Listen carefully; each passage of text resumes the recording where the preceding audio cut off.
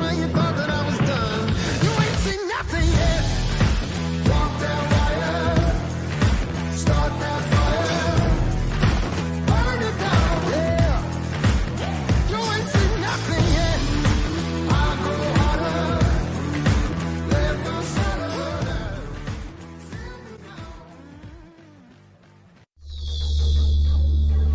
iQOO.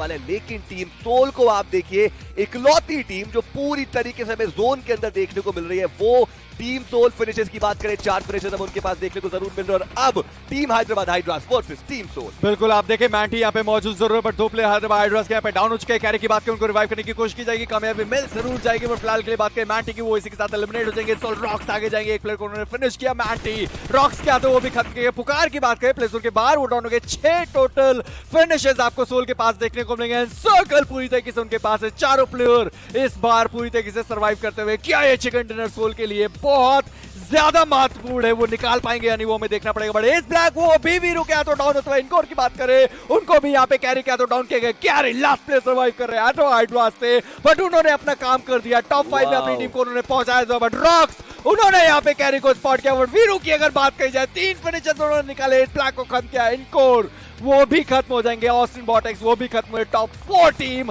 मात्र 8 player and Somraj की बात करें, वो भी यहाँ पे डाउन हो गए। बट वीरू क्या बेहतरीन गेम प्ले अपनी टीम से दिखाते हुए 4v2 का situation and Soul finally winner chicken dinner के बहुत ज्यादा करीब। टीम सोल का रॉकेट अभी के लिए आसमान की ऊंचाइयों को छूता हुआ जरूर से नजर आ सकता है, क्योंकि रेक्स जो है वो यहाँ पर मौजूद है। आगे की तरफ जाएंगे, रेक्स डाउन है, being the last man standing. युवक उन्होंने स्पॉट जरूर किया, डाउन हो जाएंगे team.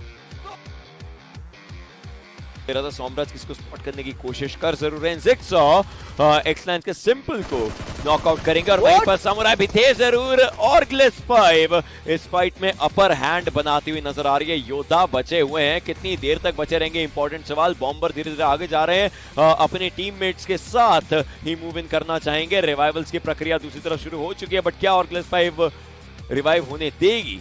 Well looks like yes right now. I thought कि शायद वो ज्यादा एग्रेसिव जाएंगे, बट अब जा रहे हैं वो धीरे धीरे एग्रेसिव। बिल्कुल, देखिए जब उनके जो इन्फोर्समेंट है वो आ गया, अब वो आगे की तरफ जरूर से जाते हुए नजर आएंगे, पर क्या थोड़ी ज्यादा देर हो गई। मीनवाइल टीम ओजी ने यहाँ पर टीम ऑरेंज रॉक की मुश्किलें जरूर से बढ़ा करके रखी है। टीम ओआर के 2 प्लेयर वहां पर डाउन देखने को मिलेगा, और अब टीम एक्स लाइन वर्सेस और क्लेस 5 हमें देखने को मिल जाएगा, जहां पर जो ओपनिंग रॉक है वो आ जाएगा। इंस्टेंट जो फिनिश है वो भी हमें देखने को मिल जाएगा। टीम एक्स लाइन अभी के लिए दहाड़ते हुए जरूर से नजर आ सकते हैं, लेकिन वहीं पर उनके भी एक प्लेयर जो हमें डाउन देखने को मिल जाएंगे, और बाकी खिलाड़ी थोड़ा सा लो ऑन एचपी जरूर से देखने को मिल रहे हैं। हाइट का एडवांटेज काइलो की पोजीशन यहाँ पे बहुत ही ज्यादा क्रूशियल, तो स्पॉट करके खिलाड़ी को डाउन के सोलो मैन स्टैंडिंग बचते हैं। अब यहाँ पर टीम एक्स लाइन्स की बात करूं, उनके 2 प्लेयर्स हमें देखने को मिल जाएंगे, और 5 के मात्र 1 player standing. And let's see कि वो कितना इंपैक्ट यहाँ पर डाल सकते हैं। काइलो उनका नाम है, और जब तक वो सर्वाइव कर रहे हैं, उम्मीदें जरूर से रहने वाली है। फाइनली उनको स्पॉट किया गया है, एंड योद्धा के पास क्लोज रेंज 20 हमें देखने को मिल जाएगा।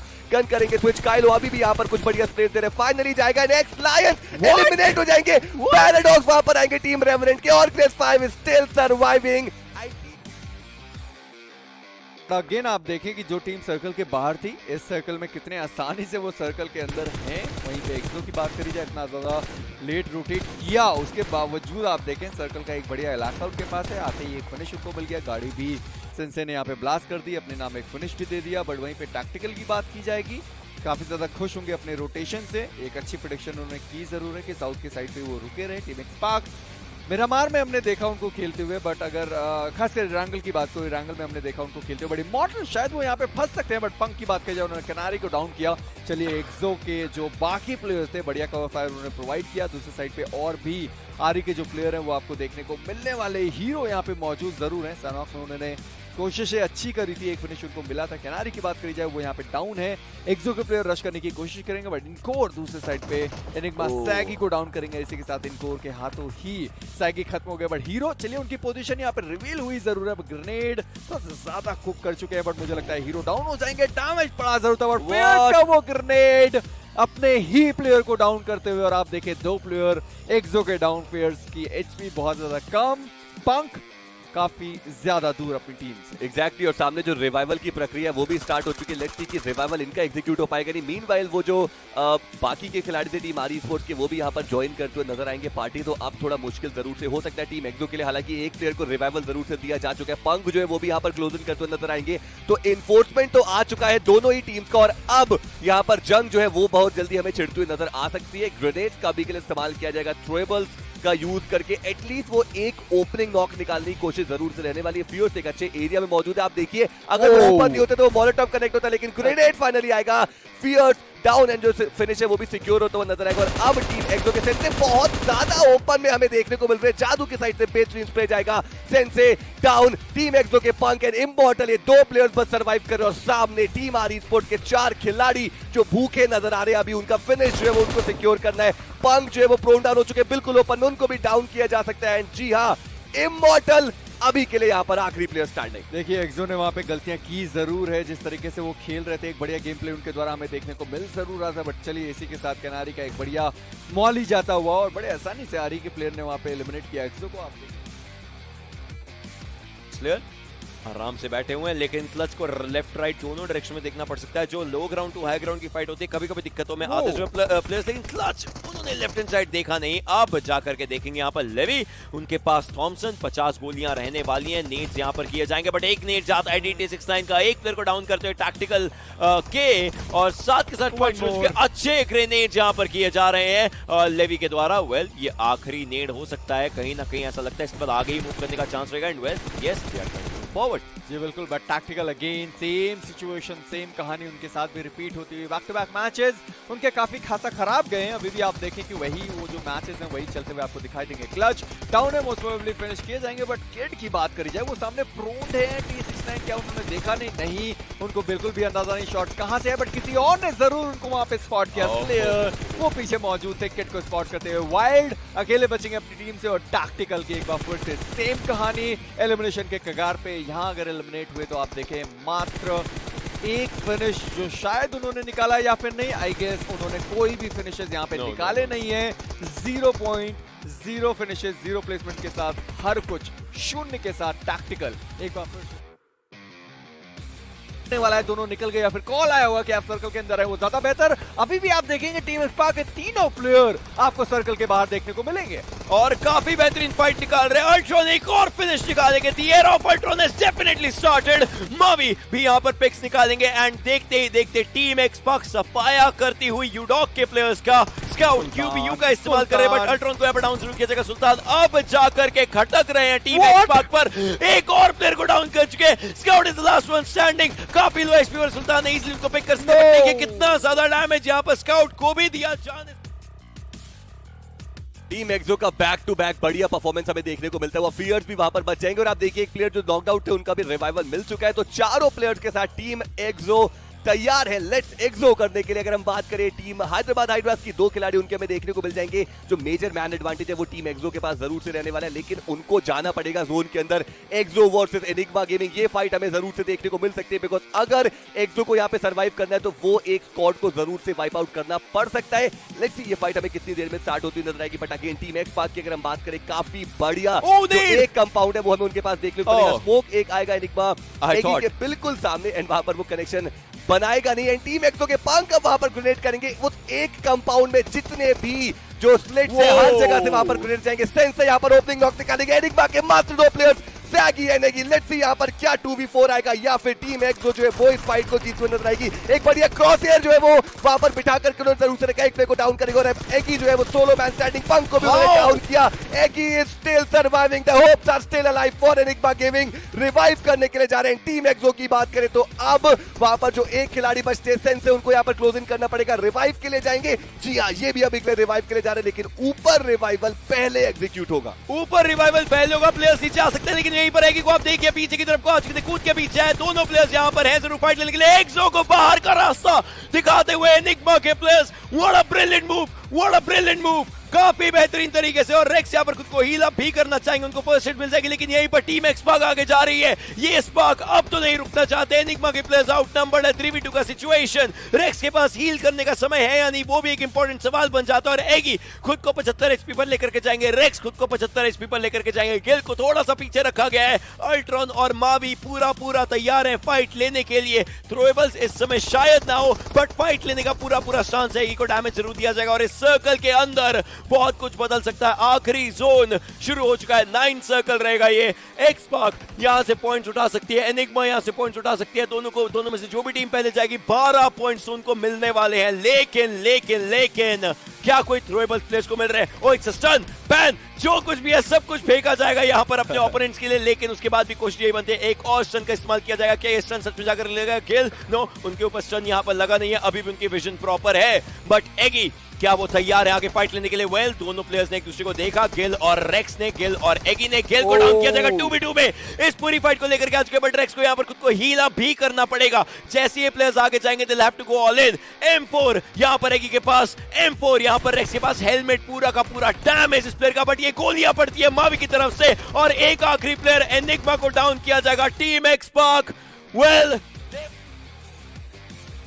अभी भी वो फाइट लेने के इच्छुक हैं, अभी भी वो फाइट लेने के लिए जा रहे हैं। अभी भी आप देखें 247 वो भी रुकी हुई है, रेकनिंग वो भी वहां पे रुकी रहेगी। बट इकोनॉक्स की बात करी जाए वो यहाँ पे डाउन रहेंगे। स्लेयर वो भी डाउन हो चुके, मुझे लगता है बॉट जो थे बॉट स्लेयर वो खत्म भी हो जाएंगे और पूजा इसी के साथ अब्रार के द्वारा डाउन किए गए। मैक्सी की बात करी जाए उनको भी यहाँ पे डाउन किया जाएगा। अगेन 3v3 की एक प्रॉपर फाइट चलती हुई, मुझे लगता है जोन से बहुत ज्यादा डैमेज पड़ने वाला मिस्टर स्प्रे आगे जाने की कोशिश, पनिश किए गए। 2 प्लेयर यहाँ पे डाउन हो चुके, स्क्रिल्स एंड अब्रार मोस्ट पर भी 2 प्लेयर सर्वाइव करेंगे। एंड क्लोज रेंज में यूएमपी का कोई जवाब नहीं, अब्रार पीछे जाने की कोशिश कर रहे थे, नाकामयाब। स्क्रिल्स आखिरी प्लेयर अपनी टीम से सर्वाइव करते हुए एक बार फिर से रेकनिंग ई स्पोर्ट्स का बहुत बड़ा खराब डिसीजन और एक बार फिर से खराब प्रदर्शन उनका इस मैच में। ये रिवाइवल जो यहाँ पर मिल रहे हैं जरूर से टर्निंग मूवमेंट हो सकता है। लेट्स सी यहाँ पर क्या होने वाला है। स्क्रिल्स फिलहाल यहाँ पर रिवाइव देने के लिए जाएंगे और अब आप देखिए 247 के जो एक खिलाड़ी है वो ऑलरेडी जोन को प्रायोरिटाइज कर चुके हैं। तो राहुल वर्सेस यहाँ पर मैक्सी एंड स्क्रिल्स हमें देखने को मिल जाएगा। एक 1v2 का कॉम्बैट हमें देखने को मिल रहा है। ये एक अच्छा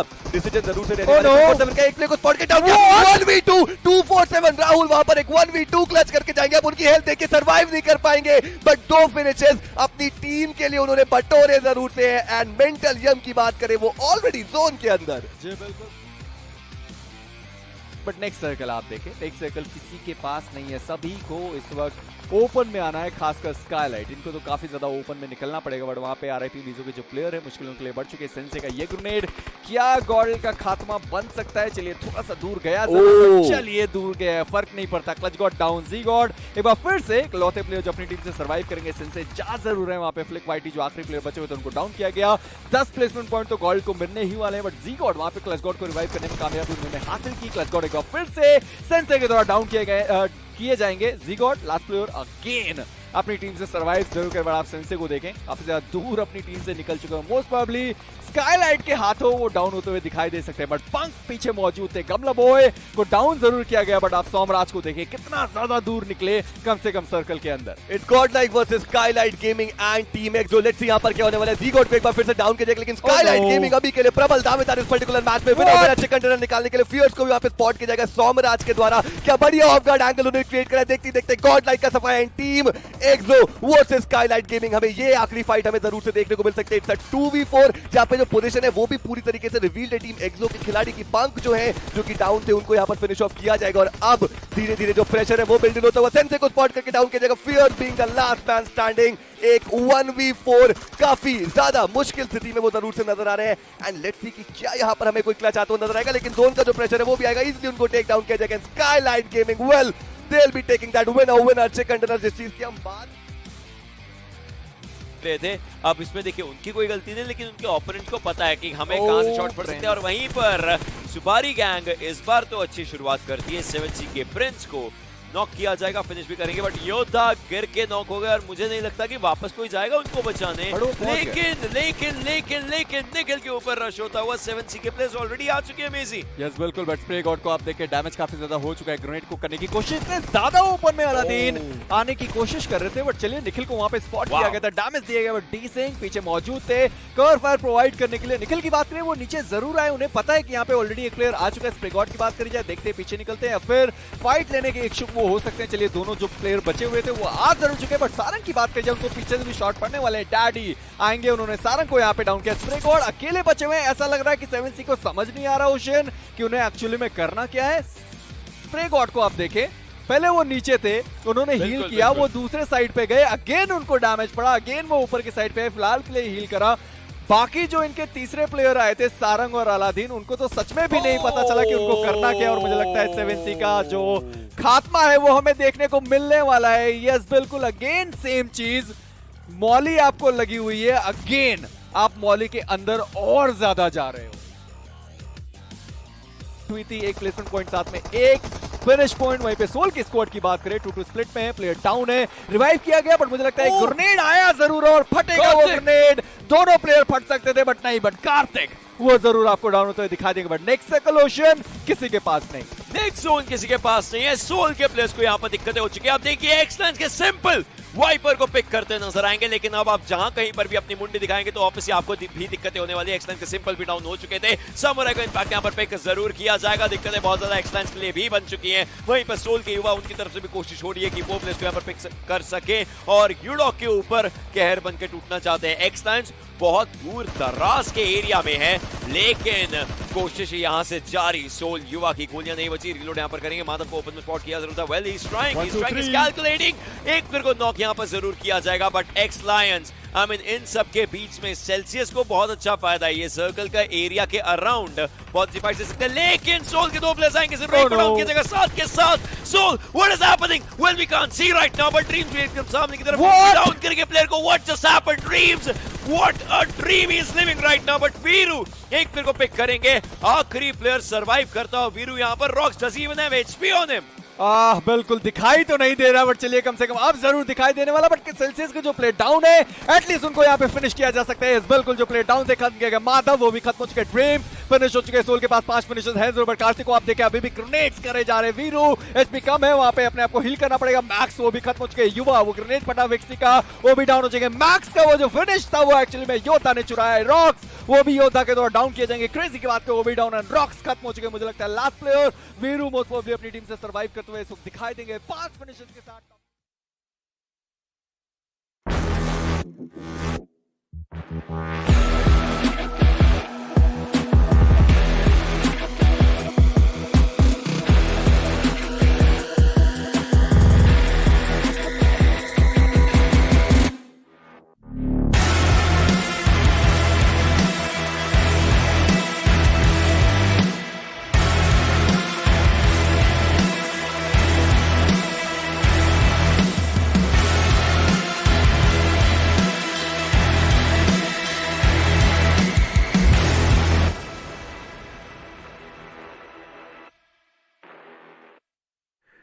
Ladies and gentlemen, boys and girls, hello and welcome to the iQOO Battlegrounds Mobile India Series 2021.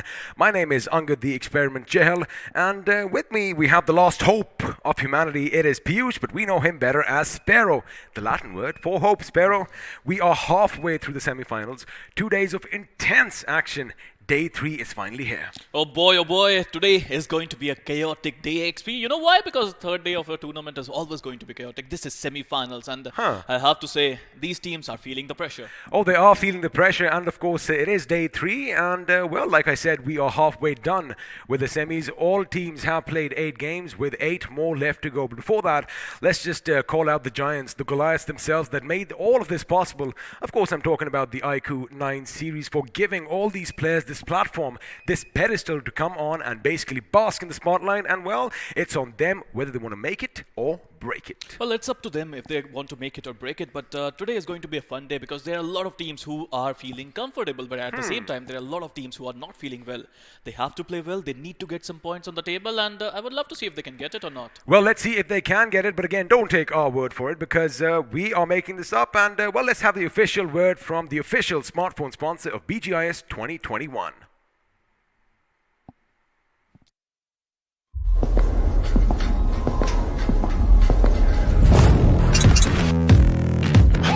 No, I'm so boy. I know, yes, man. You ain't seen nothing yet. But that's fire. Burn it down, yeah. You ain't seen nothing yet.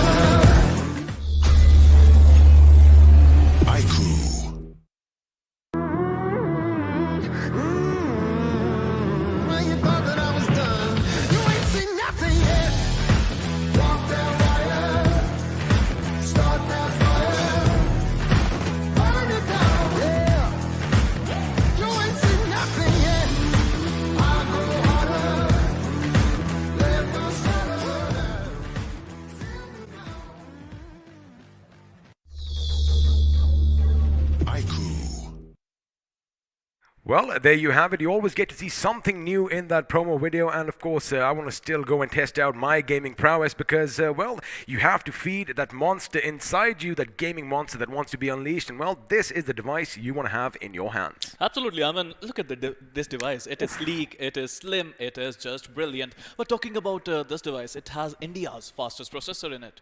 It has India's fastest processor. If you thought that, the one before this was fast, which, by the way, it was, this one is going to throw that out the water because, well, we are using the Snapdragon 8th Gen 1, which, like my friend Sparrow mentioned, is the fastest available in the country as of now. Of course, the wattage has been increased to 120 flash charge, which means, well, you go from 0 to 100 real quick and, well, 18 minutes to be precise. Well, 0 to 118 and 0 to 50. If you're in a jiffy, if you're in a hurry, you can charge your device to 50% in under 6 minutes. 6 minutes? Yes, 6 minutes. Wow.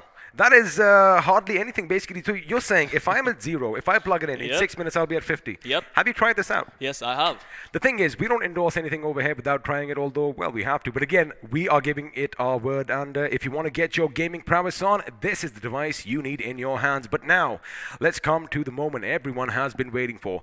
It is day 3, and, well, the action is going to be breaking out sooner or later. But again, let's find out what all this fighting is for. Why are we trying to put each other in the ground? Well, a lot of money is involved, and yep, just blink twice because that is a lot of zeros. 1 crore is the total prize pool here, Sparrow. And you've become the champion, you're going to get 50 lakh rupees. Number second, if you come second, you will get 25 lakhs. Number third, if you come third, you're going to get 10 lakh rupees. But alongside that, there are a lot of other prizes to be won as well, XP. If you become the most valuable player of this tournament, you are going to get 1 lakh rupees. I mean, of course, you do have all those individual prizes because although this is a team game, well, you sometimes have some standout individual performances, and for that we of course have the Lone Ranger as well, the Rampage Freak, most finishes by a squad, and the Redeemer. And all these coveted titles, they have 50,000 rupees attached to them. So again, if you do finish first, well, you still have chances to make a lot more money. And now, speaking of money, let's have a look and see how all the teams are going to compete against one another because Sparrow, the name of the game is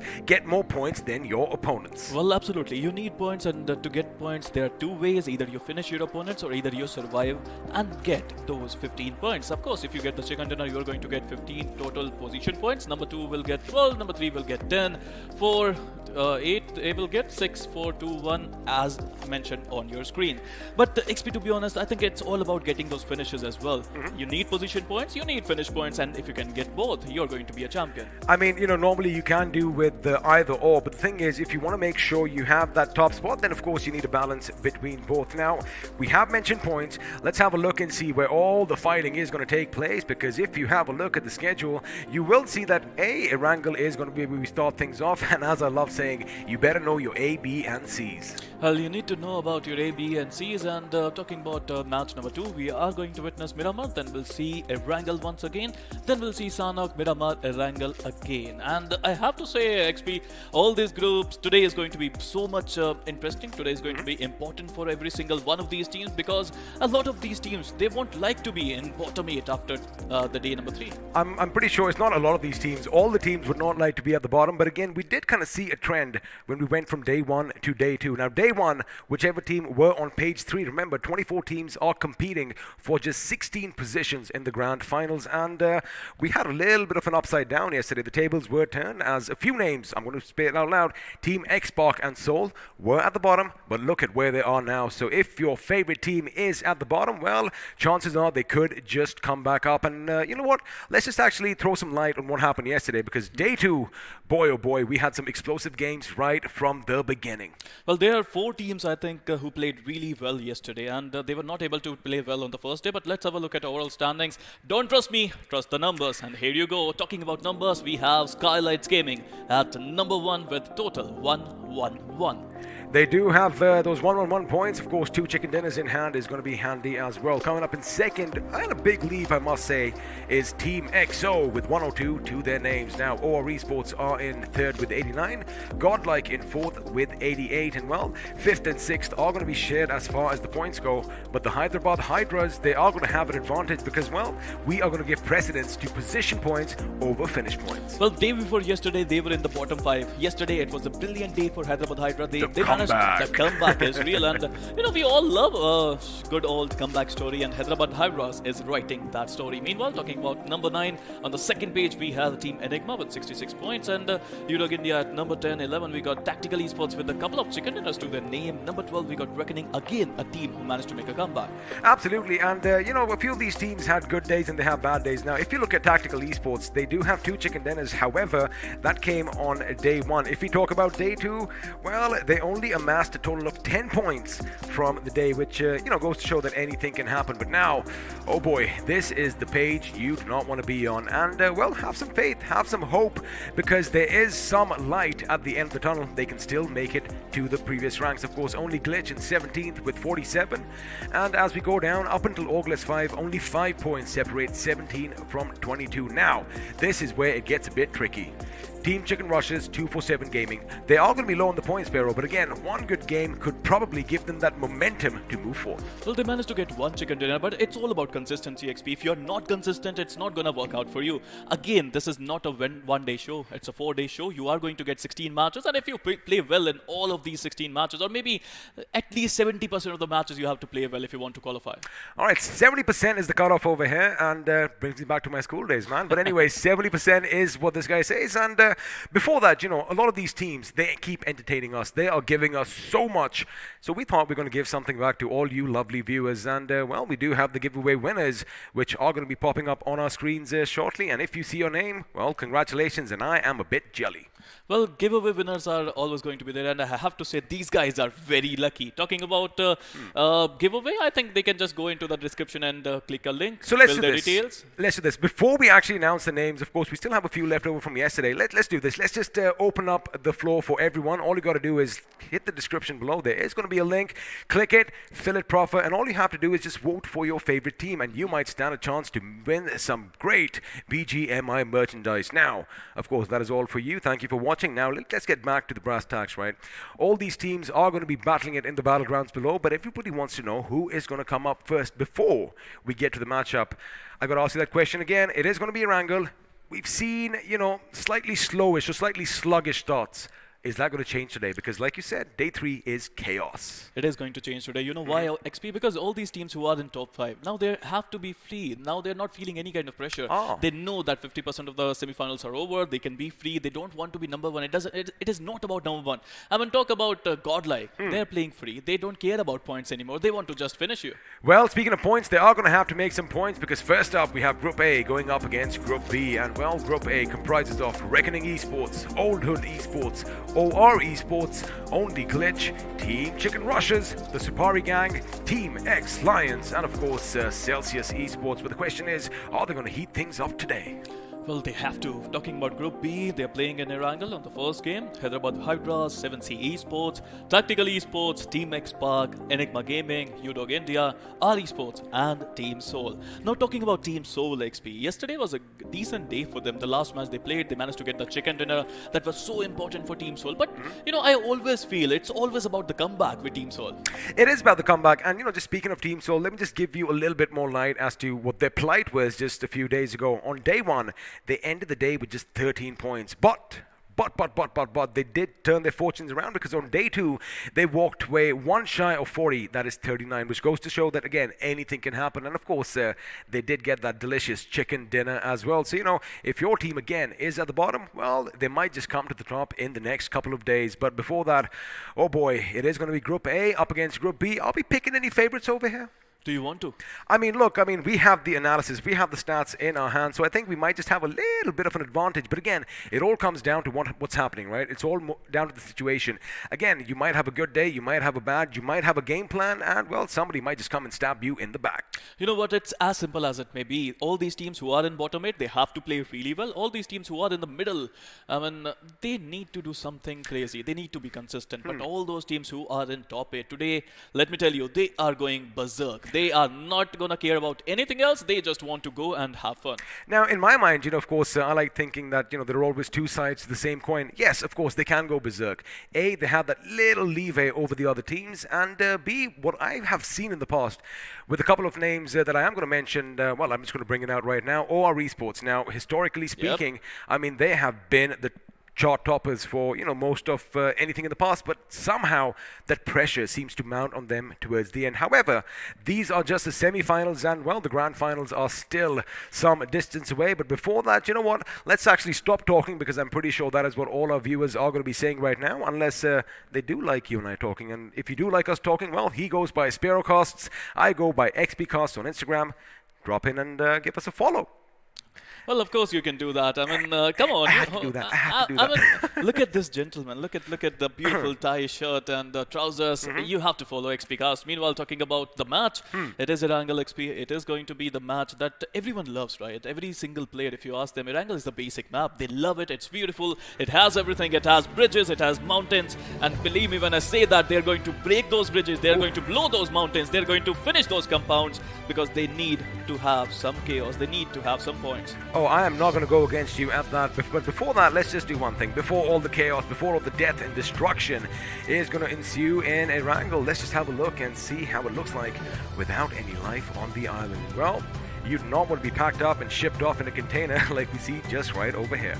Absolutely. I mean, these containers, we have some really good memories, I mean, to be honest, XP, but all these players, they don't want drop clashes. They want to loot first, they want to rotate in the zone, they need to have a decent spot.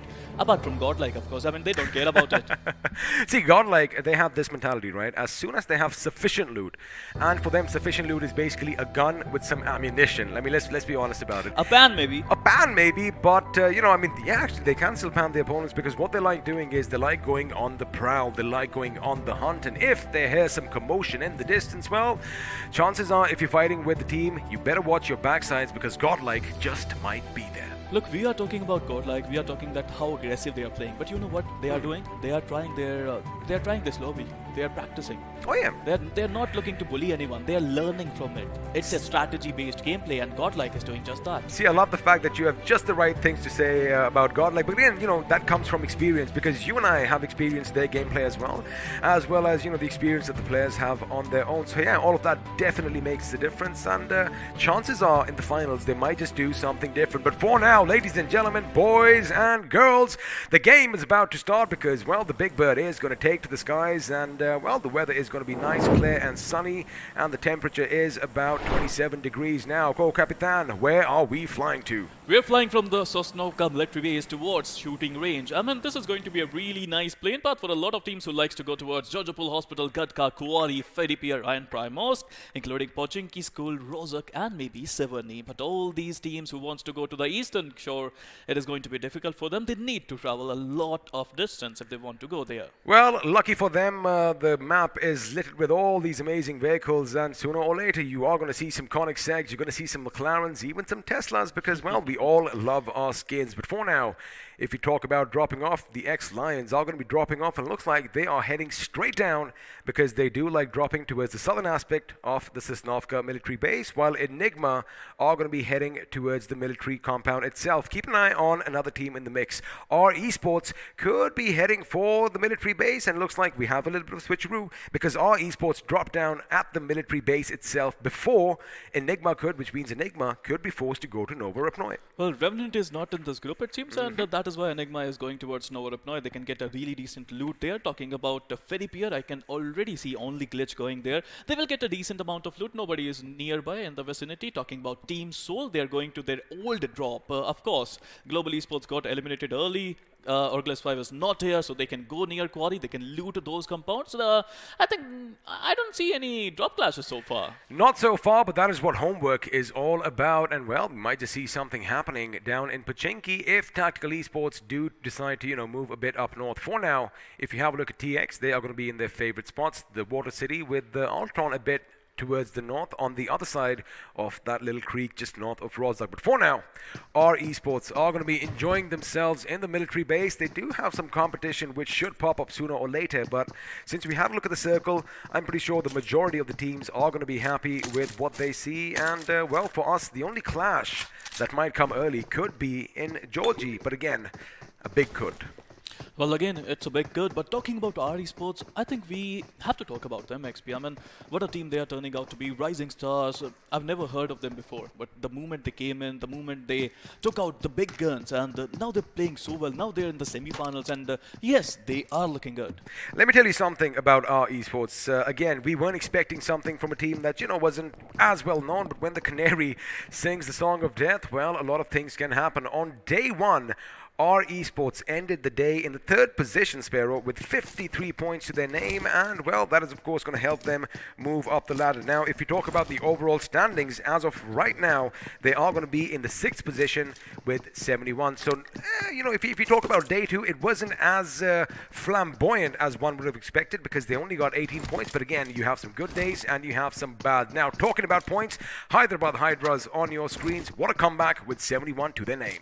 Beautiful comeback. I mean, after day one, they were distraught. I had a word with a lot of players there, and they told me that they will make a comeback. And here you go, man of their words, it seems. They managed to make a comeback. Now they're looking good. Now they can be aggressive. You know what? It's an aggressive team. Their natural gameplay is quite aggressive, and I think today they can play like that. They probably could. And something interesting that, of course, we did see on our map is because, we did kind of expect Enigma to head towards Nova Ruknoy, as you did mention.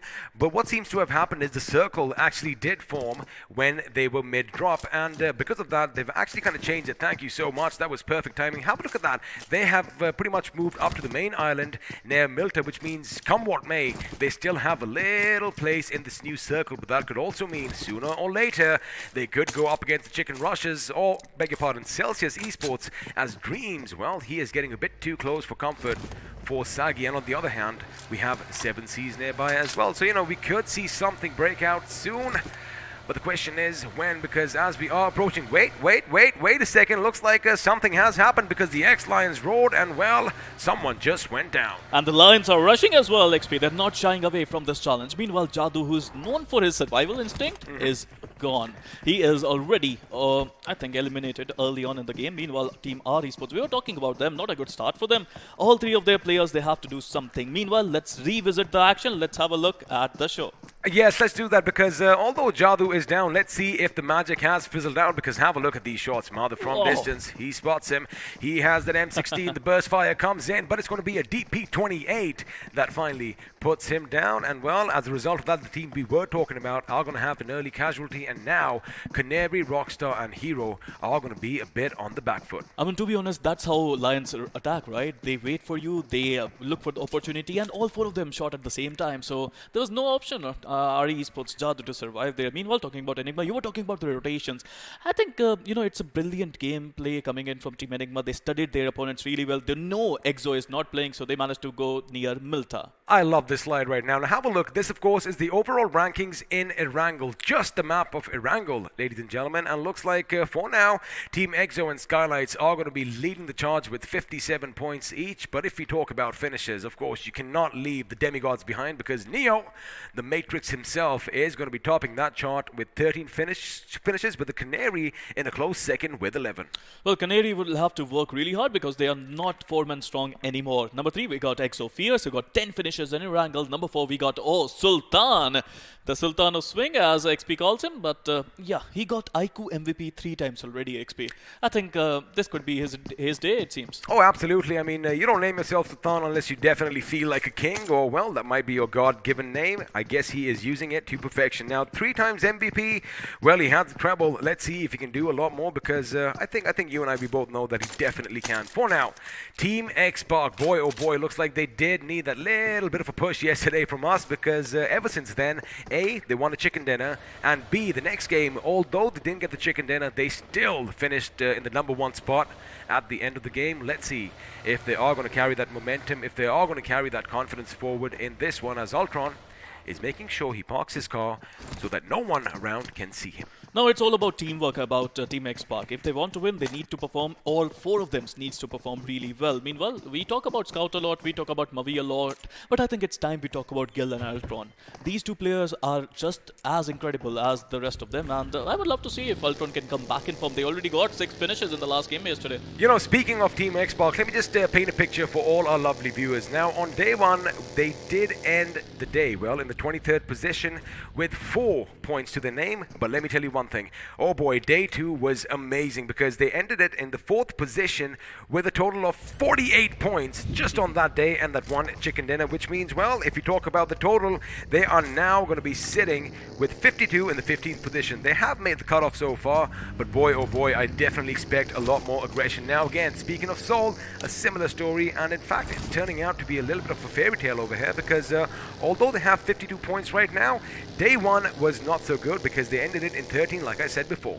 Well, every day they come here, every day they try to perform. A lot of fans are behind them, a lot of expectations are behind them. But on other thought, let's have a look at this fight. Meanwhile, RE Sports, they found Enigma players, but I think these are just ceasefire signals are going on right now. Well, looks like a ceasefire might just be called in some time because the enemy has run away for now, but of course they are letting them know, hey, we might be a 3-man squad, but we are still here and we are packing quite some heat. Now, of course, our esports are going to fall back just a little bit, making sure they capitalize on all these buildings. Of course, this double-story blue building is somewhere where I would love heading because you can have a good lay of the land, and if the Lions are going to be coming behind them, well, they might just get shot at first elsewhere.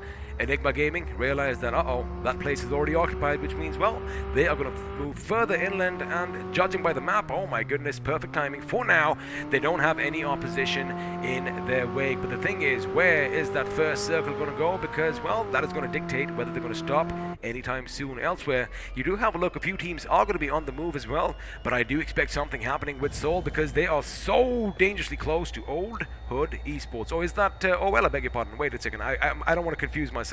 Yes, it is also esports. But look at the zone there. I mean, Erangel is filled with surprises. Every single time we see Erangel, we see something like this.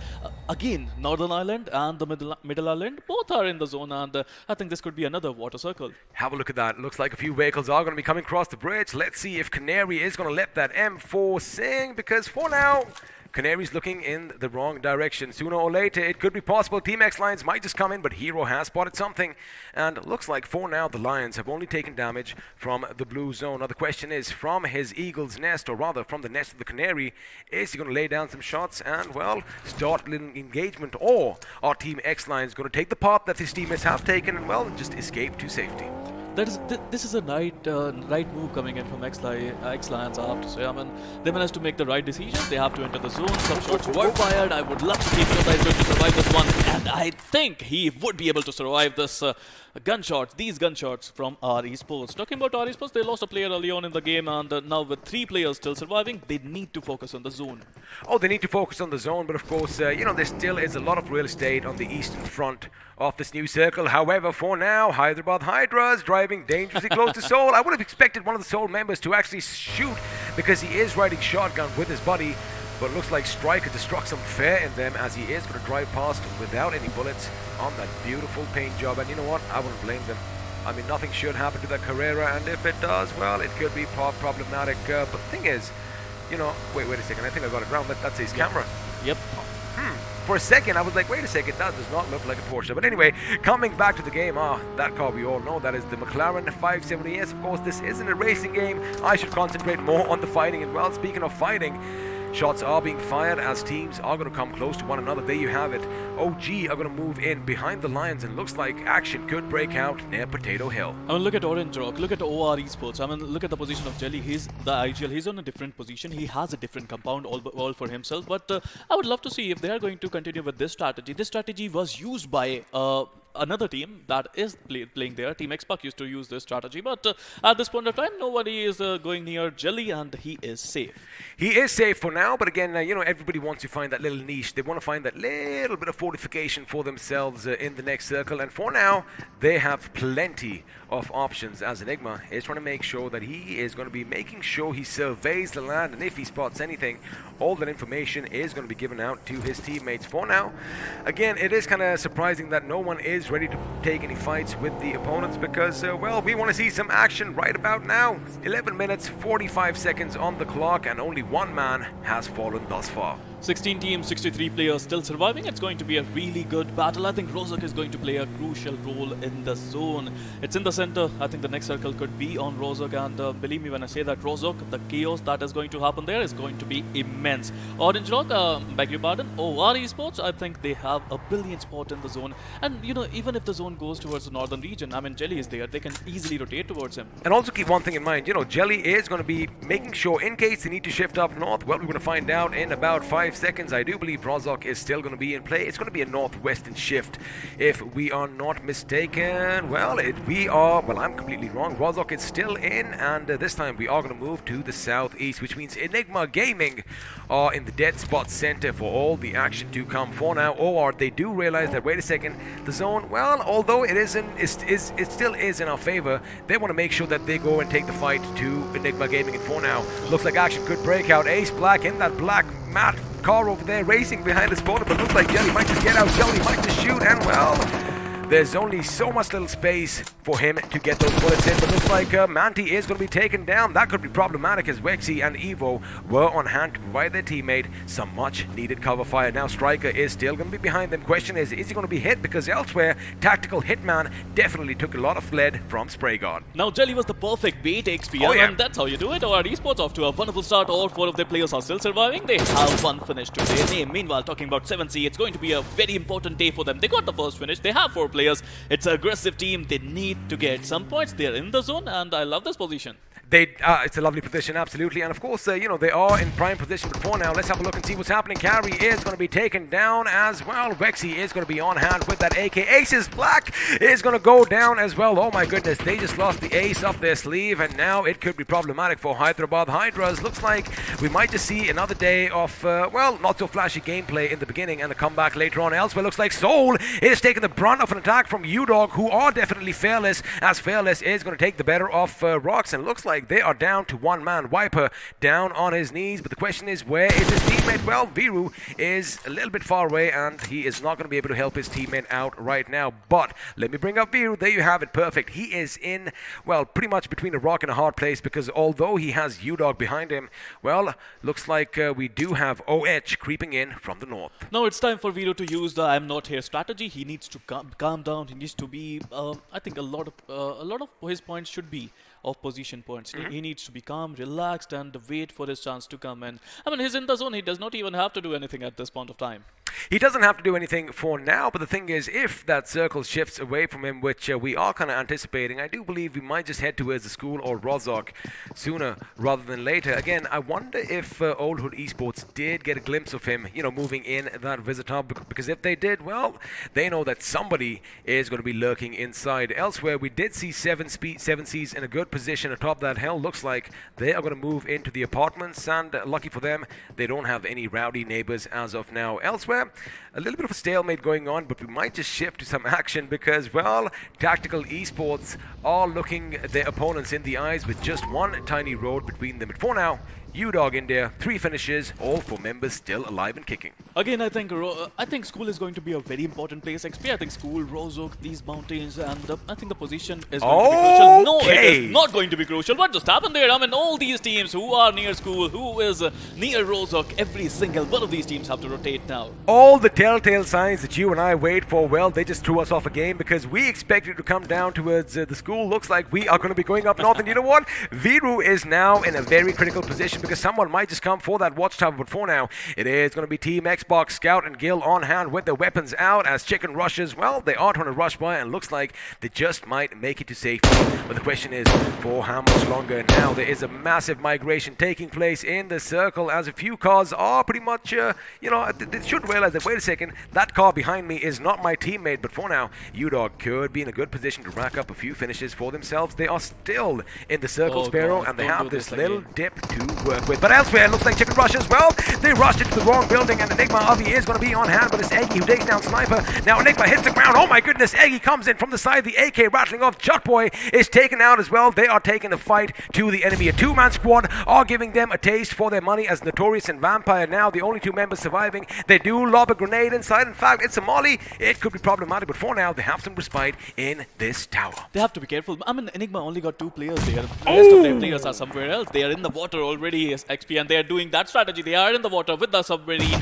They have to do something. Meanwhile, 7C, they're trying to rush in. Chicken rushers on the back foot. They have 2 players, and they are on the back foot. Here you go. Notorious trying to survive, barely managing to reach that compound. But 7C, Aladdin, Spray God, Sarling, Prince, they are rushing right now. They are rushing in. In fact, another grenade goes off, and well, Aladdin is going to get the better of Vampire, which means 7Cs are now going to be moving in. Eggy, mind you, is already down on his knees, and well, 7C knew that, wait a second, there's a fight going on. We're going to take the best of it elsewhere. OR is opening up with TX, but we are going to focus in over here as Aladdin, through all this mist, can he spot his opponents because he doesn't know that, there are 2 teams over here. Or well, he just might elsewhere. Looks like TX are going to be picking the fight with OR. Jelly moving in, Ultron is down, Gil is down, Mavi is down, Scout is the last man standing. Can he do the impossible? Can he go up against OR? Esports with the tip there is going to be on the right flank, and well, moving back to the previous fight, 7C up against Avi. Avi is finally taken down, and I do believe with that, another one is going to bite the dust. 7C Esports still a whole team with 5 finishes, and now back to the fight we all have been waiting for. OR Jelly, he is making a move. He knows where Scout is. He wants to run the opposition over, but it's going to be a grenade that's going to make sure that Mavi is put 6 feet under, and with that, well, Scout bites the dust as well. Team Xbox eliminated in the 15th position here, Sparrow. Again, Jelly, the amazing bait. He was a bait there, but meanwhile, talking about Rad Esports, Rockstar is the last one standing, it seems, and he has to face Team TSG, which is not going to be easy. Rockstar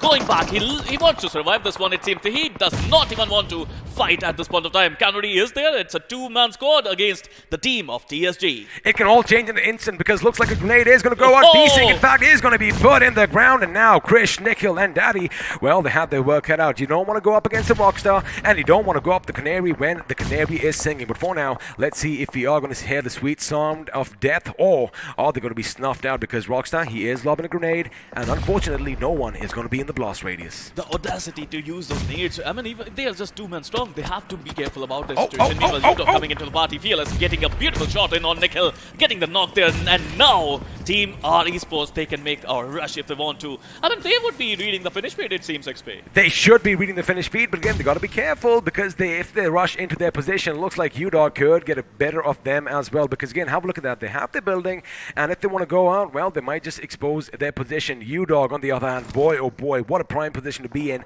They have the center of the circle, they have the hill, they even have a few dips to work with. But for now, Krish, with that grenade, he knows where Canary is. He lobs it. It is going to go boom, but is the little bird going to go with it? Yes, it does, as Canary is going to be brought down, and now the reverse rush is happening because Rockstar is the last man standing for his team. Krish is going to move in, and sooner or later, he is going to make a little bit of visual confirmation. Rockstar making sure he is anticipating that he is going to drop a few grenades, but boy, oh boy, that Mark 14 comes in, but Krish is on fire, but doesn't really matter because, well, they did the job as the Sparry Gang of making sure that our esports are out in the 14th position with just 1 finish. They lost a player there, but I would like to see the zone now, XP. The zone is in the favor of UDOG India, and they have the beautiful place. They have that mountain.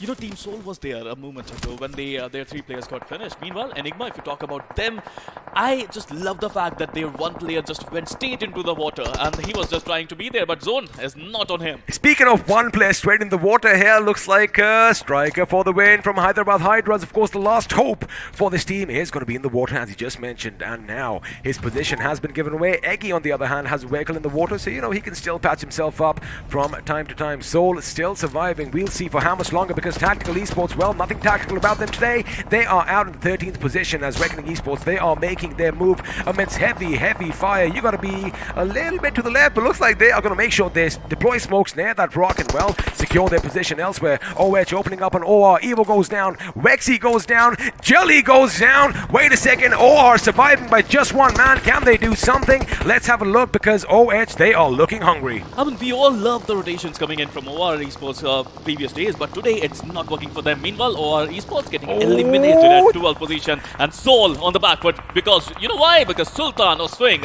is going to run just behind the tower. He's got to be very quiet if he doesn't want anyone to hear him, because for now, looks like his position is given away. He is going to burn, and now you're going to drop and roll there, Viru. Can he get it in the nick of time?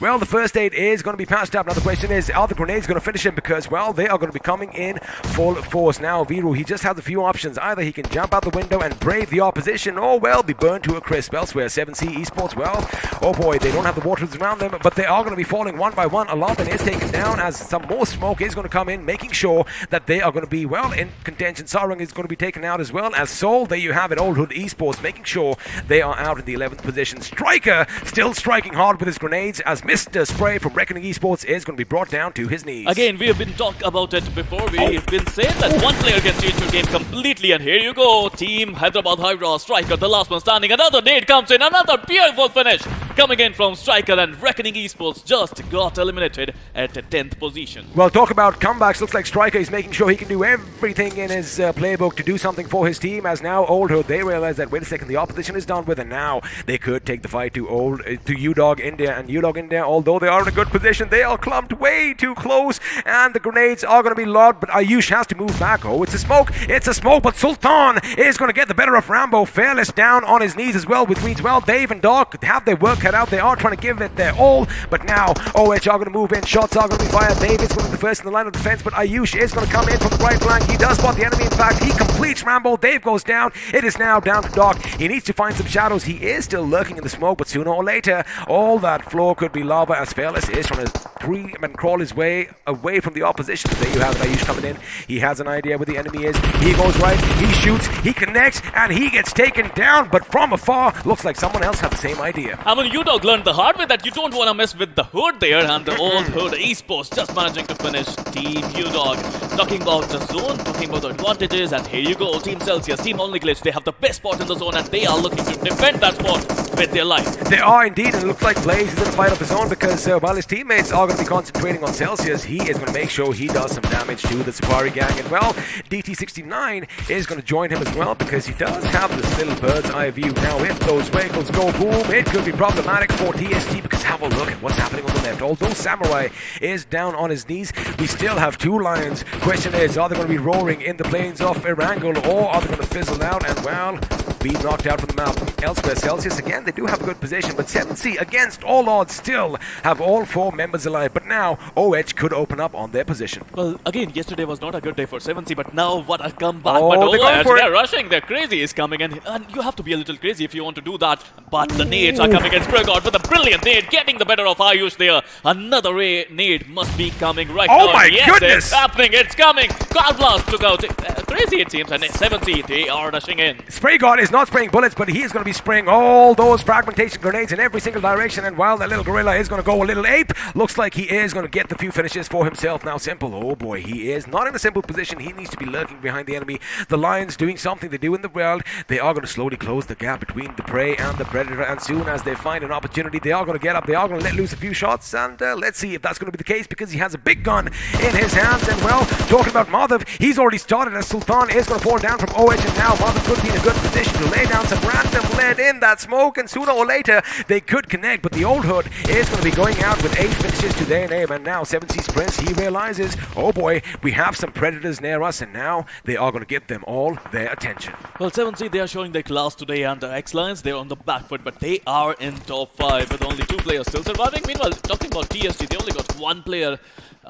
This is a 50 lowest game. Team 7C, they want to take out X-Lions first before they move into the zone, and they are right. They have to take them out because they want to enter the zone. Also got to keep in mind, make sure that the right side of your screens are going to be smoked out, because, well, you did just notice Aladdin did get shot from the right of our screens, and, well, the ones doing all the shooting are the boys from Celsius Esports. Now, Celsius do look in a good position, but have a look at those optimistic grenades thrown by OG. It's going to be smoke. They want to make sure they get their position, because have a look at that. The Dacia is behind them. The buggy is going to be taken, and, well, they are on the move. A 4-man squad is going to be moving in, but wait a second. He banged his car against the wall. It looks like OG Levi could take some damage from the blue, but who is taking damage from bullets is Aladdin. As Simple, well, I said they were in a good position. Unfortunately, Sarung was on hand to wipe out the Lions. We are down to the final 4 teams, 13 players still alive, and, well, Celsius and 7C could be locking horns sooner rather than later. Well, not a good time to get knocked there. I mean, the zone was coming in. Team 7C, they lost a couple of players there. They have to enter the zone with 2 players still surviving. They need to make sure they get this chicken dinner, but numbers game advantage in the favor of Team Oh my Celsius. goodness. They are turning up the heat XP today. How are they still alive? I mean, these guys are made of metal or something, because Levi Levi, in fact, he did take 2 grenades to his face, but he makes sure that Karthik from Celsius is brought down. But now it's not the grenades, but the fire that's going to burn them. And well, DT is taken out by Krish on the other hand, and now he's going to throw another one. Oh, just a bit too long. Had it touched OG Botslayer's feet, well, he could have had another little man being roasted alive. But for now, Krish, he does need to take it easy. Of course, he is the last man standing for his team. He does have that M249, and well, if he goes, well, if he has those superpowers, let's see if he is going to fly till the very end. Now, OG Levi, he knows he is in a bit of trouble as he does hit the deck for some much needed cover. Celsius in a good position. They have isolated 7C. Oh, Prince almost getting knocked out, but Sauron was on hand to lay down some suppressive fire. Again, that's impressive. 7C, they managed to revive all their players. Team Celsius on the back for dreams. His dreams would not become a reality in this match, to be honest. Meanwhile, Team 7C, all four of their players are still surviving with 9 finishes to their name. They're looking good for a chicken dinner. Only glitch. They would revive their players as well. And you know how they are surviving? They are glitching it out. Oh my goodness, talk about surviving. Celsius are giving it their all as Sarung is brought down with a massive shake of the screen, and well, the grenades are going off, and now Wixky wants to join as well on the other side as DT69 from Only Glitch is brought down to his knees. Now Celsius, they do have a good position. The fact is they have that little bit of cement, a little bit of concrete. Oh my goodness, that grenade just bounces away from it. Get a target. Oh wow, looks like they just got a taste of their own medicine as Levi with a massive grenade takes down Max, takes down Dream, which means Wixky is the last man standing. Can we see something else? Because again, OG, they are in a good position. They do have that little bit of a split coming in, and well, that might just make all the difference. But keep in mind, Krish still alive at the back, and well, one good grenade could spell trouble for anyone. Well, the Indian superhero Krish is still surviving, and I would love to see how long he can survive. Meanwhile, Spraygod, He knows. He knows. Well, he knows. He knows that there are a lot of enemies nearby, but we are yet to see some surprises coming in from Krish, and I would love to see. Meanwhile, Team Celsius, they're trying to revive their players. If they can enter the zone, this is all about an open area. The Lord is in the zone, and a lot of teams are trying to get there. Meanwhile, Only Glitch still there. Wrong position, wrong positioning coming in from his end, but Dreams just got revived there, and he managed to get the better of 7-3. A little bit of mistake coming over here because Celsius Esports were given enough time to revive themselves, and now there were 3 because Only Glitch have been eliminated. This time the combination from Celsius and 7C. That is a massive Molotov. Prince could burn, Sauron could burn. That is all she wrote, ladies and gentlemen, against all odds. It's going to be the final 2 against TSG. Celsius Esports turning up the heat here in game number 1, winning the chicken dinner again. They were given too much time here, Sparrow, and well, they capitalized on that. Brilliant smoking. I would love to say the use of utilities at its level best. Team Celsius, they managed to come, they turned up the heat, and they managed to win. This guy is feeling the heat right now. I think I need to loosen my tie over here. That was just spectacular. Again, you know, if only Spraygod or the boys had them moved in on the position, one more grenade, one more Molotov could have been trouble. But they were, they were calm under pressure. They got the boys up. Each man had a job, right? One of them dealt with 7Cs, one of them dealt with OG, and well, looks like they are the OGs over here because they did get that chicken dinner in game number 1. Well, once again, the theory has been proven right. One player can change the game, one player can get a lot of points, and yes, I'm talking about TSG. Krish, he managed to get the 2nd position in this game, XP. He did, and let me just tell you one thing, it's not just the position points. He did, partake in the finishes as well. 4 finishes to his name is no small feat, of course, on such an important day, and of course, in game 1. But boy, oh boy, Celsius, we were talking about it. They needed to turn that temperature up just a little bit, and that is exactly what they have done. Now, just in case by some, odd moment, you guys were a bit late to the action, well, we have you covered because the highlights are popping up on your screen now. And let me say one thing, action was aplenty right from the beginning. Absolutely. I mean, we started off with X-Lines trying to get some really good early finishes, and they managed to do just that. They took out Jadoo early on in the game. Team RE Sports were left with only 3 players, but then we saw the brilliance of Jelly. The bait was right, and OR Esports, they managed to get the better of Hyderabad Hydras, at least 3 of their players. Now, this fight was also epic. Enigma, they did try the best. Of course, they did manage to get, 2 knocks on the rushers that were rushing. That, of course, is chicken rushers. But then 7C Esports, they heard the commotion. They're like, hey, you know what? We want to have some fun as well. And with a few precise grenades, Vampire was taken out. And, well, that is all she wrote for that team. Now, elsewhere, RGE, off to a good start. They did get a couple of finishes on Enigma Gaming. However, oh boy, they did seem to fizzle out at the end. Now, speaking of OR, the final fight did take place between OR and TX. And, well, once again, OR came out on top.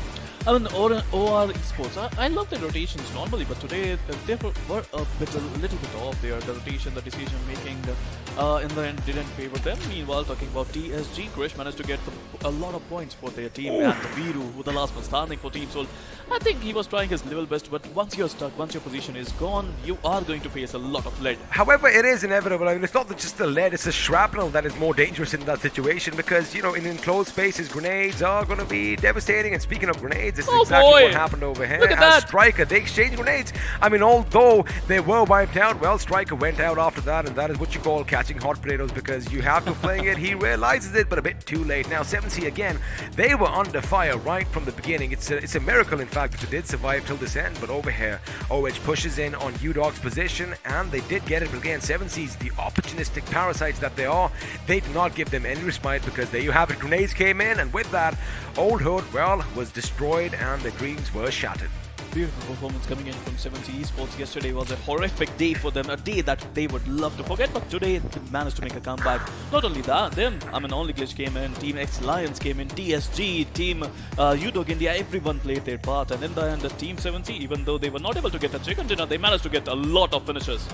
A lot of finishes indeed, but again, you know, it's just amazing. Have a look at this. At every single time, in every single skirmish, 7C almost had two members down on the knees, but it's just amazing how they picked him up. Now, of course, this little exchange that you are going to see over here was pretty much very risky as Wixky did spot the enemy in the distance, but Levi's grenade is still going to come in. It is still going to go boom, and with that, two of his boys were taken down. Now, lucky for them, the grenade thrown in from the other side fell on the other side of that little barricade. Otherwise, they would have been wiped out in an instant. I mean, just how many nades these people are carrying these days?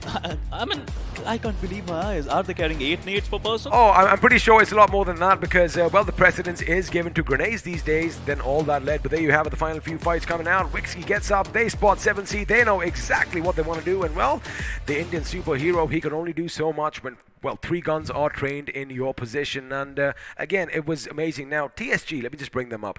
They did have, I do believe, 8 finishes to their name. Oh, you can see that. And well, I'm still trying to calculate in my head. Again, I thought we were on the same team.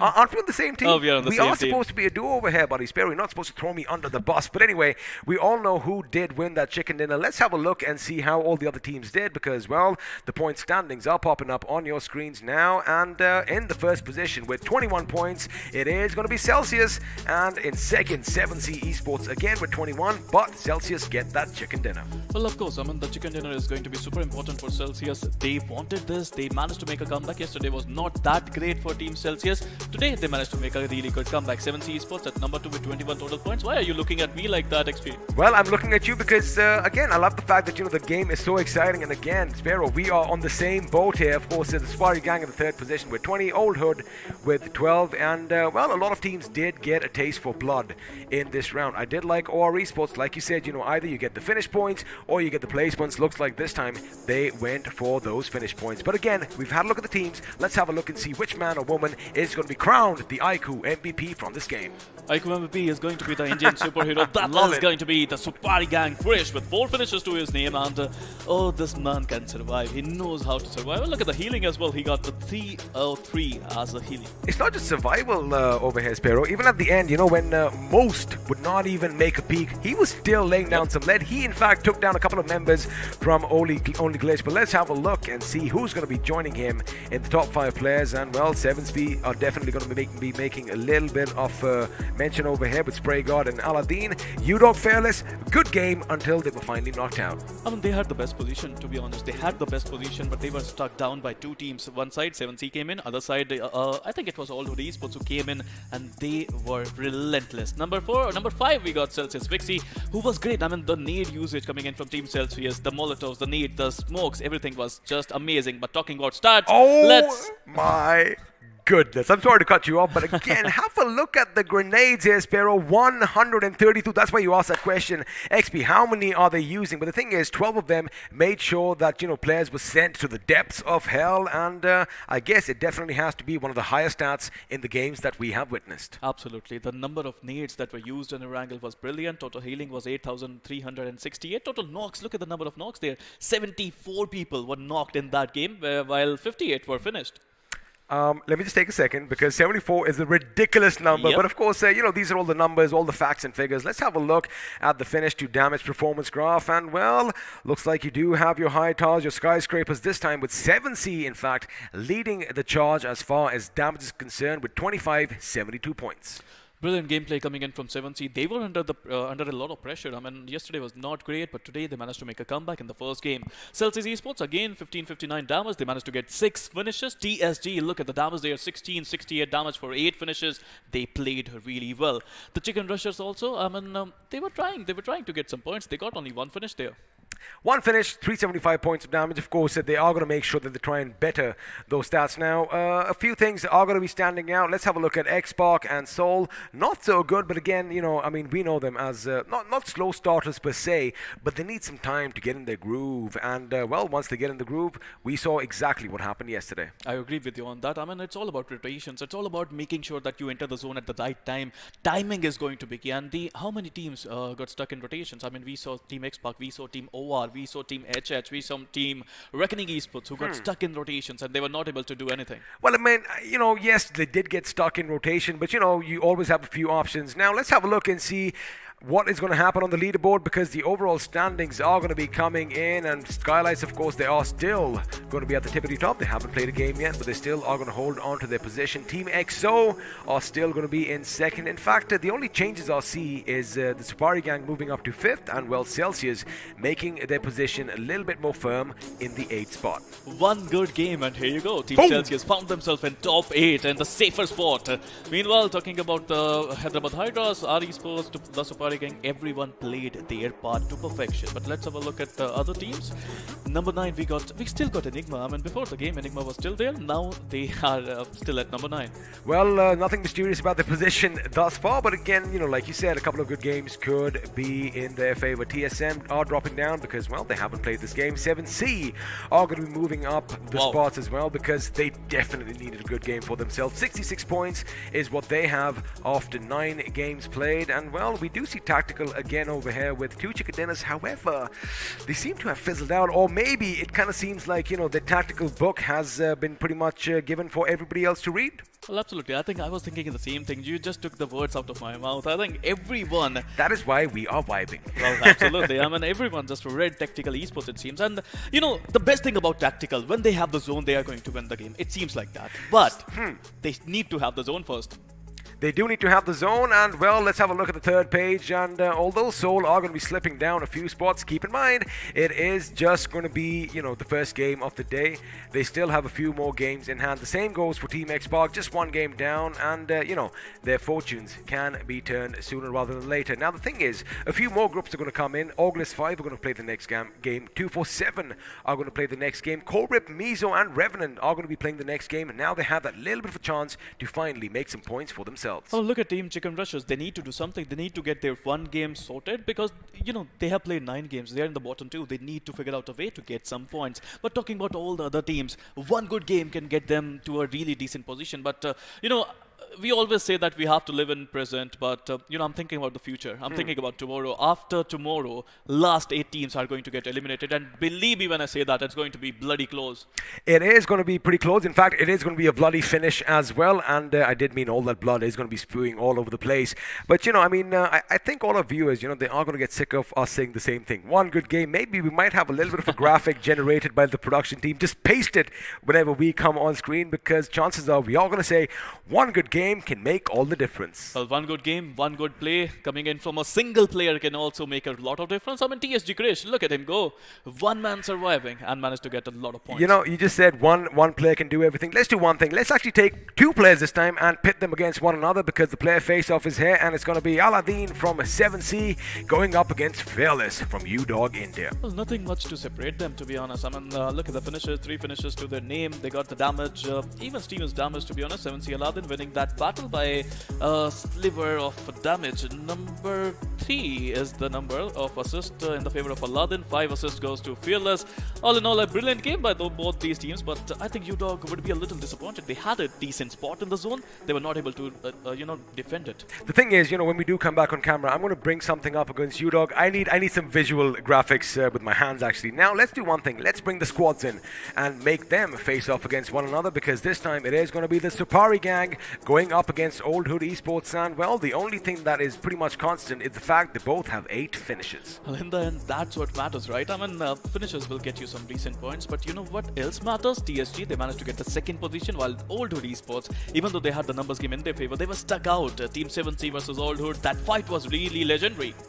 It was indeed, and now of course we are going to go back to the fight, because where OH were, once upon a time UDOG was over there, and this is what I wanted to say. Yes, they have the mountain toss, but they have that little dip to work with. And the thing is, what happens is, if a grenade comes in, it'll just keep on rolling towards the center. And where are most of the players when they want to take cover from all the firing above? They are clumped in the center, and that is what was the Achilles heel as far as UDOG India go. But again, anything can happen. This, of course, is a battle royale. But let me tell you one thing, amazing action, and it was all thanks to all these wonderful devices in our hand. Of course, we are talking about the iQOO 9 series. I have the Pro in white and with the BMW racing stripes. He has the black, and he just won't give that to me. Well, I'm wearing black right now, so I was so you're trying matching to, it. Well, I think this looks a bit more corporate, and I've got the tie on, so this is right for me. Absolutely. I mean, iQOO 9, these devices are just flawless. I mean, we were here already. We were taking some pictures. The camera on this device is just incredible. It is incredible, and in fact, the thing is, he isn't posting those pictures with me. I don't think he really likes me. But anyway, what we're going to do is we are going to have another word from the official smartphone sponsor of BGIS 2021. See you after that.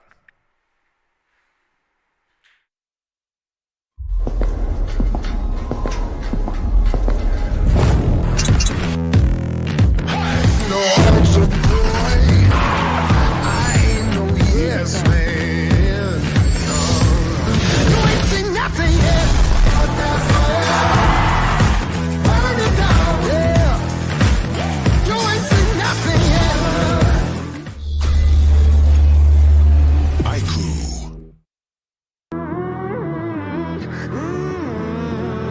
When you thought that I was done, you ain't seen nothing yet.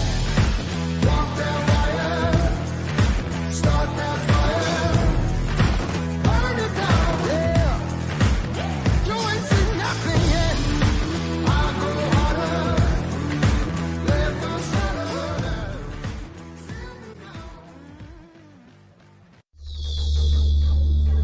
iQOO. Well, ladies and gentlemen, it seems like we are out of experiments to run at the moment, so it's going to be I, Floki, taking his seat, and with me is going to be the beacon of hope himself, Spiro.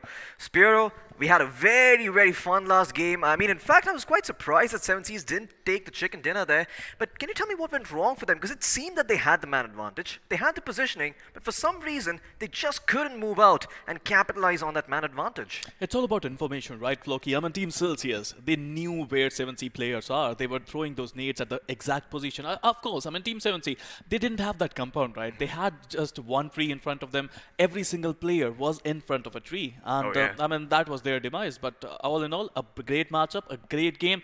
Let's find out who are going to play this one.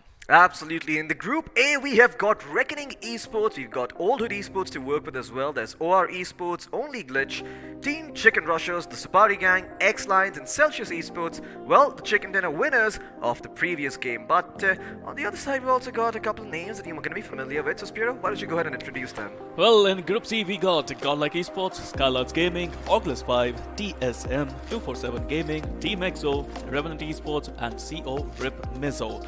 And I have to say, I mean, all these teams, we were missing them in the first game, but now they are back, and I would love to see some really good action coming in from Group C. Oh, yeah, speaking a little bit more about Team EXO, now if you had tuned in yesterday, you would have noticed that they were going for those finish points a little bit more, and in fact, they were the team yesterday to score the highest number of finishes for the day, tied with X-Park at 12 finishes total. So Team EXO certainly being very, very aggressive over here. Do you think they're going to continue doing the same sort of thing, or do you think they're going to go for a slightly different approach, considering that it's day 3, and right now, perhaps, you sort of need to strike that balance between being aggressive and getting those placement points? I think they could be more aggressive today. I mean, they have the points on the table. You don't need to be number 1. You don't need to be in top 5. You need to be in top 16, right? And as far as I am concerned, I know these players. They're going to be aggressive. They're going to be ruthless. And today, as we were talking about me and XP, it's going to be chaos. Absolutely, it most certainly is going to be chaos. But I also want to do a quick throwback, real quick, to the first game. Now, I think I spotted, we were discussing this out there while watching the game, I believe 7 Seas might have run out of consumables and throwables at that point, which is why they couldn't really change their position in the end against Celsius Esports. Maybe if they had a couple of smokes, that fight could have looked very, very different. But the reason I point this out is because, I mean, yesterday, they were the team going out there taking tons and tons of risks. They were the ones going out there trying to go for those finish points, racking them up. It didn't work out for them. Today, though, it starts off on the right foot. Sure, they don't get the chicken dinner, but at least they got themselves second place and a lot of points to work with. I mean, in fact, I think they were tied for first place if it wasn't for the chicken dinner. Look, today a lot of teams would love to be in top 8. After the day, those teams who are in top 8 are going to be in a comfortable position. Those teams who are not are going to be in a very tough position. Believe me when I say that the competition level is rising, and it's rising really fast. We have seen the overall standings, right, Floki? I mean, look at the difference between top players and top teams and bottom teams. It's not that much. Apart from last 2 teams, all these teams, one good game and you're going to go up the ladder really quickly. Absolutely. Just one good game and you could be moving up the ladder real quick. But once again, you have to remember this is day 3. So right now, if you take any risks that you're unfamiliar with and you get punished, well, you are going to be in for trouble tomorrow, because tomorrow is the final chance that they've got, Spirit. Today, they can still maybe make a mistake or two, but if they're not careful and they give up way too many points, give up way too many games, they could be in a world of trouble. Well, again, it's not the talented team that's always wins. It's always going to be the most hardworking team that is going to be your champions. You know, talent comes with a lot of responsibility, but if you work hard and if you are talented, you're going to get a lot of points and a lot of value out of these games. But truth be told, Floki, today is going to be a chaotic day. Miramar is a fun game. It's the best map. You can't hide in it. And let's get ready for some action. Absolutely. Let's just jump straight into Miramar and have a look at what the map is going to be offering. Last time around we saw the map, I believe we didn't see a single Los Leones circle in the end. That's what made Miramar so interesting. The fact that there was constant fighting going around every single time that we jumped onto the map. I mean, sure, it took a little bit of time to get started, but I believe we had a western finish towards the end and a bit of a finish towards San Martin, if I'm not too wrong, and the first map of Miramar yesterday. So maybe we could be seeing a little bit of repeat happening today, but yeah, I mean, I'm hoping, fingers crossed, that there's going to be more action in Miramar, because once again, seeing those early sniper shots, seeing those early DMRs come into play, it's always just so fun to watch teams that are hungry for those finish points. I mean, the algorithm is changing, the meta is changing really quickly, Floki. We used to see a lot of southern zones in Miramar, but right now it's different, right? Things are changing. Erangel is also different. Sanok, I think, is still the same. The Hathin zone is going to be most prominent in Sanok, and it's still the same.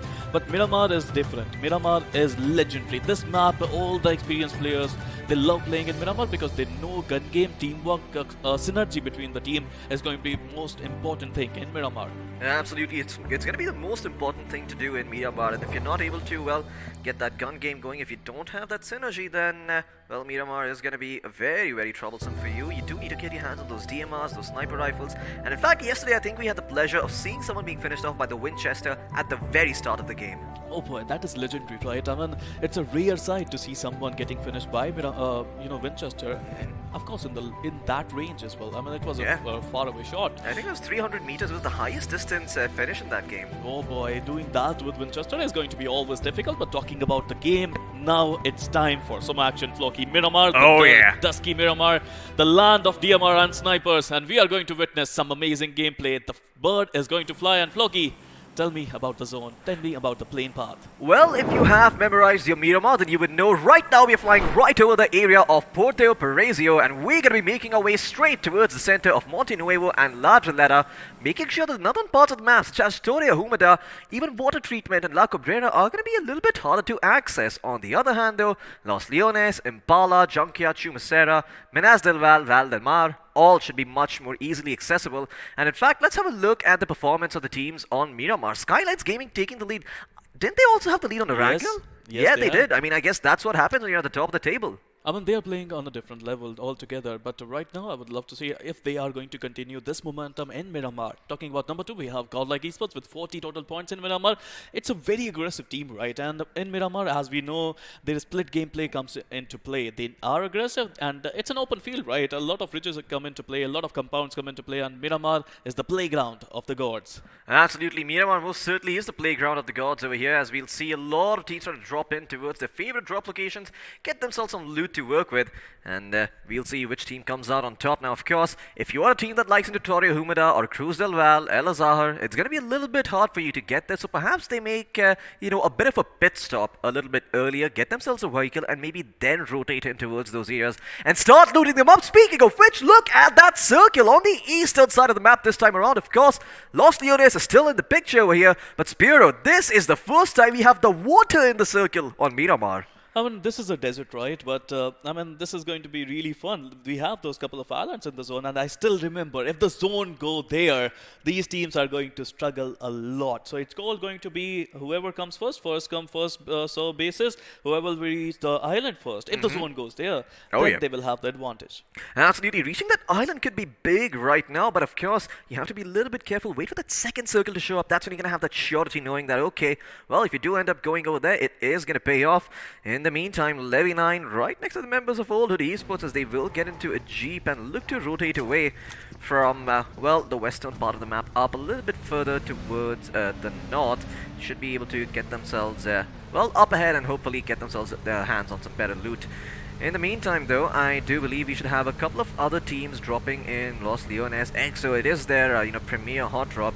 And I don't think this time around anyone's going to be there to contest them. So, it's going to be. I'm going to be curious to see what's going to happen over there. But in the meantime, we're going to turn our attention towards El Pozo, where we've got Skylights Gaming going up against the side of the Sapari gang. Well, Skylights Gaming being number 1, they can be reckless today. They can be aggressive. They would love to take out TSG. If they find someone in the open area, they are going to shoot at them. Meanwhile, TSG, they managed to, come back into top 8 in the overall standing. So they are looking good as well, Floki. Now, the first preference is always going to be loot. They need some decent loot. They have a UMP. Nickel got a UMP with a level 1 helmet and a level 1 vest.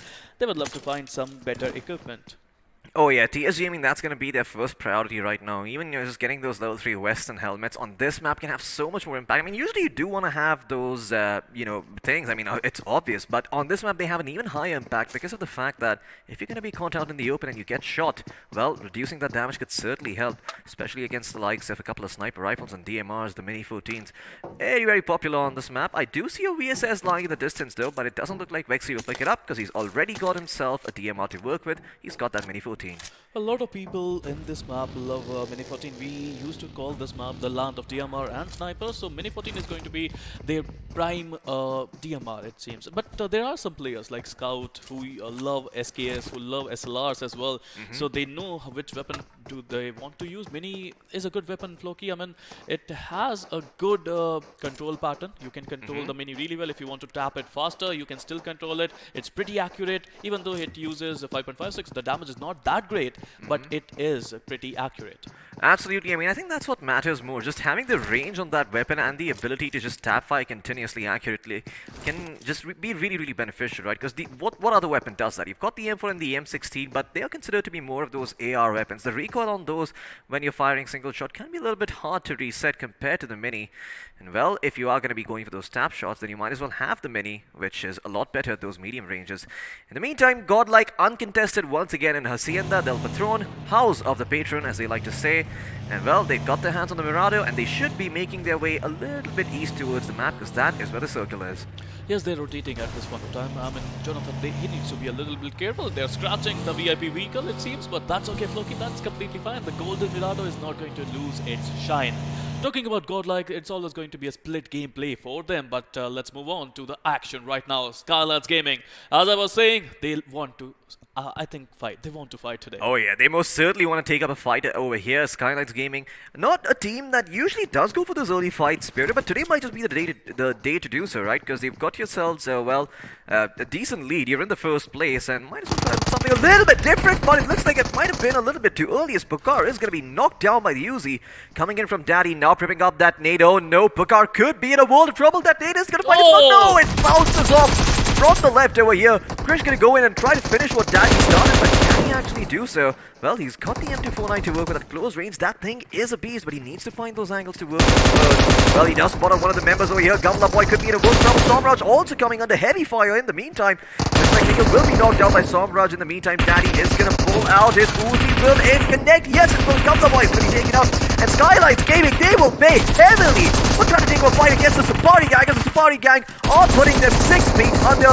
Only one member still standing. Skylights Gaming is actually going to be Pokar up towards top. He's been dressed back up. He's been able to heal himself. Can he win out the 1v1? He's trying his best, but still, it seems that Daddy is standing behind that tree, behind that cover. Free firing over here. Can he win that? No, he cannot. Skylights Gaming will prevail. Gamla Boy and Somrat should be able to get themselves back up on their feet. And guess what? There's no one to come in and third party them because there is no one else around El Pozo. The tabletoppers, it was risky, it was reckless, but in the end, they managed to take out Team TSG and they managed to win that brutal fight. It was brutal, Floki. It was indeed a magnificent fight coming in the favor of Team Scarlet's Gaming. They managed to lose one player. Destroy is done and dusted, but they still have 3 players and they will feel good about it. I mean, they are the tabletoppers, of course, and they managed to win this close fight. Oh yeah.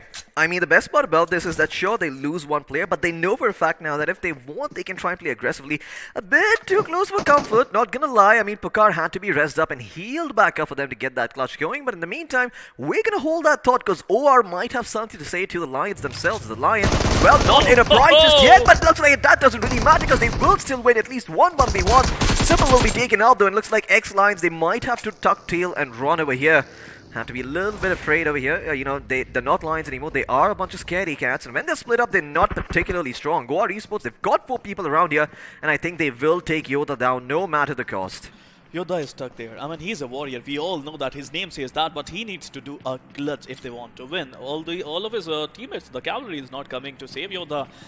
It's either a clutch or it's oh no! Make sure Yoda doesn't have slippery at this point in time because that nade could be the last nade that he was known. But here you go, he's coming and he's flashing it. Okay, he managed to get a couple of them. He managed to get the third one, yes. No, not yet, but he could. Reload come in. He managed to get that one. Now Yoda, he's roaring, and now the cavalry should come in, Floki. It's now going to be 1v1. Yoda coming in with a beautiful clutch. No, he wouldn't be able to.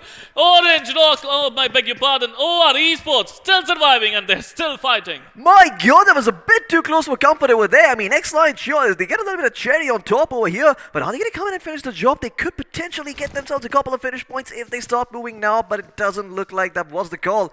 My god, no one was expecting him to be able to take out multiple players like this. Oh no, Madhav could be in a world of trouble. Those players have been aggressive and he will too be taken out over here. OR, well, taking advantage of the fact that X-Lines are not communicating with each other, and as a result, OR will walk away with one extra finish to work with Samurai, the only warrior on their side, keeping their dreams alive. Everything was great. Yoda played a brilliant part. He died, you know, a death of Yoda, it seems. The warrior. He died a glorious death. But look at the Samurai. I mean, he's in reverse gear. He has to take a U-turn, it seems. Oh boy. I'm disappointed with Madhav at this point of time. I mean, that was a sacrificial jump. It was not needed. Oh yeah, I mean, it certainly wasn't needed over there. I'm quite surprised that it was that was such a weird fight. You know what, let's have a look at it again, because I'm not too sure what the hell went wrong there. So Yoda, firstly, this is a mistake coming in from him. He pops it in his own direction, then he starts running out with a Thompson. He gets one, okay? He gets himself one knock to work with over here, as he's going to turn around, and then he's going to get the second one as well, as they run straight into his line of sight. Evo almost losing the battle over here, and he still has 18 bullets on Yoda, but he quickly reloads, will get that third knock, but Wexy then comes in and gets the cleanup with only a sliver of HP to work with. Yoda could have really clutched it all out for his team, but the price of just one finish on his teammate. But unfortunately, the X-Lions, being the prideful creatures that they are, there was a little bit of miscommunication happening over there, and in the end, they paid a heavy price for what Madhav did. Well, Samurai just did the U-turn there. They have to be a little careful. Or Spy was there, and I think OR Esports, they're gonna know this. They need to first, you know, heal themselves fully if they want to fight. I don't think Orglass 5 they did want to enter the action at this point of time, but Yoda, that clutch was incredible, almost clutch. I have to correct myself. That was not a clutch, almost clutch. I mean, it was so close, right? It was like 90% of the way over there. He had taken out 3 players, only had to take out the 4th, and well, he almost did. But Orglass 5, I'm quite sure during the rotation, they might have spotted out what OR are up to. In fact, I think they might have taken a bit of a stop. Well, the circle, it is going to go away from Los Leones, further up towards north. We are going to the junkyard, which is right in the center of this place. Not a place you usually see the circle shifting towards, but man, is it going to be interesting to see what that junkyard has in store for us. As, well, only Glitch and Skynet's Gaming, they have the best positioning not to the circle, but I'm going to have to hold myself over here, Spirit, because it does seem that TSM are going up against the side of Core Rip Mizo. I mean, TSM, they were superstars, right? In round 3, quarterfinals was decent, was average for them. But in semifinals, they're yet to show their class. They are yet to show why they are team solo mid, why they are feared by every single one of their opponents, it seems. Meanwhile, talking about Reckoning Esports, what a brilliant performance coming in from them yesterday. They would love to get some decent points. Meanwhile, Aditya, he got a brilliant opportunity. If he can spot some Orgless 5 players, he can make them Orgless if he can finish them. Oh yeah, he most certainly can. I mean, OR, they're gonna have to try a little bit hard though, because they've got 3 players going up against 4, so you always have to keep that in the back of your head. But the question is he gonna still go for it? If he gets a good angle, he might just, right? I mean, if he knows he can find a knock and convert it into a finish, why the hell not? But okay, Neo's scouting out a lot of things over here. In fact, he's gonna let go of the M4 1-6. Get a couple of few shots in, but don't really connect. That's okay though, because you know why? He's got the silencer, he's got that suppressor on it. They're not going to know where he fired from, and he might just have another opportunity yet. This is going to be a really incredible battle. Team Revenant, look at the flanks coming in. 2 players are still in the compound, 2 players are flanking. That's a good move coming in from Team Revenant. They know how to defend this compound. Meanwhile, Team Godlike, this is in the center of the zone. They would love to take this compound. You know, they don't want that compound. Let me correct myself. They don't want the compound. They want to get some finishes. They want to fight, and they're looking for just that. Absolutely, that is exactly what they want to do for the time being as... well, the circle, it should be imploding on itself, as Experiment often likes to say, in just a little bit. Orgless 5 taking the bigger route around from the eastern part of the map. They're taking the big road in towards Junkyard, and oh boy, it's gonna shift further northwest towards Hacienda del Patron, and Junkyard is gonna be there, but not a lot of it. In fact, it's gonna be in the middle of no man's land, this circle. A little bit of Elzar, a little bit of Hacienda del Patron, a little bit of Junkyard. It's got everything on top. Well, now the Godlike, they have to be careful. A lot of teams are going to come from the southern side of the region, and I think this fight, either they have to finish it early or they have to be careful, because a lot of teams are going to rotate from here. Absolutely. Well, we'll see if the side of Godlike are going to be able to get themselves a couple of finishes, as they have pushed themselves up on the high ground, and Neo most likely hasn't been discovered yet. In the meantime, O are going to turn their attention towards Celsius, who are still regrouping over here. They're not together just yet. Their forces still a little bit split up, so could be in a world of trouble. But in the meantime, looks like Godlike are going to go in for their head. They take out Austin Bot with the nade, and look at that. They're just so hungry for those finish points. They go forward in the Mirado. Neo's going to have to be careful, because there is a nade that explodes right on his feet, and Core will be taken up. But Clutch God and Z God both have been put a little bit further down over here. Jonathan is coming in for the backup, but it looks like Oh, okay, wait, never mind. It is Godlike in the mix. Oh my God, Top Dog is still going to be able to take that fight. Jonathan standing strong. The nade is going to fly loose. Top Dog will be knocked down, but Paradox is still standing. Now a 1v1 between him and Jonathan, who's going to come out on top. In fact, from the elsewhere, from the other side, from the long range, you got Flick YT firing upon Godlike. Everyone wanting the rest, but Z God will bite the dust.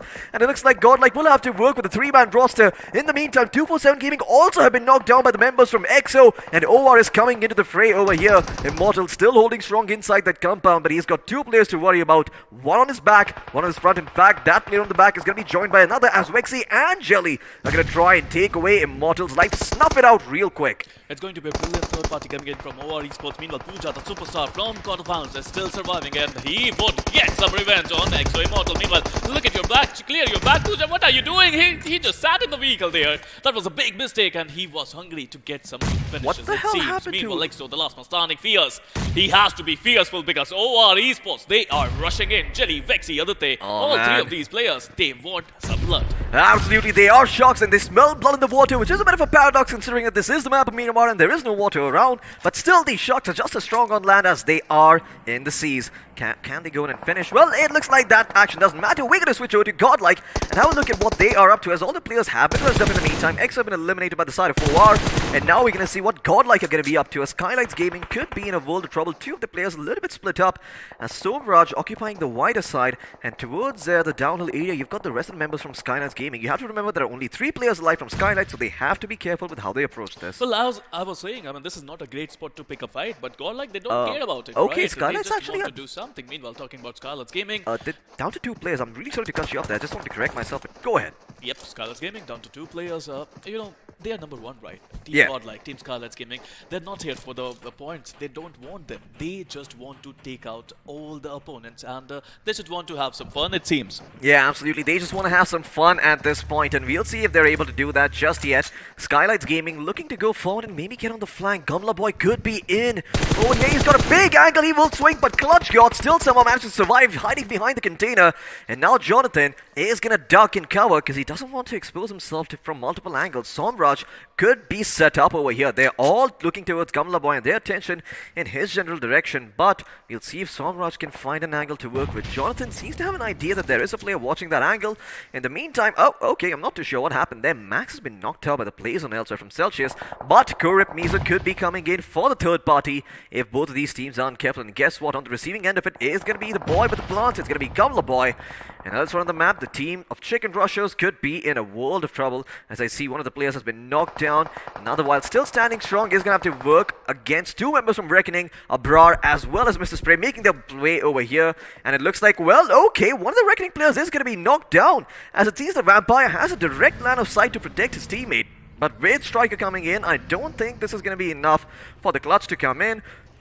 In the meantime, OR Esports, they do seem to have won their fight. And Vampire, Whoa. well, still holding on. It looks like Abrar will be able to take out Notorious, finishes him off. Oh, Vampire has to be a little bit careful that Nate is not going to connect on him. Still holding the ground with the AKM. He gets a few shots. He gets both of the dogs going in. And he will be able to clutch this out, at least secure 2 finishes to his name. But first he needs to heal himself back up. He's got himself those first aid kits to work with. And then he's going to go back in for that finish. Or is he? He's going to go around, trying to get the other knocks as well. Trying to pull off another miraculous 1v2. And Nate to delay the push. Trying to prevent them from walking up the staircase so he can get that reload going. You know what, they say vampires are immortal, but I think they are, and this vampire is looking to be immortal. He's rushing in, he's pushing in, Abrar is in front of him, and here you go, Reckoning Abrar, the clutch master, the savior for Team Reckoning Esports. Meanwhile, on the other hand, it is going to be David versus Goliath, or I have to correct myself, it is Goliath versus Goliath, it is Godlike versus Scarlet's Gaming. 2 versus 2, 2 of the best teams right here, and they are fighting with everything they got. Absolutely. Well, if you've seen your Power Rangers, you will know that this is the battle of the Megazords over here. Unfortunately, only 2 players alive on both of these teams as the Goliaths go up against each other.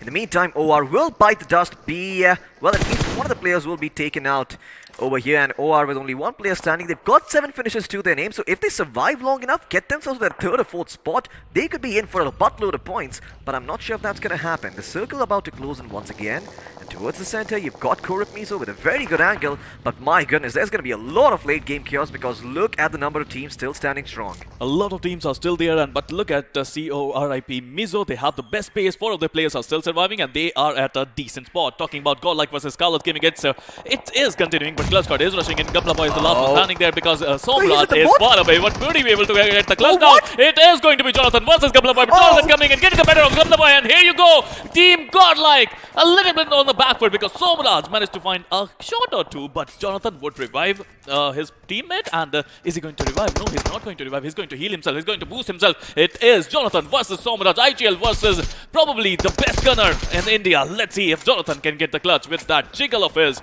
This is going to be super interesting, Flocky. My god, look at that. They're going around. They're trying to jiggle left and right, but they can't bob and weave. They are Muhammad Ali, and well, they gotta learn a little bit better from the master himself. In the meantime, we're gonna turn our attention towards Old Hood Esports, who are, well, taking fire against the side of Reckoning Esports. They've knocked out one of their members, and looks like there might be more to follow. Good positioning for Old Hood, but with only 3 of the members alive, they once again, well, not 3, they actually have got all 4. I wonder where the last one is. Might be off on a scouting mission over there, but Sultan, he's been the man to look out for his team. He's the one racking up all those finish points. And man, he might just get some more over here. Reckoning Esports, they're not on the high ground, they're on the low ground, and they have to be careful. Team Reckoning, they need some points. They managed to finish out Chicken Rushers, but they lost to one of their players in the form of Skrills. Maxi, Abrar, Mr. Spray. Although they got some decent points on the table yesterday, today is a new day. They need to perform again. And in front of them is Old Hood Esports, who managed to get, I think, top 3 finishes, top 3 positions. No, top 4 position in the first game of wrangle. Talking about the zone, this is a beautiful zone for RIP Mizo. They have a really good spot. Talking about good spots, team Oh my I think God. only Glitch got a good spot as well, but this is not a good place to use some nades for Orgless 5. Oh, okay, but it looks like Levy still has got a good positioning going, so he's gonna let rip a couple of ones over here. We'll see if any of those connected. Now the smokes are gonna start pouring in from the side of Orgless 5 as they're gonna mitigate the damage against the enemy players. Well, it seems that for now, you've got 8 teams in the mix over here. All are going to be going up against Reckoning Esports. One of their players still standing. It's going to be Maxi OP. He will clean up one from the side of Old Hood. Sultan is also going to be knocked down over here. Crazy still standing strong, but can he live for much longer? That's the question.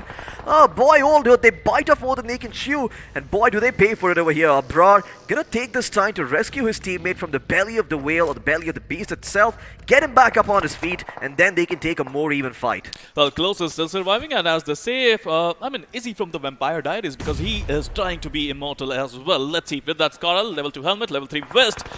This is not going to be easy. Oh, Meanwhile, no. Somraj, oh my god, from far away, he would be the demise of Team Altered Esports. Somraj has done so much work for his team, and now he's gotten himself to those double placement points. In 7th place, he's got at least 2 to work with over here, and the longer he survives, the more points he's going to rack up. They've already got 11 finish points to work with, and at this point, Somraj is just trying to see what else he can get away with. Reckoning Esports sandwiched between only Glitch, Celsius, as well as Skylights Gaming, so they're going to have to be careful where they step foot, because Maxi OP that couldn't nade. be long for this wall. That nade comes in, and Reckoning Esports will be eliminated at the hands of only Glitches. They will rack up a couple more finish points to work with. Karthik in the meantime just biding his time over here. Will tank a little bit of damage from the blue zone and then look to shift back in as a circle. Oh boy, it's shifting right on top of Orgless 5. They've got the prime position to work with.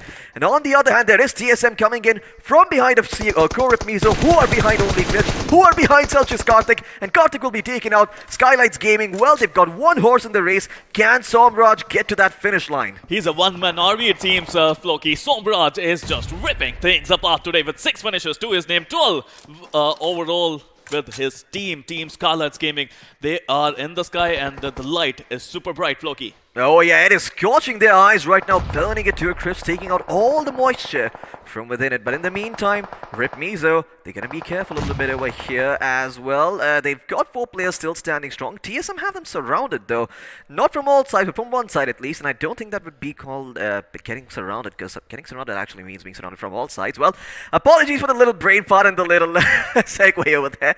But it seems that TSM, they've got the high ground to work with at the very least. So they should be able to capitalize on that and maybe take up a fight against Korip Mizo. Smokes come pouring in to provide themselves some ability to move around this open areas. And look at that person in the distance. Somraj still standing strong for his teams, getting those placement points to work with Spiro. I think he might just rack up a couple more. Well, absolutely. TSM, they are looking desperate. They want to enter the zone, and if they want to enter the zone, they need to take out Team CORIP Mizo. Meanwhile, on the other hand, it is going to be Orgless 5 taking on Team Only Glitch. A beautiful gatekeep scenario coming in from Orgless 5, and they can do wonders. Meanwhile, Scarlet's Gaming, Somraj, the last man standing, is still pushing in, is still looking to do what he does best, and that is wreak havoc on his opponents. Absolutely. We'll see if Somraj can get himself a couple more picks to work with over here. In the meantime, Korip Mizo, they're going to make their move against the side of TSM. It looks like Ninja John has taken out Jacob Boy over here in the meantime. While Korip Mizo and TSM are going to be fighting, this is going to be free real estate for Somraj to work with. He's just going to sit there, wait for this fight to get away and see if he can come in clutch and get those picks to work with. Well, he's got that smoke grenade. He's going to toss it out.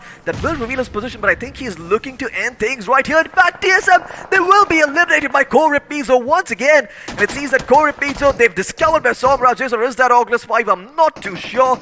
Either way, Somraj has been found, and I don't think he's going to be long for this world. In the meantime, only Glitch Levy 9, he's going to fire up a couple of shots in the general direction of Somraj, but none of them seem to connect. And Korip Mizo, only Glitch, and Orgless 5 could be in a 3-way triple threat match. I don't know who's going to come out on top over here, but I know who they don't want to win, and that is Skylights Gaming Somraj. Well, he's still surviving, NT, and he is looking absolutely fantastic. He just needs to enter the zone, and actually he did eventually. Meanwhile, talking about RIP Mizo, they're also surviving with 3 of their players still there and still trying to get that beautiful chicken dinner for themselves.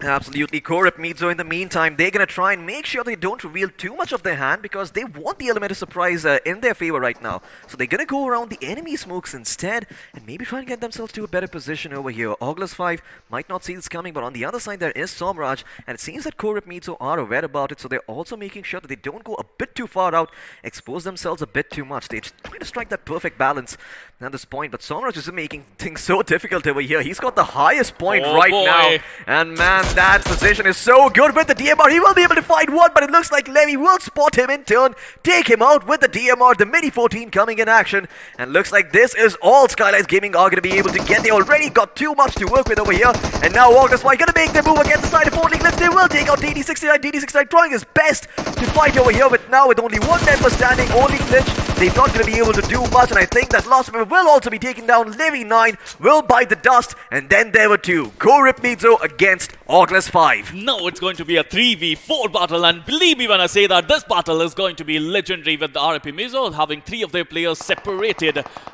This will be really fun. They have a information coming in from their favor. ISO managing to get the first knock on Bomber.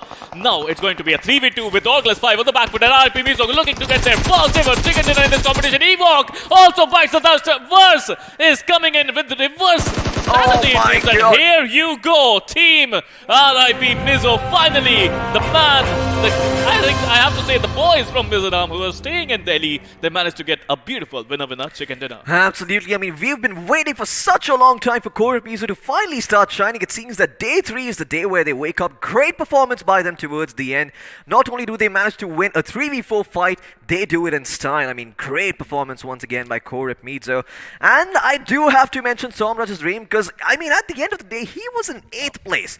8th place. All by himself, he survives up until the very end, gets himself that 4th place spot. That is an extra 7 points going in the bank for the side of Skylights Gaming, and they will continue to maintain their lead at the top over here, Spiro. The man, the myth, who's trying to be a legend, I think, Somraj, the IGL. When the leader comes in forward and says, I'm gonna do it myself, that's how they perform. Yeah, absolutely. That is what Somraj is. He is a leader of men. I wonder if you're going to get that reference. But in the meantime, I do believe we're going to be getting the highlights ready and having a look at everything that went down over here. Of course, a couple of big names not having the best of starts. I am talking about Team X over here. Got eliminated fairly early on. Even Godlike bit off a little bit more than they can chew. And in the end got punished for it. You know, I like the fact that Godlike likes to play aggressively. But it seems that right now they just crossed the line a little bit too much. A little bit too far ahead. And they got punished for it. They got taken out a bit too early for my taste. Well, they are too aggressive, right? But let's have a look at highlights. Let's relive all these memories. But you know the best moment for me?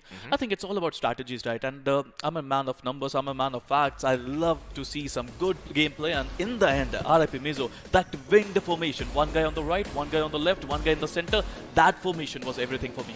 Absolutely. I mean, this is also a little bit risky coming in from Skylights. You know, they went in, they took this fight. They ended up losing one of their members. I believe Destro got taken out. He was the first person to bite the dust. And yeah, well, in the end, there was only so much he could do. Pukar did win the 1v1. So yeah, Skylights giving a good surge of confidence for them, you know, to be honest. I mean, given the fact that they're already on top over here, that was big.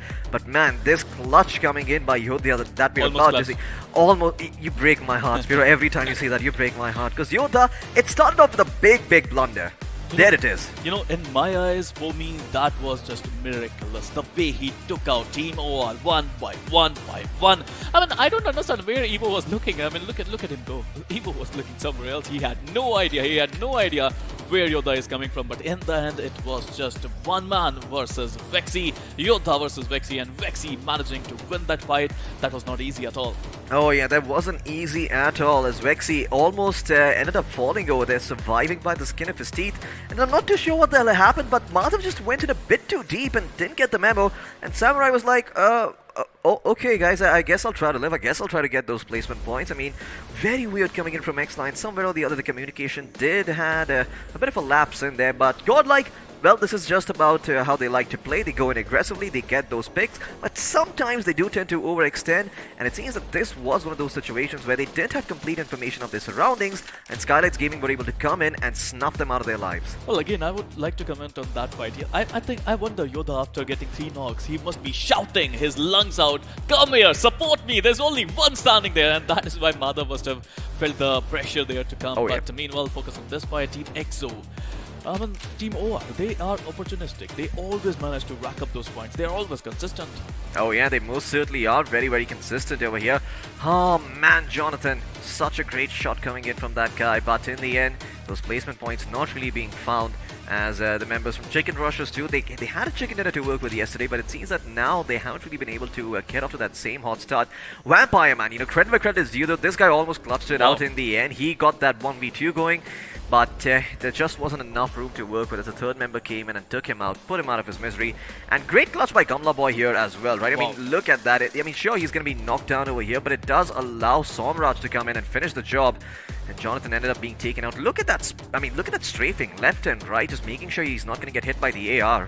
Move like a butterfly, sting like a bee. Beautiful stuff coming in from Scarlet Gaming Somraj there. He didn't stop there only. He managed to get a lot of finishes even after that. Talking about Reckoning Esports, I think they were stuck between two teams. Celsius were on one side, and on the other side we had only Glitch, who were relentless in this game. Absolutely. Only Glitch were very, very relentless. They just went forward and were very, very hungry for those finish points. They did rack up a lot, to be honest with you. But, I do have to say, I believe it was Rip Mizo in the end who took the chicken dinner. So somewhere or the other, they did overextend a little bit. Somraj, though, look at this man. He's just the helping hand. He's the fourth member on the side of Rip Mizo when they had three. He was the Jacob boy for their team. He got that one knock on TSM. And Rip Mizo are like, you know what? Thank you very much, buddy. We'll take both of those picks for ourselves. Well, absolutely. He is a one-man show, one-man army for Scarlet Gaming, and I feel Scarlet Gaming is brimming with confidence. After this performance by their leader, I think they're going to come out all guns blazing in the next game of Erangel. Absolutely. All of their members just having a breakout performance over here. Somraj taking the helm and leading the team by example. And, Korip means so they were the ones to get the chicken dinner, but I'm quite sure Skylights Gaming are going to be up there too in terms of points. The only unfortunate thing for them is that they didn't finish in a higher place. If they did, if they got third place, I believe they would actually be at the highest possible position on the points table. They would be in that first spot with over 23 points to work with. Well, my math and my memory both are kind of terrible over here, so I'm going to let production do their thing, add up all the tallies, make sure they've got their numbers right, and then we're going to be having a look at the points table. But once again, congratulations to Korip Mizo. I think this victory was long awaited by a lot of their fans. Well, I have to say, for young players, they have a dream. They have a dream to succeed. They have a dream to play, and they're playing their level best. Oh yeah. This is a big stage, right, Floki? This is the biggest of them all, and these kids, they're coming in, they're playing their heart out, and they are winning. Absolutely, they most certainly are winning, and we'll see if they continue to win more over here. But if they want to win some moolah, then they actually got to make their way towards the grand finals, because the semi-finals, it's all just for bragging rights at the end of the day. It's all just to make it to the grand finals, which is where the real action's going to be. So right now I believe a lot of teams are going to try and underhand, try not to display their full strength. Skylights Gaming, a lot of heads have been turned, a lot of heads have been turned in their way. But I do imagine that soon enough teams are going to wake up to the fact that Skylights Gaming is strong, and in the grand finals they may not have that same level of performance over here. However, there is a special someone that we would like to thank. That is the iQOO 9 series phones, and you stand a chance to win one of them. Spiro, why don't you tell them how they can do that? Well, first of all, you're talking about heads turning. My head only turns for this guy. This is just amazing. The moment they gave me iQOO 9, I'm just having this every single time, 24/7. I'm having this device. I'm using it as my personal driver, and with Snapdragon 8 Generation 1, this is the fastest processor in India. Absolutely, the fastest processor out there, and guess what? It also charges really, really quick. It gets to full battery in 18 minutes. Imagine that, 50% in 6 minutes. So if you want to just get a game of BGMI going, you plug it in, wait for 6 minutes, and by the time, I don't know, you're going out there, you had a glass of water to work with, maybe a snack. This phone is ready to go, and you can play a couple more games on this device. But of course, if you want to win this, you got to go on their website, sign up, click the link down in the description as well. Sign up for all the giveaways we have, and you could stand a chance to win the iQOO 9 itself. So do make sure you sign up for that. You don't want to be slipping by that. You might just be the guy who beats the odds, gets that, I don't know, 1 in 100,000, 1 in 200,000 chance, and gets himself a hands on one of these bad boys. And guess what? If you do get your hands on one of these, we might be seeing you over here on our screens playing the BGIS 2021, or rather 2022, because I think 2021 has ended. Well, we don't know now. To 2022 we can see another BGIS coming in, so that would be. I'm waiting for that one as well. But right now, I think if you win this bad boy, don't forget to tag us as well on Instagram, Oh, yeah. because we would love to see how lucky you are and who you are. Actually. Absolutely. But you know what? I'm going to keep this one. I'm not giving it back. I am going to make sure I take that phone away from you. I've told this to Angad as well. You sign up for those giveaways, I will make sure that I take out your entry because it's only for the viewers out there. These guys, they tune in every single day. They make sure they give us all the views. They make sure they show love to all of these teams. And I mean, I don't know what the issue is, man. Like, why do you have to take it away from them? These guys deserve it way more than you do. I mean, I'm not taking it away from them. You are. I'm not taking the part and giveaway. I'm just. messing with you. I'm messing with you. I just want to keep this one. I mean, I love this one. Can I keep this one, Floki, please? Well, I don't think you can ask me about that. You're going to have to ask iQOO themselves that ask them. question, and maybe, they're going to say yes, maybe they're going to say no, but there is definitely a chance for you guys to win this bad boy in my hands right here, and the only way to do that is to go to the iQOO website, click on the giveaway link, sign up for it, fill out all the details, and make sure you are in the race.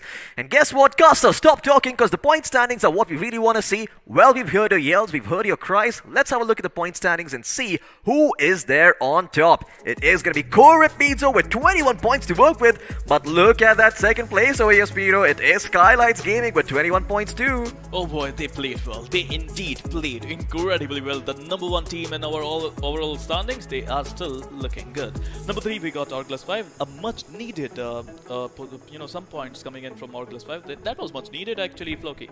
Oh yeah, it most certainly was. Orgless 5, well, they had a decent time over here, but you know what, enough about the teams. Let's actually single out one player and see who is it that deserves the MVP spot out of all the 64 that did play.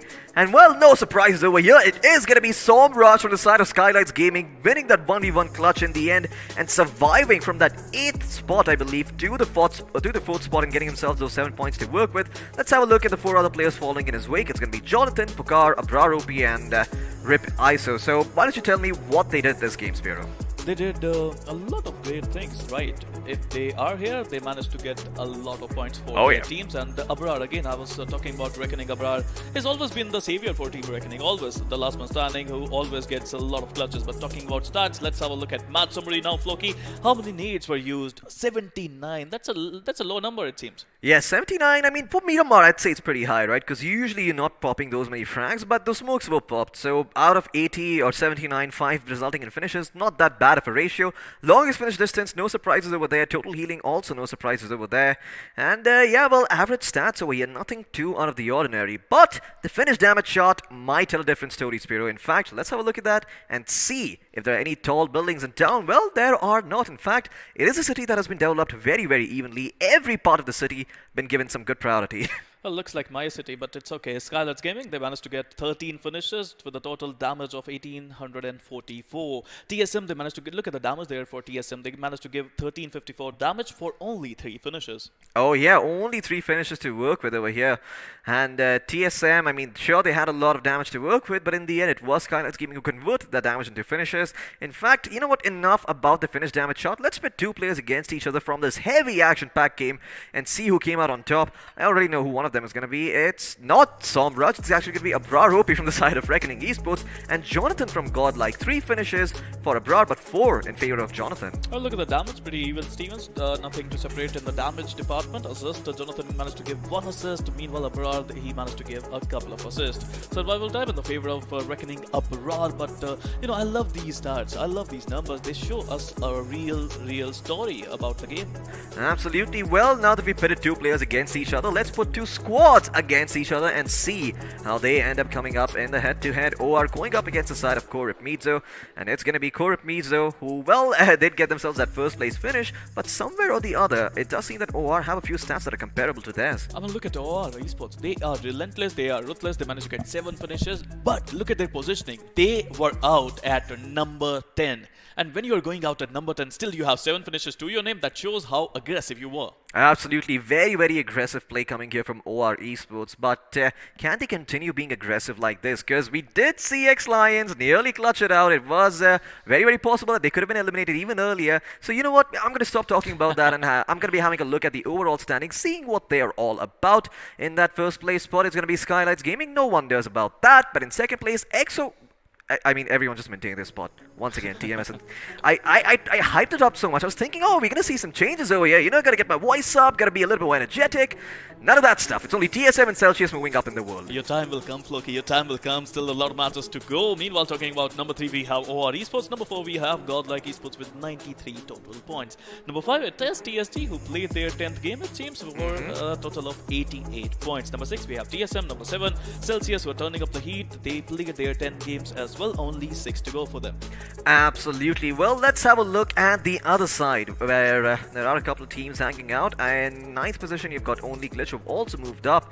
Olded also moving up as well, but all of these teams do have one extra match over everyone else. So these stats, while they do seem nice for now, they are going to be a little bit deceptive. We are only going to have a good idea about who's on top once all the games have been played. Rip Mizo, though, on the other hand, they are moving up in the world. They've got themselves at 15th spot with 63 points to work with, although everyone from that 12 to 16 spot very, very close in terms of points, so it could be anybody's games over here. Well, started from the bottom, now we are here. RIP Mizo, they found themselves in top 16. Let's have a look at the bottom 8 teams who are in the danger zone. I would like to give it a name. I would like to give it red zone. This is going to be the red zone for teams. They need to be careful about it. Number 17, we got Team X Lions. They played their 10th games. Only 6 games to go. They need to make a comeback. Number 18, we have Oracles 5. They played well. They managed to get the 2nd position. But right now, they found themselves in the red zone. Absolutely, they are still in the red zone over here. You've also got Tactical Esports, Seoul and X-Park following in their wake, but once again, they haven't had an extra game to work with, so don't be too quick to judge. Maybe they could move up in the world, maybe they could get themselves a couple of points to work with, and well, your favorite teams, Seoul and X-Park, could be making their way to the top as well. Although, a couple of these teams, they need to work a little bit harder. Chicken Rush and 247 Gaming, I'm talking about them, because they are at the absolute bottom, and it's going to take a couple of chicken dinners for them to get to the top. I mean, it's time to go all out. I mean, just stick to your basics, go all out, be a little aggressive, be a little open. Now is the time. They only got 6 matches to go. Just come, entertain the crowd, and let's see if you can qualify or not. Absolutely. Well, you're going to have to wait for a little while we go on a bit of a break over here, as we are going to give the players a little bit of a rest. They need to breathe, they need to get their tea, and so do we. I mean, we're tired of talking for so long, so you know what, we're going to be cutting to a short break, after which we will be back with game number 3. It's going to be a wrangle once again. Don't miss out on it. You're watching the Battleground India Series 2021, powered by the iQOO 9.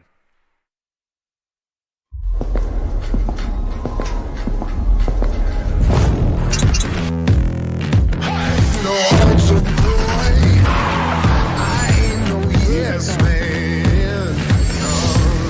You ain't seen nothing yet. But that's fire. Burn it down, yeah. You ain't seen nothing yet. iQOO.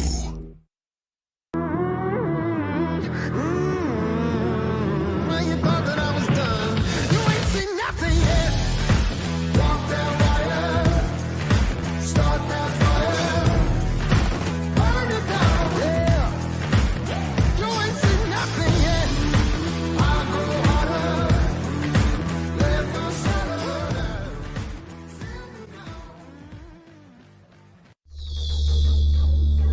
iQOO.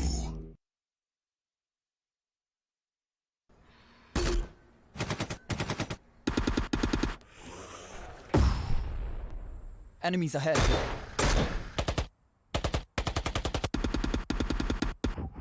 No more non-stop gaming. Introducing Battlegrounds Mobile India with OTP control, 3-hour limit, and other gaming checks. Battlegrounds Mobile India. Game responsibly.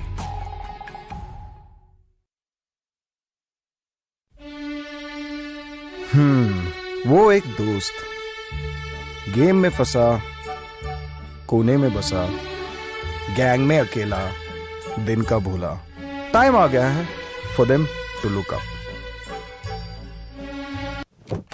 रुक रुक रुक, pizza है यार. हाँ, ये better है.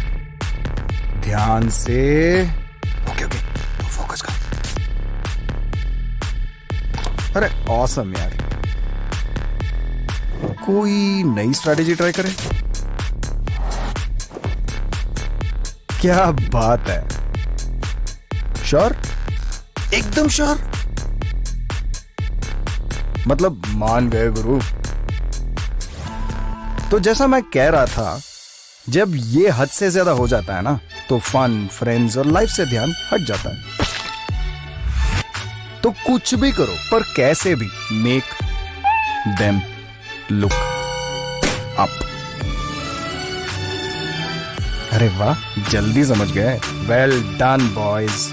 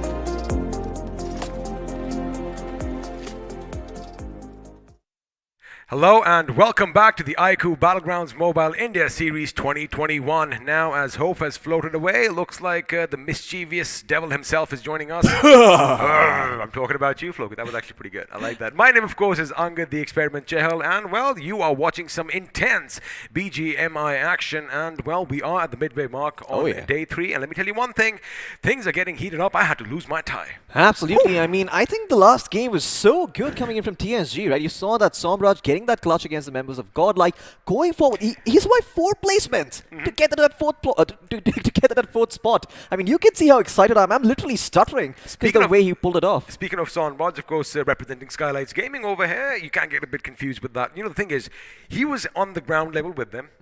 Didn't get that angle while his teammate was, on that high ground. He goes all the way around above Jonathan on top and then starts raining down death. Of course, that is what, presence of mind is all about. But the big story is CO Rip Mizo getting their first chicken dinner. And it's about time. I'm sure all the Mizoram fans out there are going to be spamming some hearts. And, well, you might as well do so right now. Another thing is, the next game is about to be underway. And let's have a look and see which all teams are going to be battling out on the battleground below. Because it is in Wrangle once again. As Group A, comprising of Reckoning Esports, Old Hood Esports, OR Esports, Only Glitch, Team Chicken Rushers, the Supari Gang, and Team X-Lions and Celsius Esports, they take on Group C. Absolutely. Group C is once again going to be playing over here. This time around on a different map, though, so we're going to be having a wrangle coming up. And, well, on the other side, as you can see from the corner of your eye, there is, well, Godlike Esports to work with. There we go. There's also going to be Skylights Gaming, August 5, TSM, 247 Gaming, Team EXO, Revenant Esports, and COX Rip Mizo. So, yeah, definitely a lot of strong teams over here in both of these groups, but definitely Group C looking sort of like the group of death. I mean, Skylights, Godlike, TSM, EXO, August 5, Revenant and Ripmizo on the same. So all these teams very, very strong. They are very strong indeed, but again, you know, if history teaches us anything, if the last couple of games teach us anything, you know, you might be down, but as long as you are not out, you still have a chance to get right back up again, and that is what, well, Celsius Esports did in Game 1, and, well, in the last one, that is what Ripmizo did. Now, the thing is, we are going to be heading... Wait a second, you know what? I just made a little bit of an oopsie. We still have Game 3 to go, so we aren't at the midway mark just yet, because, well, the next game is going to mark that event. But before that, before we get down in all the carnage, before death and destruction, before vehicles go boom, before all that smoke is deployed, and, you know, everyone is going to be choking out, let's have a look and see what Erangel looks like with a nice little bird's eye view, which should be coming up on your screen shortly. Now, I want you to play along as well. Oh, yeah. I want you to play along. Let me see if you can actually know which all places we are visiting, because, you know, everybody thinks that, you know, they know Erangel the best. Let's put you to the test. Absolutely. Well, I am going to give you the mantle first. You are going to guess the first place, then I'll guess the second one. All right, you know what? Build up power plant. No, I said it first. You're going to have to do the next one. This is not fair. Alrighty. I said it first. Alrighty, this time 1 to Floki and 0 to XP. Let's see if that's going to change, because coming up next, please give it an easy one, production. Let's not, you know, put up... I just wanted to zoom in onto the grass. Alright, name that patch of grass. Yeah, there you go. You think you know your Erangel, punk? Alrighty, we are in a warehouse, but the question is where? Well, if you look a bit carefully, it is in the middle of nowhere, because that place is, oh my goodness, they had to do a number on me. Well, that is a gas station north of the bridge on the western side of Sosnovka military base, and well, everybody should know that, of course, with the infamous cliffs nearby. Absolutely. I think second place, by the way, might have been the warehouse near Georgia. Which Well, I bridge could is be this wrong. now? Which bridge is this now? Come Well, on, this is the smarty bridge pants. from Sosnovka. Yeah, but which on one? the other side, towards a ferry pier. I think that is that bridge. If I am not wrong. I no, hate you. is that? Is it? It is, right? I kind of hate you right now. It It's is. alright, you do get it right. Of course, it's the police station. I like how at you kept the me in end suspense. Of Yasnaya, and you know what? I think we're done with the game. We're going to let the viewers do all that. Now, the thing is, it is going to be Erangel once again, and you know, things are going to get heated up as well, because you know, we did mention it is going to be A going up against C, which means Celsius Esports once again have a chance to walk away with yet another chicken dinner in Erangel. And like I said, they're already heating things up. I had to lose my tie. I hope I don't have to lose my shirt next. Absolutely. Well, Skylights Gaming Fire did me. Yeah, well, or maybe, you know, they will not, you know, they'll be very, very impressed, inspired. Maybe production's going to start working out as well. We're all going to get a little bit more fitter over here in the studio. We could use some exercise, of course, but yeah, I do want to say that the side of Skylights Gaming, they've been on the tippy top of Erangel and Miramar. If you remember those stats that came up on our screens a little while earlier, we saw them getting a bunch of points to work with, and right now we're going to be having a look at the Sosnovka military base. We're going to be flying all the way from there towards Georgia Pole, making sure that the the northwestern part of the map is slightly inaccessible over here. Northeastern, I'm talking Kameshki, I'm talking Stolber, Severny perhaps not as much, but Lipovka as well. Going to be a little bit harder to access. Although, who the hell even drops in Lipovka? I mean, well, I would if I was in the game right now, because chances are the circle might just form on the eastern aspect of Erangel, and well, that is going to be exciting for everyone. But for now, Revenant Esports are going to be in this game, which means, well, no one is going to contest their position of Nova Ripnoi, and in fact, the 4 Lions themselves, they could in fact move a bit further up north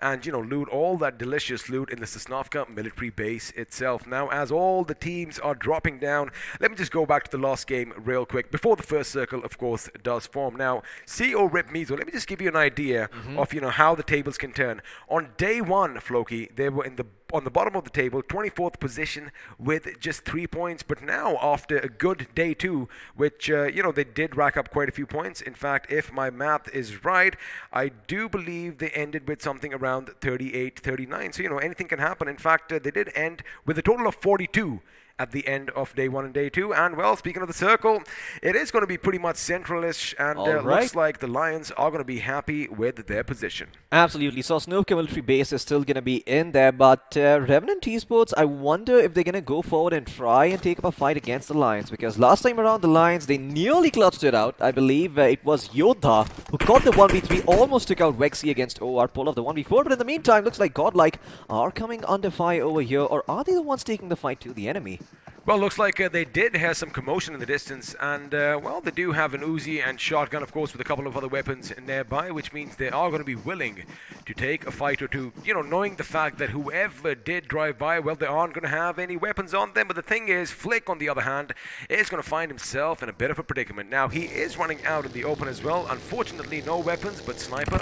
He isn't going to be wasting any time. Looks like we are going to have a fight break out early. It's going to be Celsius moving in on TST's position, and well, the superhero Krish has been brought down, but can his teammates redeem him? Can they get some redemption over here? Because Desync is going to come atop the bunker. He is going to jump down, but Dreams, well, he just might be a nightmare for them. He aims, he shoots, he gets him down, and well, Desync is having a tough time right now. Absolutely, Desync is also going to be taken down over here. I was actually going to say that they might have forgotten Dreams over here, but they might have left him just for this exact purpose. They didn't know if Dreams went out of there or not, so they weren't really careful with their positioning.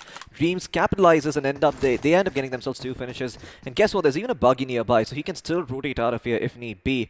Some sloppy play coming out here from the side of TSG, but maybe they can still redeem themselves if they find Dreams. No, he will zig and zag and bomb and weave, float like a butterfly, sting like a bee. His hands can't hit what his eyes can't see.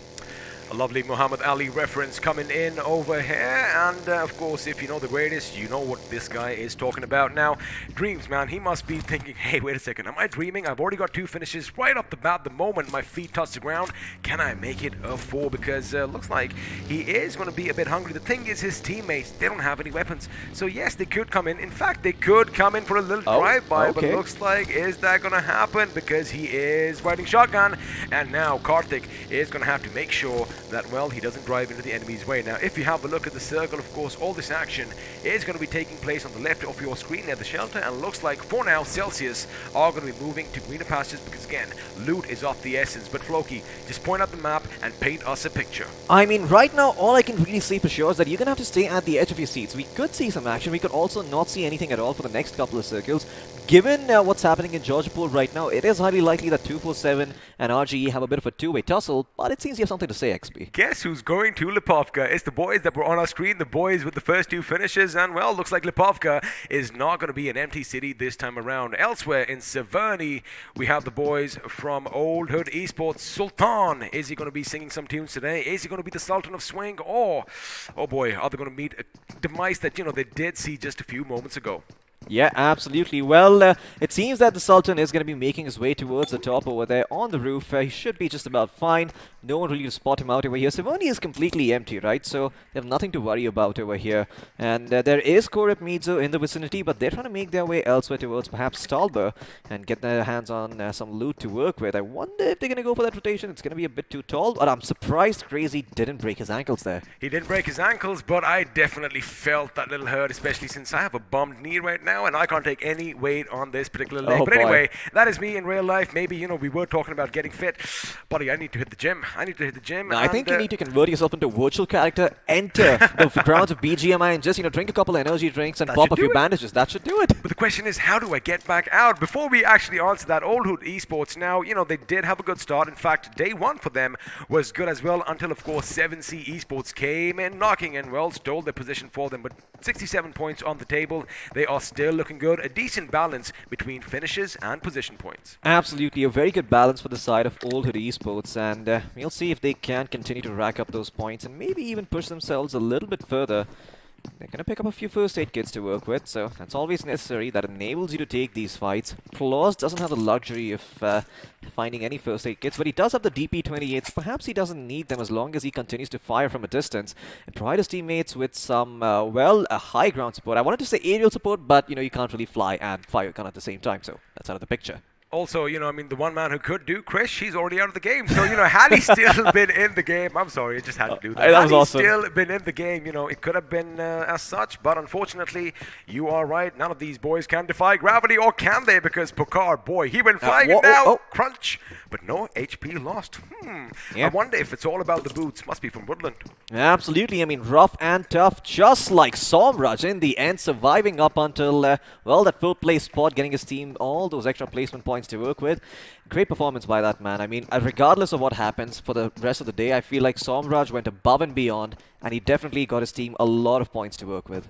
I mean, literally above and beyond, because, you know, he was, well, above the enemy. Oh, yeah. And he did shoot from beyond. But now, the Lions, not the best of days for them, Floki. We did see them, you know, try and do something in Game 1 in Erangel. Let's see if this time around they do change their strategy, because you don't want to be caught, you know, amongst all those hyenas, because, yes, they will stay away, but only for so long. Once they smell blood, once they sense some weakness, well, all that little laughing comes in, and well, the hyenas are going to come in and steal your prey, maybe even take you down along with them. For now, TSM out on the move. Of course, this is just north of Pochinki, so looks like they might be heading to the church, or well, those compounds that seem to be scattered all around to the north. And well, how would you have rated their game so far, Floki? I feel like TSM have been doing well. You know, they realize that the best thing to do at this point is not to show their entire hand. Instead, just stay under the radar a little bit, do enough to make it into the next round. Sure, if you get yourself a couple of chicken dinners, hey, that's amazing, that's great, but that's not going to be the primary focus. Instead, it's going to be about consistency and getting to that top 6, top 8 spot every single time. And if they do manage to, you know, push themselves ahead of that 7th spot, get those extra placement points that you start getting from that 6th to 1st place, well, all the more better for them, because that's how TSM like to play. They do have the highest record for the number of finishes found in a game so far in PGIS 2021. So I don't imagine there's a lot threatening them, because they know what they're capable of. It's just that right now they don't deem it necessary to be that aggressive. Okay, I like how RNT, the Revenants, are placed up on the bridge on either side. We do have them on high ground as one lone brave man is going to go forth, and that man is Paradox. Lucky for him, the enemy in the form of XO are going to be popping up on your screens in due time, or rather not, because looks like somebody in the distance is on the move. But let's just shine the spotlight on this squad right now.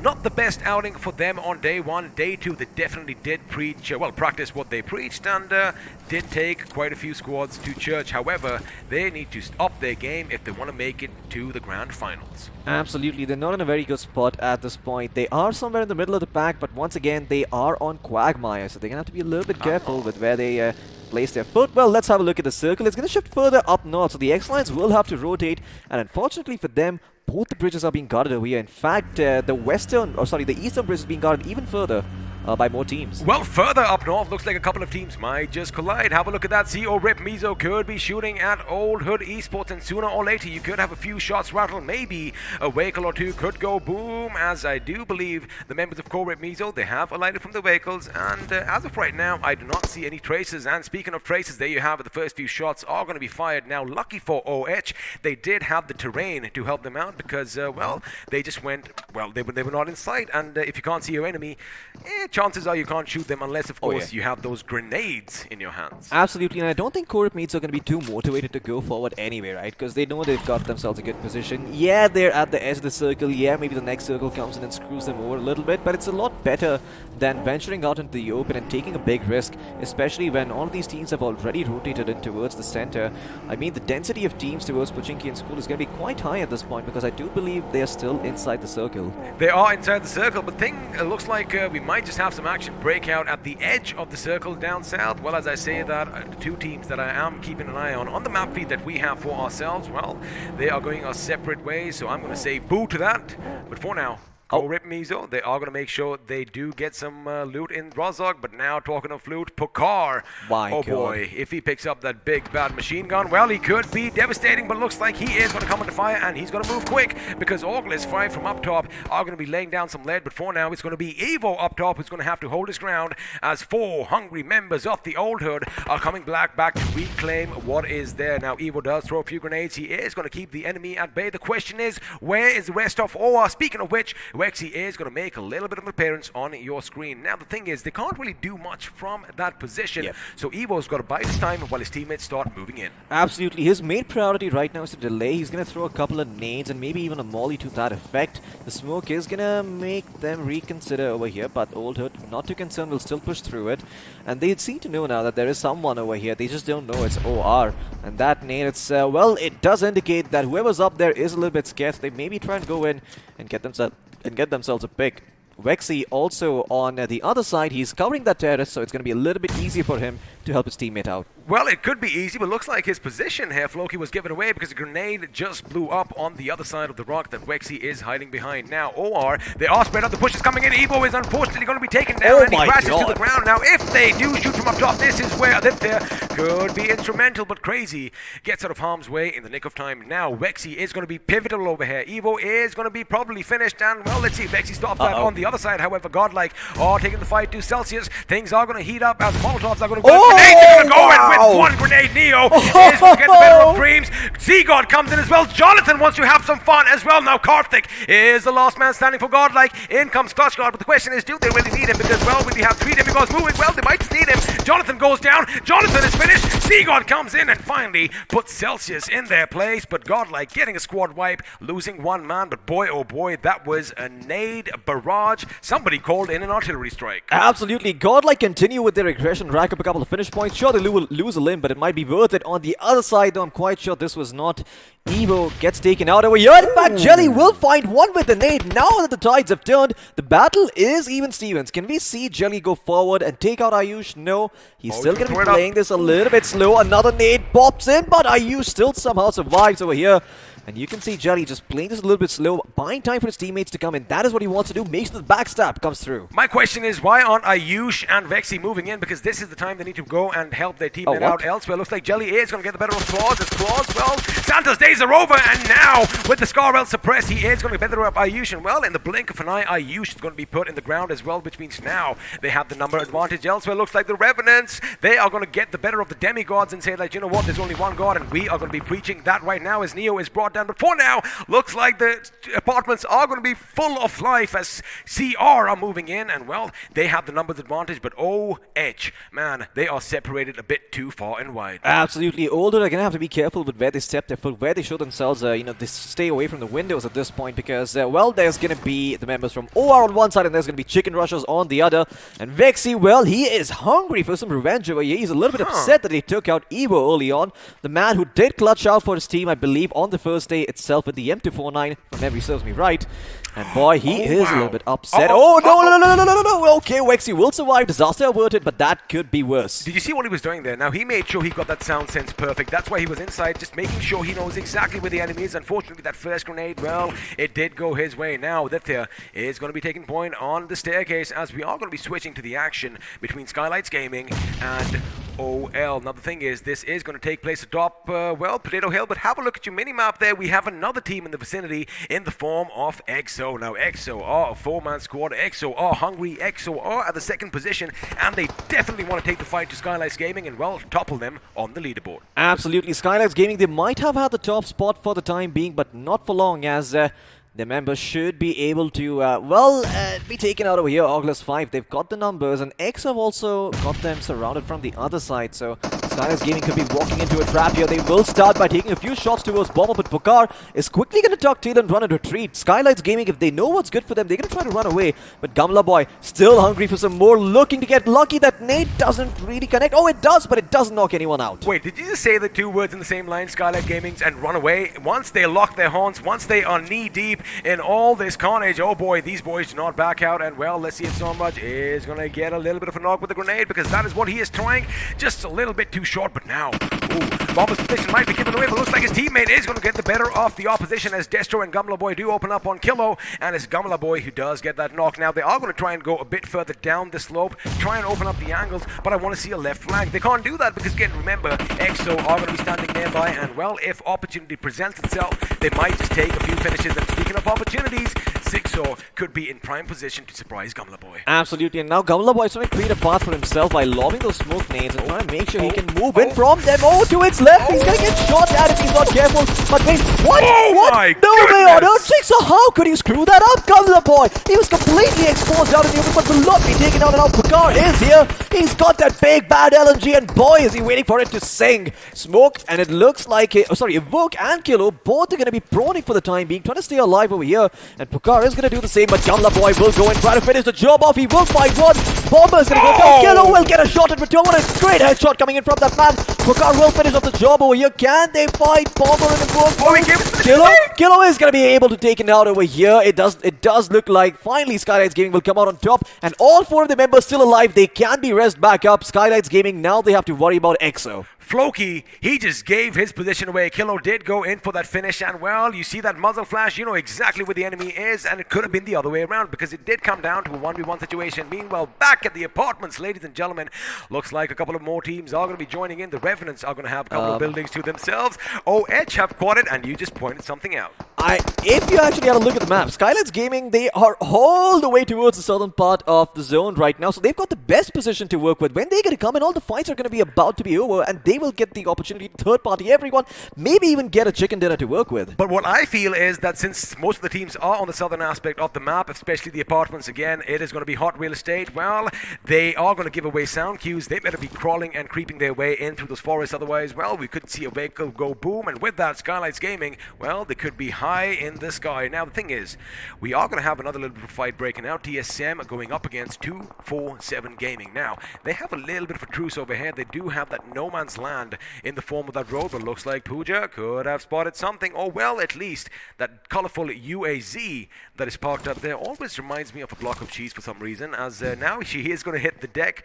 Well, not she, he, just to let you guys know. Sorry to break a few hearts, but over here is Arceus, who does spot Aquanox. Unfortunately, the SLR let loose those bullets just a little bit too late, and there you have it. Skylights Gaming, they are rushing in. Forget the apartments, they are going straight to school. I mean, talk about going back to school. That is exactly what they are doing. Absolutely. Well, they have 3 different buggies for them, and they're going to try and make their way towards a piece of real estate, but it doesn't look like that real estate is free just yet. Korepids are occupying that compound, and they will hold on to it. ISO trying his best to win this fight over here. He's going to be up against 3 members from the side of Skylights, so he's going to have to be a little bit careful. Those nades come pouring in, but he's still standing strong, and now backup arriving from the side of Rip Mizo. Well, Skylights Gaming, they quickly need to decide where they want to go, because if they stay for too long, they could be biting the dust here. Absolutely right, because they only have that one little tunnel to work with just on the bottom of the swimming pool over here, and well, if their positions are given away, they are going to be pincered soon enough, and well, CO could snuff out their lives elsewhere. Clutch God, oh boy, he is a one-man army. Let's see if that is going to be the case right now, because he has 4 hungry lions. The full pride is going to be in effect, as they are desperately trying to search him, and for now, they are just making a lot of noise. Well, Clutch God is going to let them know that, hey, I'm here too, as the 2 gods are going to go up against the lions. Now, Z-God on the right side of his screen has to move back, because A, the zone is going to force him, and now they could be in a prime position to set up a bit of a crossfire. And if X-Lions come out without any smoke, if they come out without deploying any grenades, I'm telling you, they could get something out of it. Madhav, you better be careful. Fortunately for him, it was just a grenade, and speaking of being careful, Clutch God almost knocked off his feet. That second grenade just might do him in. Absolutely. Those hay bales, well, they might be made of solid concrete, because they do provide cover from all the bullets, but the nades can't be protected from Clutch God. Now out in the open. He's going to have to be careful. The door is going to be opened up as well. They're going to lob a few nades. Still, somehow, Clutch God is still alive. What the hell are X-Lions up to? None of them peeking out just yet. They're afraid that there might be more godlike members. He's just around the corner. Oh my god, Yoda's not going to check that. He is still somehow standing strong, and Clutch God will still make it out alive. What is happening? X-Lions not pushing at all. Meanwhile, on the other side, looks like action is going to keep breaking out in the apartments. OR Esports out in the 14th position with 2 finishes to their names, and well, the Revenant's top dog, he does have Blaze in the corner, and now looks like Clutch God goes out, looks like Z-God goes out, and with that, the play zone comes in and snuffs their life out. But of course, the X-Lions are going to be given all the credit. Godlike out on the 13th with 4 finishes. Now Top Dog made sure that Blaze was put, well, sent to the depths of hell, as they have to move quick, because the Lions could be charging in as well. And back at the school, ladies and gentlemen, XO decided they want to join the party as well, and Flick is going to be on his knees, but Sensei is going to be taken down as well. Reverse coming in with a few knocks and finishes off his own. He only has a few members. Wait a second, he didn't check his corners, and well, he paid a heavy price. Absolutely. Reverse, well, it wasn't the reversal he was hoping for over here. Jacob Boy is out of ammo on that UMP. I'm not too sure what he's holding it out for. He's got another weapon to work with over here, but first a couple of smokes. That nade! Oh my god, Jacob Boy is going to have to be careful, because another one might just put him under. And now Korip Mizo, well, they're trying to regroup together over here. Flick White trying to make his way towards his teammate, but I don't think that's going to happen for much longer. In the meantime, it does seem that a couple of knocks are being exchanged. Levy has gone down. Simple has bitten the dust over here. Ninja Shot is also being taken out, and Revenant Esports, they are on the backstab, and only Glitch Slayer is going to have to be a little bit careful. The nade comes pouring in once again. He's going to lose a big chunk of his life, but we're going to turn our attention attention back towards Rip Mizo. There's Skylights Gaming, there's EXO, and there's XL to worry about. Again, the thing is, there are multiple fights breaking out on multiple fronts because right now, Destro is going to get better of Ninja. He goes down, I beg your pardon, that was Shadow lurking in the shadows. He's been taken down. Now, TSM, although they have the ridge for themselves, they have some smoke deployed, the position is given away, and well, that is not somewhere where I want to be, but the thing is, you can spot the enemy if you are at the edge as well, and looks like Destro just learned that the hard way. Now, if I was talking about best positions, I would want to be in the school, but it looks like Paradox is going to make sure OG are going to breathe their last, as I do believe, there you have it, only Glitch going to be eliminated in the second, 12th position, but look at this, looks like another team wants to go back to school, and this time it is going to be the big boys from TSM. Picard with the grenade, if he throws it perfect, it could be devastating. He does in fact change his direction. Unfortunately,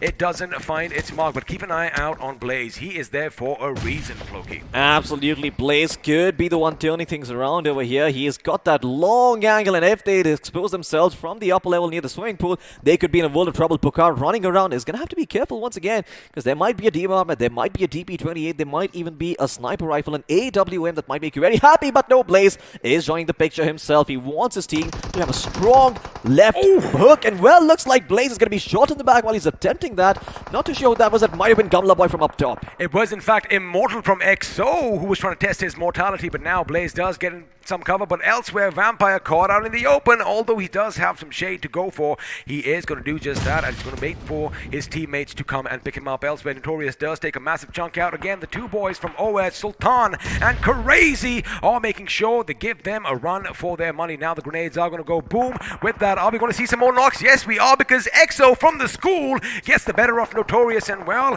their numbers are dwindling. I wonder if OH are keeping an eye on the kill feed, because if they are, they could rush in, and well, it could spell trouble for Team Chicken Rushes. For now, two of the members down on their knees, and Sultan and the boys, they are going to have to wait. Reckoning? Another team is going to be joining the party as Reckoning are moving in full force. Of course, they have to. All the action, ladies and gentlemen, is going to be down back in school, and Ninja is going to be the first in line of defense. He goes out. He, in fact, throws a grenade right on their faces, and Mr. Spray is brought down. A follow-up grenade coming in. That could be devastating. In fact, Mr. Spray sent to the depths of hell. Absolutely. Oh my god, Maxi might be meeting the same fate as well, and TSM looking to capitalize on the situation. Can Picard be taken out? But no, he's still standing strong. Couple of smokes being deployed, but Maxi nowhere to rest, and those nades come pouring in, and I do believe that vehicle is going to explode. Maxi OP will be taken out. Aquanox is also going to get a couple of picks. Reckoning Esports, once again, they might be the wolves, but even the wolves have to be a little bit wary when there are a couple of more animals around in the fray here. TSM, they try to push forward over here, but Skylights will still hold into John. The only hope for his team still standing.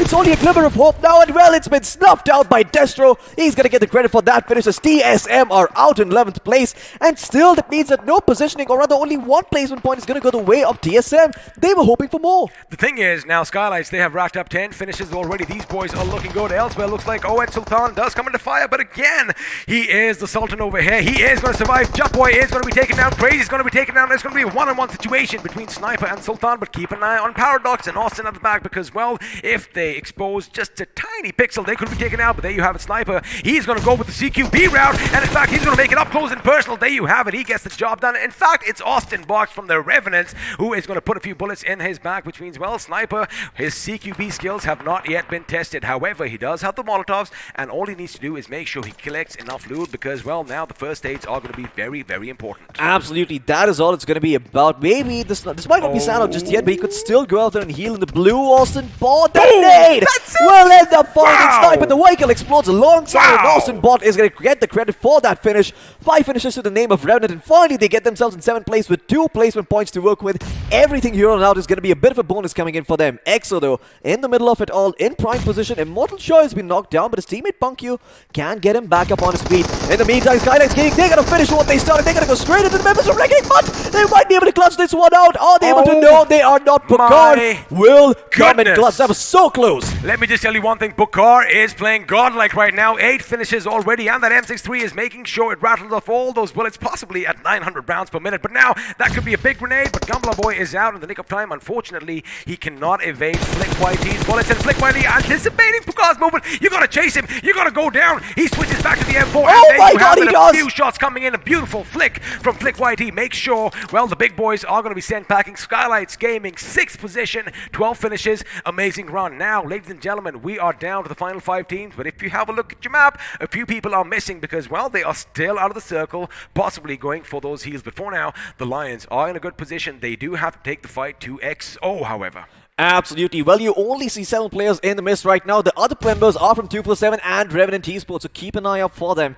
In the meantime, it does look like Revenant do have a decent position. There's also an airdrop to loot, so maybe they could get their hands on a couple of good weapons. But in the meantime, it does look like Flick YT will be taken out by BunkQ. And now X-Lions looking to capitalize on the situation. Can they go forward and eliminate the side of XO? No, they cannot. Mega Arceus from the distance will connect a headshot straight to Austin's dome, and Austin has been taken out. Can he get the res? It doesn't matter if he's just a one-man over here. He still has 7 first aids, and now this is what he's waiting for. He is going to patch himself up, hoping against all odds that, you know, he does make it to the top 3 positions, because for now, Team EXO, oh boy, they are looking good, I think. They might just spot the enemy in the distance. Paradox, you better be careful, because you just might be seen by Punk. Now, keep in mind, Madhav, although he is down on his knees, Respite is not going to come his way, or is it? Because Yoda is going to move in. The play zone is finally going to claim Arceus for himself, which means now 3-man EXO, they have to make sure that they keep all the members away, because, well, they are going to go up against 6 oppositions. Now, Revenant, wait a second, looks like the revive could come in, and they are still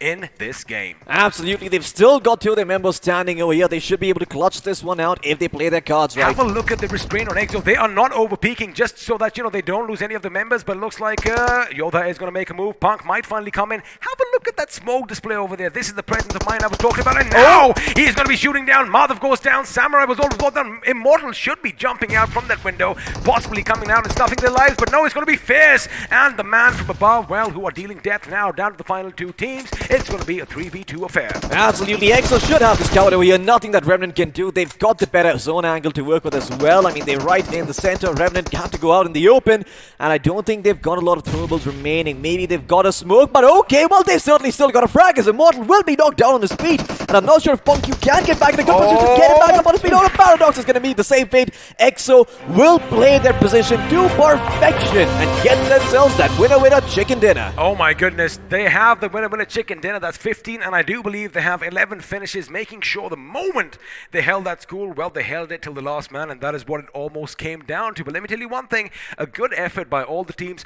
What I loved the fact was that we had a lot of aggression on display. Teams weren't hesitating this time. They were going in for the finishes, and well, that has won my heart especially.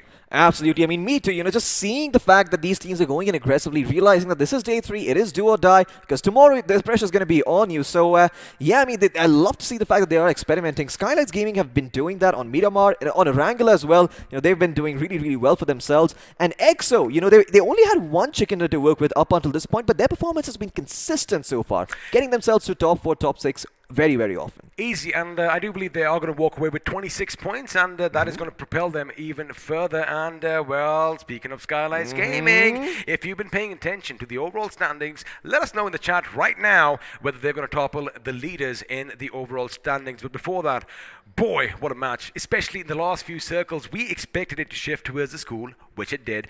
We expected there to be some bad neighbors in the apartments, which there were. And, well, although I didn't really want to go back to school, it was a lovely, lovely affair, and I enjoyed this game.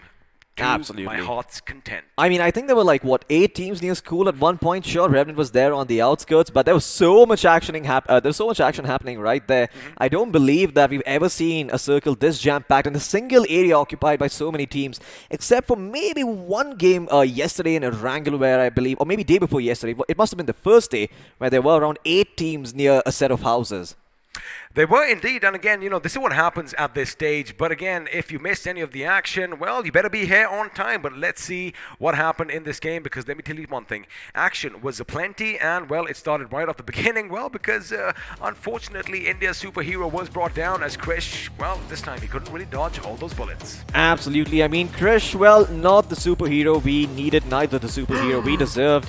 Well, it seems like he's not long for this world this time around. The Sapari gang, once again, you know, these guys have their on and off days. They're very similar to U-Dog in that aspect. They get themselves a couple of chicken dinners to work with, and then they just got caught napping over here, much like Celsius. Oh my god! did they eat a bunch of nades over here. Godlike though, I mean, I have to say what I love the aggression coming out for them. There does seem to be a little bit of lack of polish over here. They always lose one of their members in these situations, and it always comes back to haunt them later on. It's always these early skirmishes that get the better of them. Claus had nowhere to run over there, and unfortunately, you know, he was taken out. But yeah, I agree with you.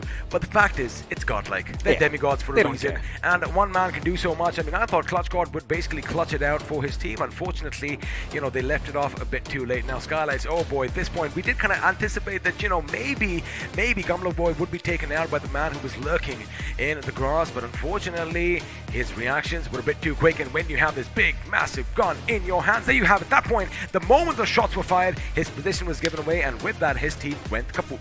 Absolutely. I mean, not much that could have been done there. Once again, using that LMG to perfection. And oh boy, Clutch God, what the hell was he doing so far away from his team? I'm not entirely sure myself. Zegotron came in and maybe help his teammate out, but couldn't do so.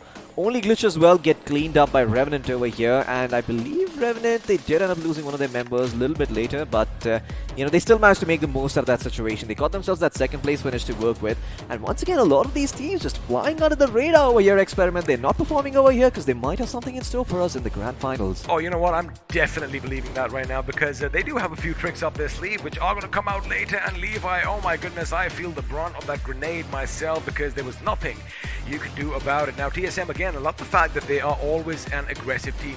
It doesn't matter if the odds are stacked against them, they still go out, but Pucar over here got the better of everyone with those grenades from up top. Have a look at this. The Wolves, as you said, did try to come in as a pack as well. Unfortunately, they were taken out one by one, and well, they have their strength in numbers. Absolutely, but well, it doesn't seem like when they were so far spread out, they really had the strength to work with. Oh, man.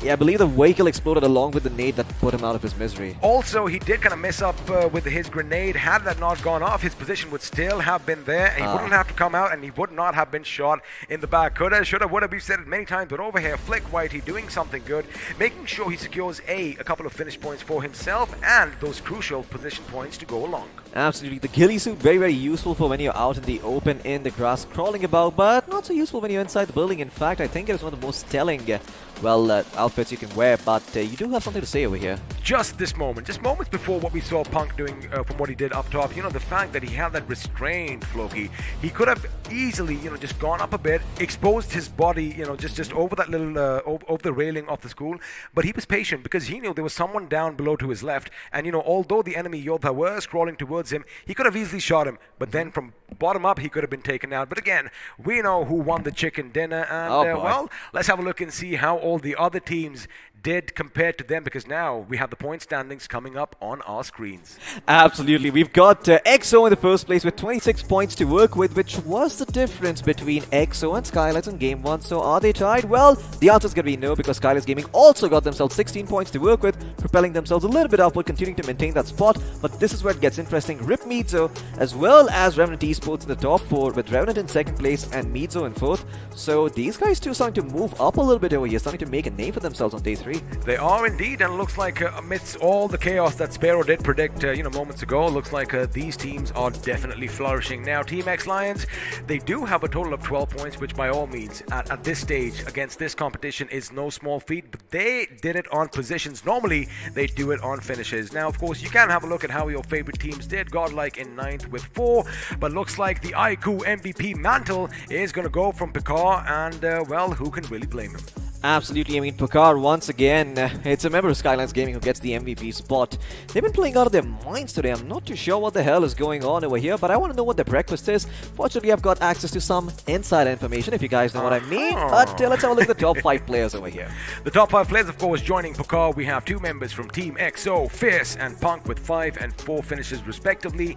In 4th, we have the Sultan himself from Old Hood with 3 and a tremendous amount of damage. And in 5th place, we have the team that finished 4th. It's going to be Rip Flick YT, making sure he got his team those extra finish points and, well, those much needed position points. Now, along with all these stats and all these figures, let's do one thing. Let's head over to the next favorite page. It is going to be the match summary, and let's have a look and see how many grenades we used, because, oh my wow, goodness. 1 second. Stop the press because I do believe we have toppled the previous record. 159 is just insane. And although 9 made sure that, people were sent packing in coffins, this time around, I love the way that it was used tactically. We had a tremendous amount of grenades used for knocking people. But oh, those smoke walls, Floki. Absolutely. I mean, those smoke walls coming in. Great performance once again by Skylights Gaming. That's actually where the majority of the nades were popped. So it could be a little bit distracting. But I mean, once again, record being broken is a record being broken. And it kind of seems like, the school was not a place to be because it looks like they were fumigating the place, the amount of smoke grenades that were in and around the building. But let's have a look at the finish to damage performance graph. And, well, although a couple of teams did do better than the rest, in fact, 3 of them, Skylights, leading the charge with 12 finishes and 2,095 points of damage, closely followed by your winners, Team XO, with 11 finishes for themselves, 1,797 points of damage. And again, Corporate Mizo, they haven't been quiet right from for the first game. They end up with 7 finishes and 19 points of damage. Absolutely. I mean, Ripmees are starting to make a name for themselves over here, but we've got another stat, and maybe a Ripmees player awaits us in the wings there as we move into a player face-off and put 2 players against each other, see who comes out on top. It's going to be Fierce from the side of EXO and Picard from the side of Skylights Gaming. Both players very, very aggressive over here, but who do you think had the edge? Well, the fact that, Fierce did survive a couple of minutes extra obviously does put him on top over here because, again, they did walk away with those crucial placement points. But again, the finishes on Picard, I mean, that's why he walked away with the iQOO MVP mantle. Now, we've had a look at 2 amazing individual performances. Let's get their squads in, Floki, because I'm pretty sure we might see one of them popping up on our screens, or both, because the squad face-off is there. And there you have it, Team EXO in first with, 11 finishes, and Skylights in 6th with 12. Absolutely. I mean, Skylights Gaming, despite being in that 6th place spot, they racked up just so many finishes to work with, and on top of that, I believe they got themselves 4 placement points to work with. So once again, a great performance coming out by these guys. So yeah, they continue to maintain their spot at the top. EXO, sure, they're clawing and scratching, but it just seems that the king is just out of reach over here.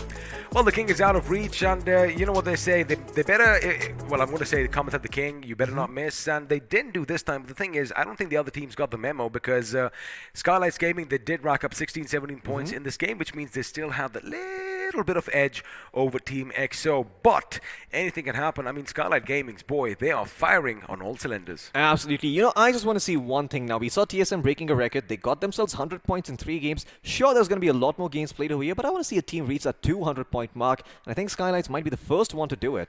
Well, EXO are definitely going to give them a run for their money, but keep in mind, we do still have 3 more games in place for you today on this day, after which we have 6 more, out of which all teams have to play either 2 or 3, because again, every team needs to make sure that they play 16. My maths might be a bit wrong right now, but at the end of today, everyone is going to have played 12 games each, and well, everything will be even Steven once again. But for now, boy oh boy, Skylights Gaming, I am well, not surprised, but I'm amazed by the aggression that they showed, and again, a lot of teams did stand out for me in this game. Absolutely, me too. I mean, I feel like a lot of these teams who weren't really able to do all that much performed really, really well, right? There was Revenant as well, a team that we have been sort of not really been batting an eye towards, because, well, they have been somewhere down there in that 8 to 16 spot, but now they're starting to move up in the world a little bit over here.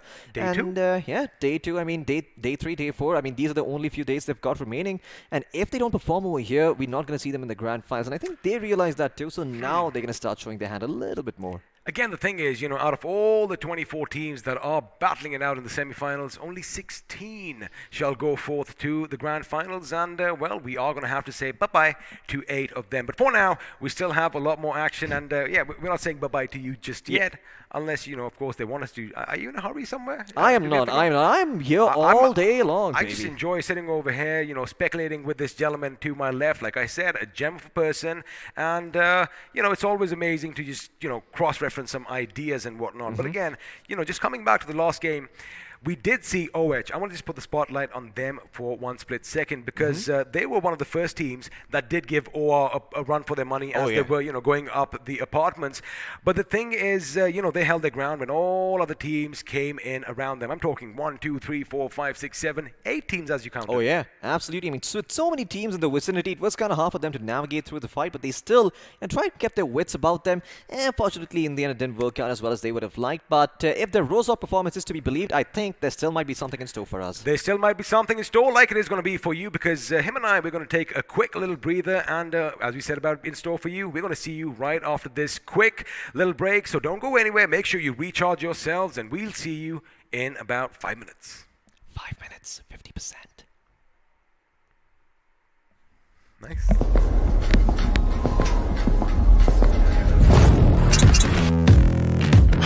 No, I'm so boy. I know, yes, man. You ain't seen nothing yet, but that fire burning it down. Yeah, you ain't seen nothing yet. iQOO.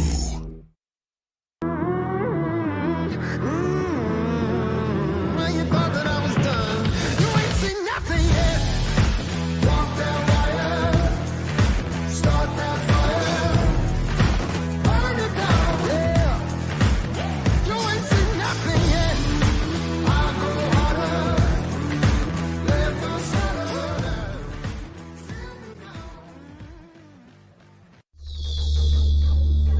iQOO.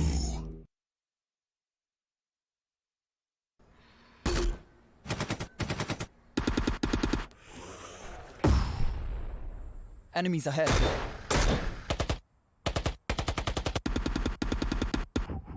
No more non-stop gaming. Introducing Battlegrounds Mobile India with OTP control, 3-hour limit, and other gaming tricks. Battlegrounds Mobile India. Game responsibly.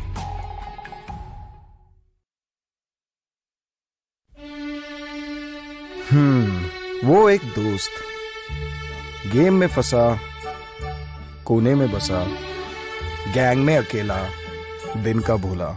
Time आ गया है for them to look up. रुक रुक रुक, pizza है यार. हाँ, ये बेटर है. ध्यान से. ओके ओके, फोकस कर. अरे ऑसम यार. कोई नई स्ट्रैटेजी ट्राई करें. क्या बात है. श्योर, एकदम श्योर. मतलब मान गए गुरु. तो जैसा मैं कह रहा था, जब ये हद से ज्यादा हो जाता है ना, तो फन, फ्रेंड्स और लाइफ से ध्यान हट जाता है. तो कुछ भी करो, पर कैसे भी मेक देम लुक अप. अरे वाह, जल्दी समझ गए. Well done boys.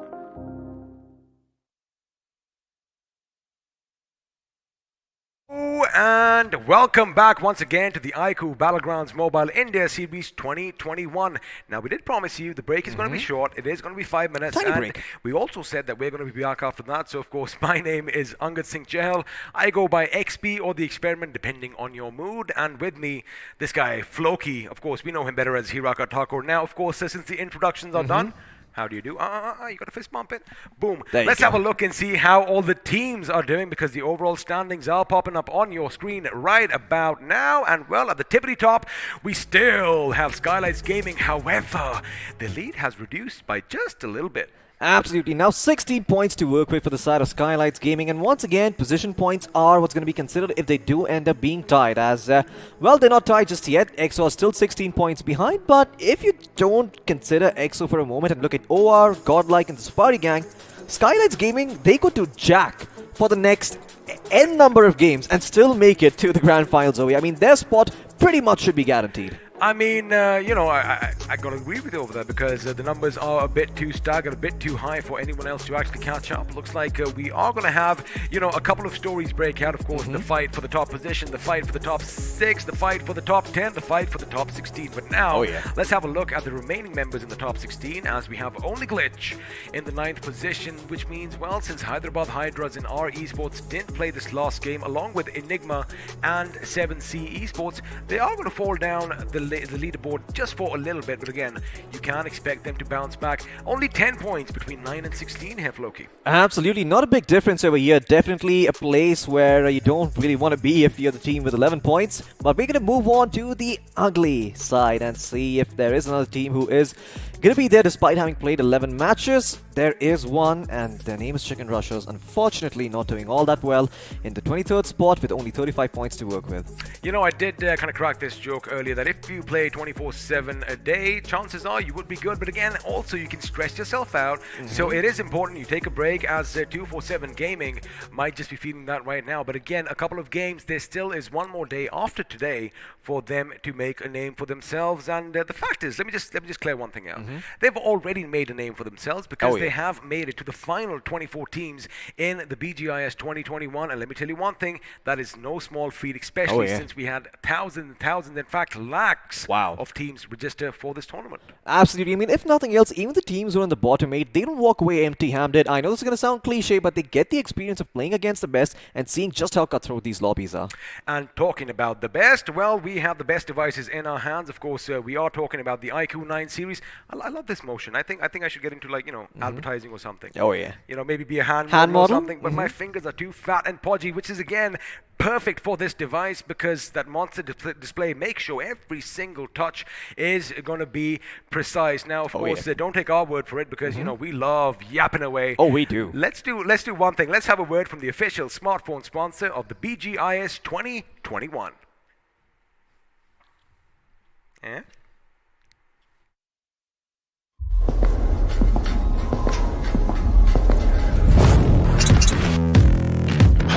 No, I'm so boy. I know, yes, man. You ain't seen nothing yet. But that fire, burn it down, yeah. You ain't seen nothing yet. iQOO.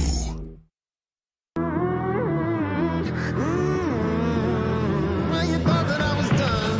You ain't seen nothing yet. Walk that wire, start that fire, burn it down, yeah. You ain't seen nothing yet. I go harder, let the sun burn.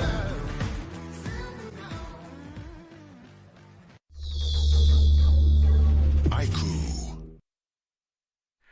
Well, welcome back once again, and you know, of course, just before we do come on camera, of course, we have a couple of voices in my head, not the ones that I already have. But you know, we have a producer speaking. I'm going to do something funny one day. The next time we say standby casters, I'm going to get up. Of course, I'm going to get across the face. I don't want that, but again, you know, we are back, and now it's going to be time for Sandhawk. Oh yeah, Sandhawk is one of the most interesting maps that has been played so far. In fact, there's only one of it, so because it's just so unpredictable and wild, right? Every single time, you don't know where that circle's going to go. That RNG factor is through the roof on this one, so it's all about navigating that chaos, that circle chaos, and well, finding a way to sift through it and always getting yourself to that top 6, top 7 spot where the placement points are nigh plenty. But let's find out who is going to be fighting down below, because we do have Group B going up against Group C. And Group B, we have Hyderabad Hydras, 7C Esports, Tactical Esports, Team Xbox, Enigma Gaming, UDog India, R Esports, and of course, Soul. Absolutely, you got some very, very big names over here. Soul and Xbox both looking to make their mark. But on the other side, we've got Godlike Esports, Skylights Gaming, August 5, TSM, 247 Gaming, EXO, Revenant Esports, as well as Core Rip Mizo playing the second last match of the day, after which they will be playing the final game on Wrangle against the same teams that we're seeing right now. So do remember, we are going to be seeing a bit of a grudge match coming in, but it's going to be in a Wrangle, and that is if the teams over here don't do very well. Well, it is going to be Sandhawk, so you have that little bit of unpredictability, because anything can happen, and of course the plane path isn't really going to be too much of a bother for anyone, let's be honest. It's that first circle. Now, we've seen it all. We've seen central circles. We've seen circles, well, not all. We've seen circles to the northwest with 50% of the water at the beginning. I want to see something happen exactly like that down south near the docks, perhaps, because, again, new terrain, and for us, it'll be a new experience as well. Now, before all the snakes start hissing in Sandhawk, before all the bullets fly and the bodies drop, let's just go back to the tropical island once more and just appreciate how beautiful it is indeed. And well, to kick things off, we are going to be at the ruins itself. Absolutely, you got a lot of great sights to see over here in Sandhawk. Once again, the luscious green jungles over here have a lot in store for you. A lot of different camps, a lot of different military bases that you can drop into. Not a real military base, but there is a boot camp, you know, a training area where all the soldiers were trained potentially for some great war that we will not talk about over here. But there are also a couple of other places. You've got the cliffs over here on the northwestern side, and I mean that place can be very, very effective when the circle does shift there. So far, though, I believe we've only seen a northwest finish happen once on the map of Sandhawk, and well, it didn't go so well for the team that was holding that area after all. So maybe that's not the place to be in the end. But let's say you are on Sandhawk. Where do you like to go? Well, from one ruin to the others, we are going to be going down in the cave, because looks like this was a temple once upon a time in the past, and oh boy, through the trunk and the legs of the elephant, we are going to witness Paradise Resort as well. Now, of course, for now, the water is going to be crystal clear, it is going to be blue, but sooner or later, if a couple of teams do drop down over here, well, that water could quickly turn red. Absolutely, and well, if you want to avoid that, maybe you can make your way a little bit further towards the peripheries of the maps, but once again, that is a big risk on a map like Sandhawk. You never know where that circle's going to go, so it's always safe to drop in towards Paradise and Boot Camp. You know what the best thing is? Now, for now, we all know this is where all the teams are going to be, well, as they are, you know, jumping around and, you know, try and test one another. Looks like a member of a couple of teams, they've got a few scooters, they've got a few buggies, and they are already in Hathin and Cow. Looks like it might just be, you know, something that we might see in the future. But for now, before all that, they are all going to be brought back to that big bird that has taken to the sky, and from the heavens above, they shall be dropping down on the tropical island sooner or later. But for now, it is going to be Viper who has the hot seat. But my co-captain, where are we flying to? Does it even matter? Well, I don't think it does, but in case you want to know anyway, we're going to be going from Camp Bravo all the way to Nakam, and we will see which teams decide to drop where. Well, you can access pretty much every part of the map, so that is quite redundant. But you don't have to fret for too long, because the circle is going to come in and introduce that little bit of RNG that's going to keep us on the edge of our seats. Now, of course, if we have a look at how the teams performed in Sandhawk, the Sapari gang this time are going to be leading the charge with 30 points to themselves. In fact, Daddy laying down most of the damage, and looks like, correct me if I'm wrong, I might just have heard a couple of shots in the background, which means teams that are dropping early, either just testing their weapons out, making sure that everything is locked and loaded, or looks like Boot Camp might see some action, and this time we are going to have the northwestern circle once again. But keep an eye on what's happening down in Boot Camp, because two teams are dangerously close to one another. Our Esports and the August 5 pretty much on top of one another, and sooner rather than later, oh boy, only one team might just escape Boot Camp. Absolutely. Boot camp, well, still in the fray over here, though, so we'll see if these teams do decide to end up leaving that area. I mean, it could also be a big stalemate, but that is very, very unlikely. Soon enough, I believe Orgless 5, once they got their hands on a couple of weapons, maybe a vest or a helmet, maybe a few bandages and first aid kits, they will go forward and kick out the side of our esports, who in fact already are trying to move out over here. And oh boy, Rockstar could be in a world of trouble because he knows he's been pinned down, he's been spotted. Kilo already prepping up a nade. We might just see the first pick going to the side of Orgless 5. That nade, oh boy, it does not go there. Yeah, it was too short. I mean, you got to realize that, you know, when you are cooking, the moment you pull that pin, a little timer is going off. And if you aren't going to be proficient with grenades, well, you can kind of miss time at a time. So at this angle, at this distance, it was pretty evident that, you know, it is going to fall just a bit too short. Again, I think I've used quite a few grenades when I play BGMI. So, you know, I do have that little bit of advantage because you, I know for a fact, are a gunner. I mean, this guy cannot throw a potato in real life, but looks like something is happening elsewhere as Hyderabad Hydras, they are taking the fight to Team EXO, and well, the head has been chopped off, but an EXO's point because Sensei is down and well out of this game. Absolutely, Hyderabad Hydras getting that first point to their name once again, as well, all the 3 matches that are going to be played right now will include Group B, so they get off to a good start over here. It's going to keep the confidence high for the coming games, but we'll see if they can carry it forward into the maps of Myanmar and Erangel too. In the meantime though, Team EXO are going to just try and make sure Hyderabad Hydras don't get away with a bit too much. Fierce has learned his lesson and is now going to be guarding the spot, making sure Hyderabad Hydras can't peek a bit too wide and pick off one of their members again. Now, of course, while we wait for some action to break out, looks like there is going to be a little bit of a truce because Team EXO, they barely have any utilities, they barely have any armor, so the right decision over here would be to, you know, have that tactical retreat, fall back just a little bit, kit yourself up, and then come in and fight another day. And I guess the other team should do the same because although they did get the first knock and the first finish, they don't have anything. They just have the first basic guns that they found, and they need to go show they fill up all those backpacks that you see on your screen. Now, keep in mind, you know, the majority of the teams are in the circle. Wait a second. Ace Black almost gave his position away. Lucky for him, Punku, or Punk as I like calling him, did not take the shots at that moment. Now, what does surprise me is, you know, I did say most of the teams are in the circle. A couple are still out, and they are dangerously close to one another. I'm, of course, talking about Skylights Gaming and Soul. Absolutely. Now, that is a matchup that I want to see, and that is a matchup I want to see go down in favor of, well, Team Soul, because they have been having a little bit of a rough time, it seems. You know, Skylights Gaming, they can be a little bit generous. You know, donate some of their points away. They don't need as many.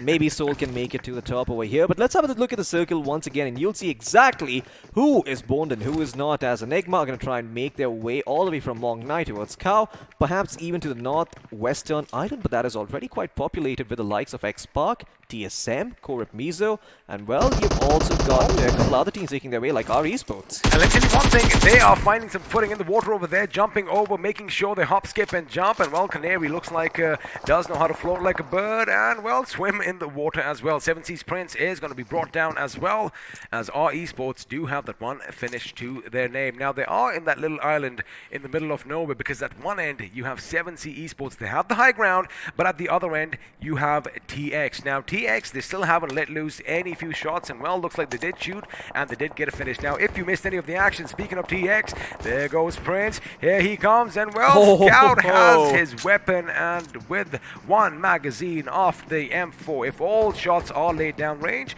chances are the vehicle can't sustain that much damage, and it goes boom, with it, the Prince fell off.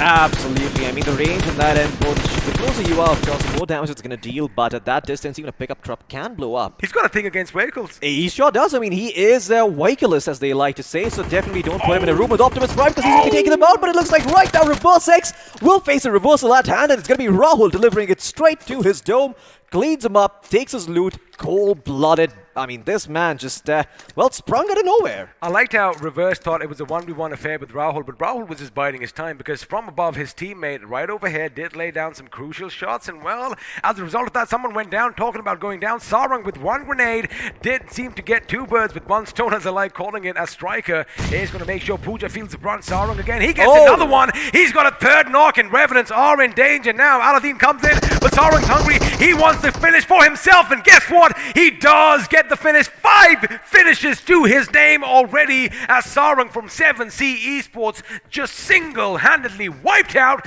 the Revenants. Talk about taking the Revenants to church. My goodness, Revenant, they certainly got taken to church over here, and Sarang, Wow. boy oh boy, did he listen to their saints, and he put them 6 feet under. This priest is not a merciful one. Careful where you move. That confession booth, it is not a Wow. place where you're going to find acceptance or repentance. You're just going to find some good old death and moral judgment. I mean, forget Sarang going on a rampage. Give him the Grenadier title right now. Just give him the MVP title right now because that man, was just yes. amazing. But again, the thing is, there is still a lot more fighting to come. Now, of course, you do have your moments of glory, but the thing is, they can be snatched away as Manti, although he was trying to go in and make sure, you know, he gets that little finish for himself. He was aware that the enemies were nearby, as he's going to realize because, well, he just lost his front tire. And talking about losing things, Arceus comes under fire, and oh boy, hits the deck in the nick of time while Rahul does get time to move in. But now HH are coming in. Ace Black is going to be with his teammate, but the thing is, they are far down below. Looks like Mental Yam is going to be caught out. And Mental Yam, well, he had a little bit of a mental situation over there because it looks like he suddenly just froze.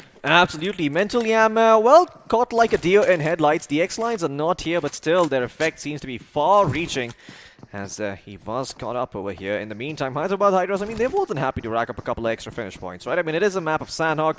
It is winner takes it all. You never know where the circle's going to go, so the only consistency you can have on this map is being aggressively and playing the circle properly, right? I mean, that's, I think, what Sandhawk is all about, because you can never predict where the circle's going to go. It's best to take advantage if you've got any sort of advantage at all, and, you know, try push a little bit further, because you never know where that circle's going to shift, and when you might have to vacate the land you're occupying. Speaking of circles, in this situation, you know, I've pretty much always seen the circle move towards the northwest. Hopefully this time it does something distance, but a team out on the blue is going to be a little bit of concern for a lot of our viewers because Seoul are still out and their options of coming in are slowly but steadily dwindling now. Tactical Esports, Kid on his knees should be picked up while Aladdin is going to be taken down because, well, Sarang has another squad coming up against him. Can we have a repeat of what we saw just moments ago, because Sagi is going to be on the right flank. In fact, Sagi knows exactly that his enemy is moving down. Sarang, you better watch your back because sooner or later you could be spotted. Can he make it to the compound? No, he can't. Or he's going to be aware to the situation. No, he's not. He was caught out in the open, and with that, oh my goodness, a couple of mistakes coming in, but the MVP is going to find himself, well,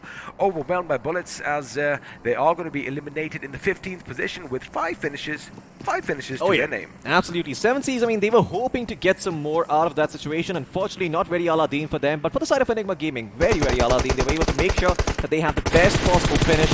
Well, we're going to have a look at what Core Mizo are doing. In the meantime, they do manage to take out the medal from Hyderabad Hydras. Nanti will be biting the dust.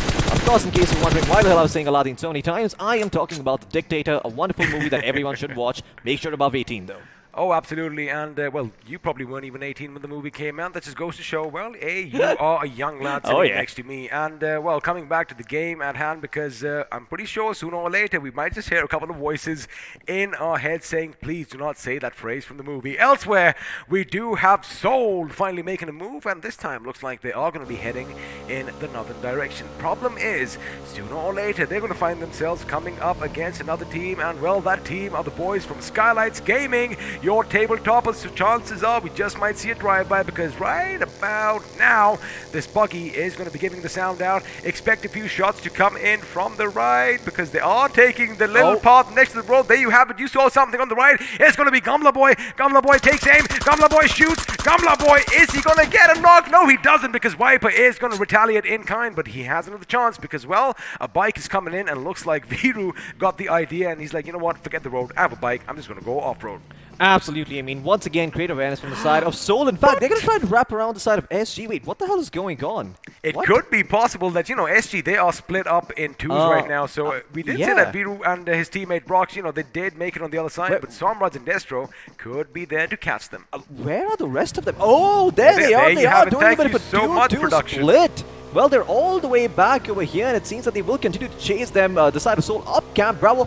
Where the hell are Seoul going? Are they trying to go all the way around from Mong9 from Cow and try to make their way inside the zone? You know what? I would not alight from my vehicles. I would not alight from the buggy because what I'm going to expect is, that's what SG are expecting. They're expecting them to take the waterway, and now Flick, he was the man of the moment in the last game, and unfortunately Mavi is going to be a bit too hot to handle as TX are going to make sure the rack up 2 finishes for themselves. Now, if I was Seoul, I mean, yes, you have a few options. You can take a boat, and chances are you might just come in unnoticed in the circle because as we had a look, Floki, no one was at the top. In fact, the places around Cow are all open for, teams to come in. But the thing is, you can see a boat out in the distance, and I wonder if they are going to take the chance. If I was them, I would still continue ripping through the woods in my bike.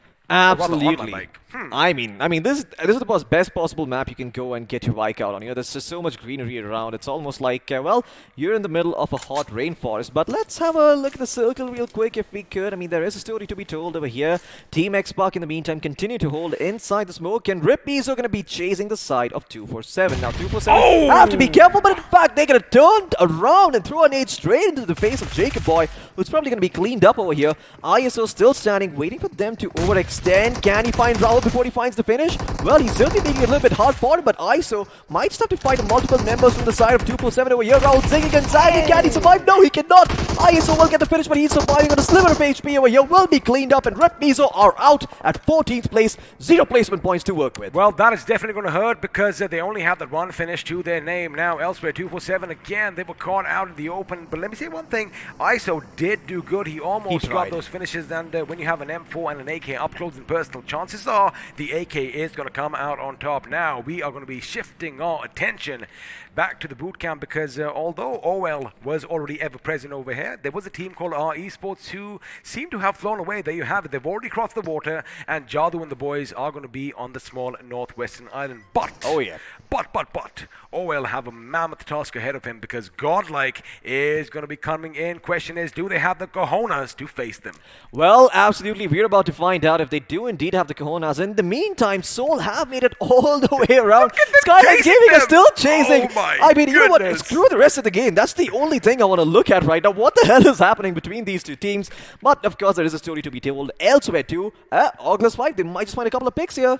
Before we tell any of the stories, let me just bring up the Seoul issue once again. So, Skylights Gaming, they were chasing them. They chased them down to Cow. And even before that, whichever city they did stop in, they were pretty much in their wake. Now, again, like I said, had Seoul taken a boat, they would have just alighted from their vehicles, let loose some lead in their direction, and, well, all the souls would have left their bodies. But for now, they are going to take a back foot because looks like in their wake, Team EXO, your winners of the last game, are going to be following them. And, well, you do not want to be caught between these two Goliaths. Absolutely. Team X are going to try and make sure that they're able to hold on and, well, prevent both of these teams from moving further into the circle. Teamwork. Yeah, well, teamwork makes the dream work. That is some very interesting positioning. I mean, I think he's exposed himself fully. I do think the hitbox is still going to be visible, so he will be taken out if he does get spotted and shot at. Oh, But, baby. boy, well, looks like EXO don't need to move at all. They can plant their feet firmly into the ground and stand strong because all the fights are going to come to them. And Seoul are going to be happy with their rotation as well. Have a look at them. They do have the Northern Part all to themselves. Now,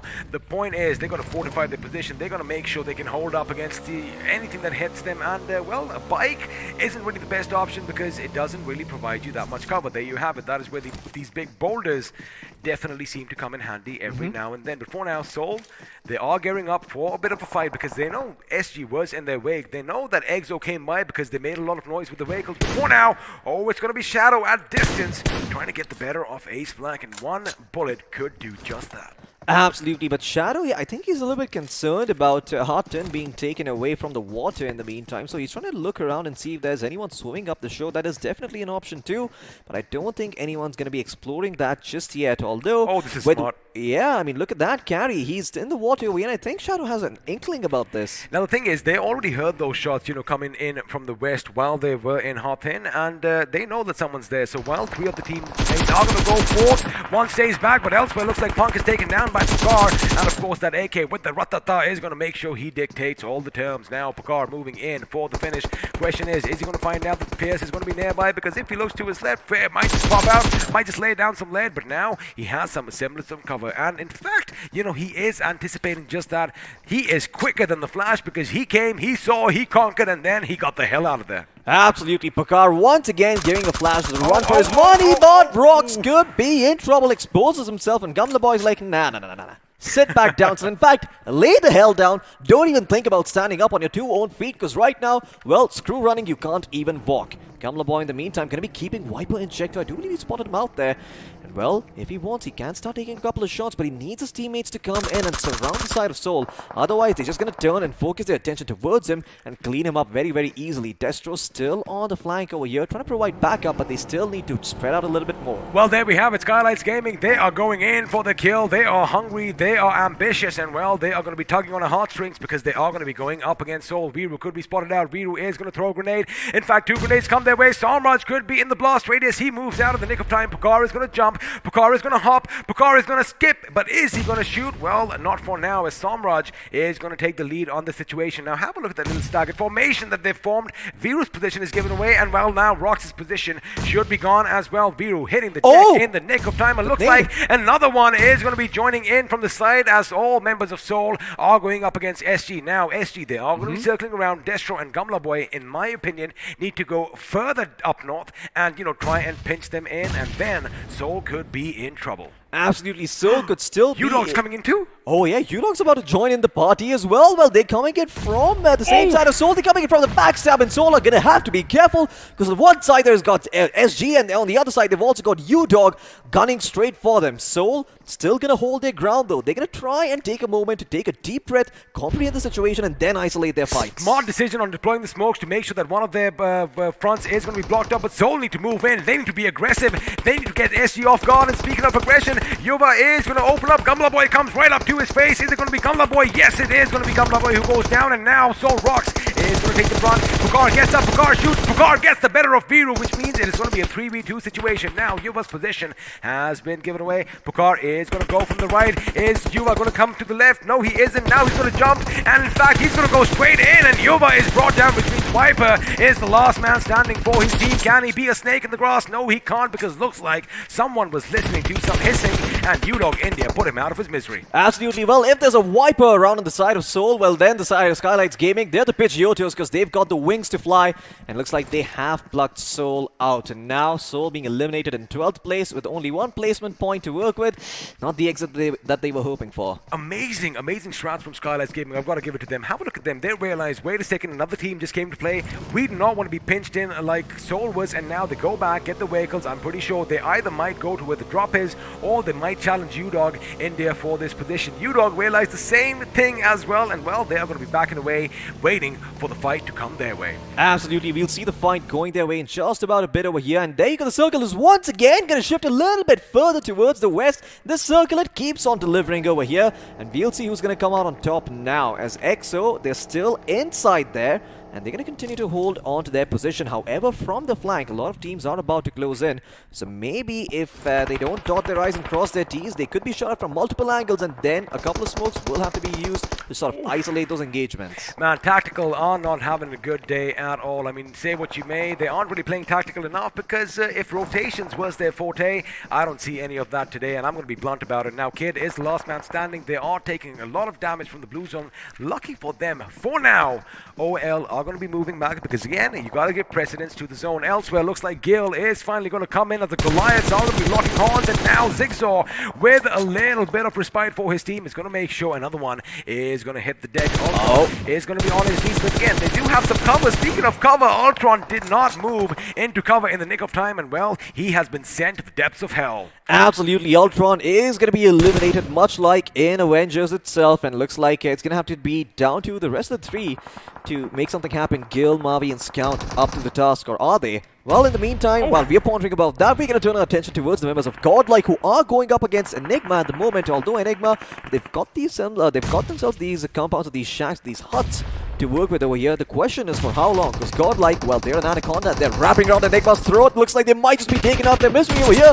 like going to be the first one to be knocked and eliminated. And now Godlike, if they've been paying attention to the finish meet, they will know that one Enigma member is going to be missing. It is a 4v2 and they can abuse the numbers advantage once again.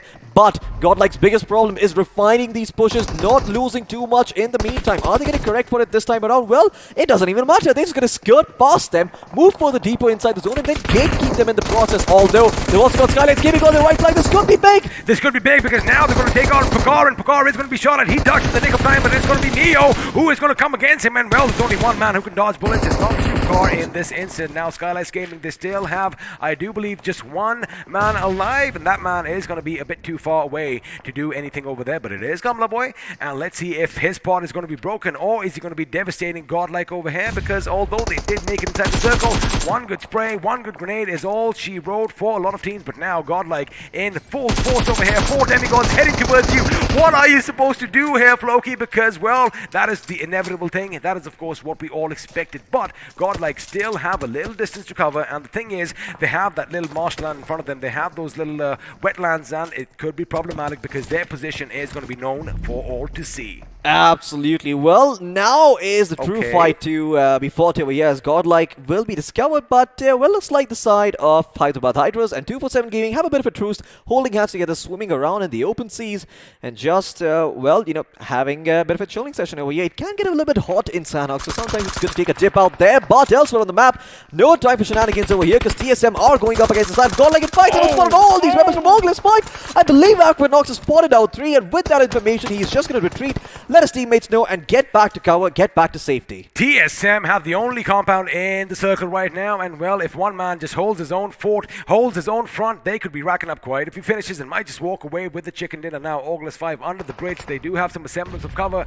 but Tactical Kid, oh boy, a tactical grenade, tactical nuke could be something that might just come in, and Godlike, it's going to be Clutch God, I beg your pardon, from Godlike, who is going to be doing just that, as the last man from Enigma was caught out, and well, his life is going to be snuffed out. Now Neo out in the open, his teammate Z-God is going to be down on his knees, but I do believe Respite is going to come in. I like the fact that he does lay in the grass. He does have a little bit of the high ground, which means Scout OP could be spotted out sooner, and well, we just might see one of the Goliaths take out another. For now, TSM's position is going to be under threat by UDog as Fearless. Of course, he is going to be Fearless, but it's going to be Rambo, the one-man army, who puts him in the ground. Absolutely, this might just be the game where UDog ends up shining. Once again, they haven't had the best of starts over here, but maybe they can turn this franchise around in match number 4.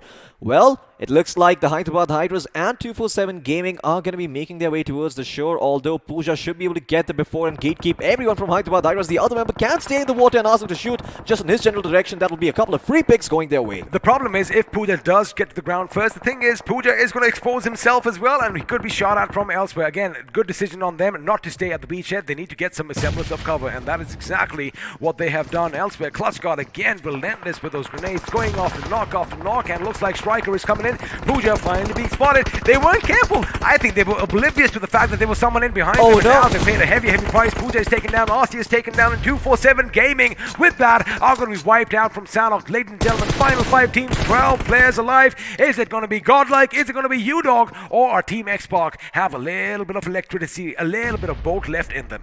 Absolutely. Well, we're about to find out soon enough, because Scout does not seem to be moving from that bridge, trying to make sure he can survive as long as possible. He's going for the heal battles to go with as well, and oh boy, look at that. Godlike could be in a world of trouble. Dave has been knocked out, but still, with 2 of the members down, that nade, I don't think it found Jonathan. Jonathan is still standing. The rest is going to be coming through. It did? Yeah, it did? Oh, okay, when Jonathan is down his feet, it's the other member who's trying to res him back up. Now the other member is going to res him back up, but this could be devastating. Oh my goodness, Clutch God lost a chunk of his thing, and Jonathan goes down again. The second that revive came in, now the 3rd time, they are not gonna be so lucky. Ladies and gentlemen, Fearless, a man who has no fear, goes up against the demigods, and well, he puts them in his place, and looks like we have a new god amongst us, and it's UDog in there. Absolutely, a god or a dog? Well, we're about to find out. Right now, they are the underdogs, but they have got the power to slay these gods, and now TSM and Hyderabad Hydras could be the next challenge in their way. In fact, with just one member each, there should be UDog India's game, but but we have to remember, well, we could still see a clutch coming out if they do go out in the open, and don't be careful about this, they might lose a couple of their players. Right now, I like what they're doing. They know they're inside the center of the zone, and that is what they will play. Well, this is what the Cinderella story is all about. The underdogs are now the big dogs, woof woof, as they are going to make sure they bark their way all throughout the entirety of this game, and now they could be in prime position to get another chicken dinner for themselves. Now, Ace Black doesn't really have too many options.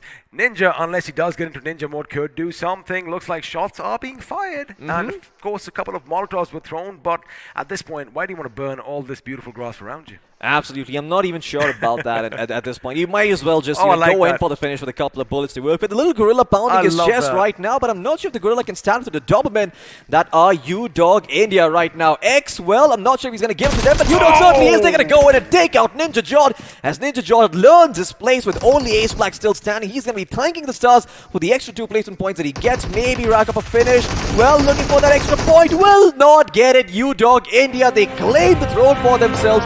Top spot for their first place finish, and they've got, well, I believe 6 finishes to work with on top. Or is my math wrong? I think it's 7.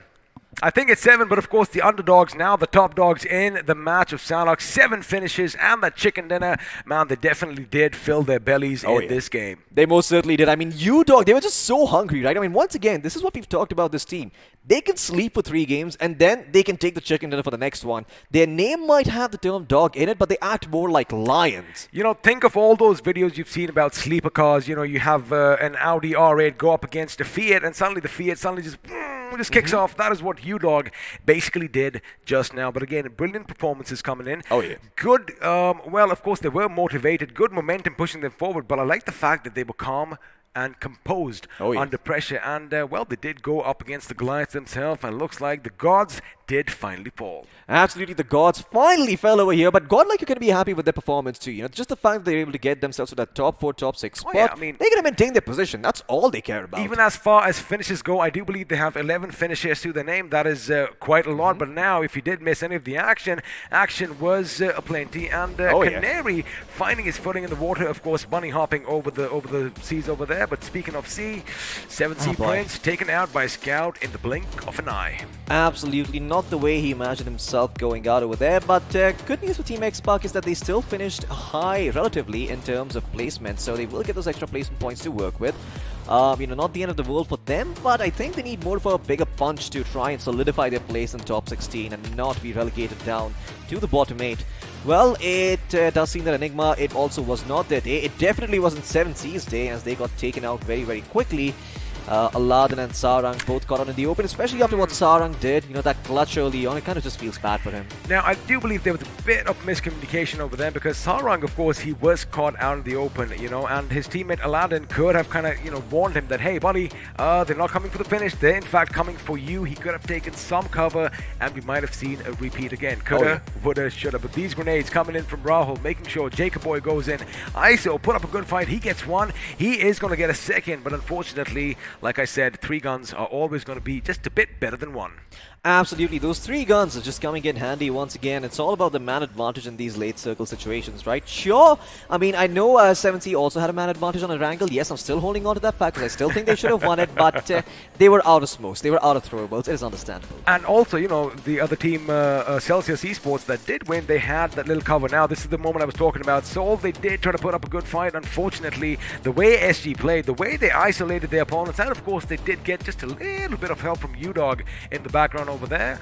It was a problematic situation for them. Again, if you want to be out in the open, you got to make sure you have some sort of cover, even whether it's a couple of rocks, even if it's just, you know, Mother Nature itself with those nooks and crannies, because Seoul was out in the open. Absolutely, Seoul was completely out in the open, and well, they got discovered and put 6 feet under by the side of Skylights Gaming, and then Godlike, well, they gave them the same treatment, as they do believe that Seoul, well, they wanted some revenge for them, and they did find it. Now, Godlike, this is where things start getting a little bit hairy for them. I'm not too sure they managed to pull this one off, because technically it should have been Skylights taking this one, right?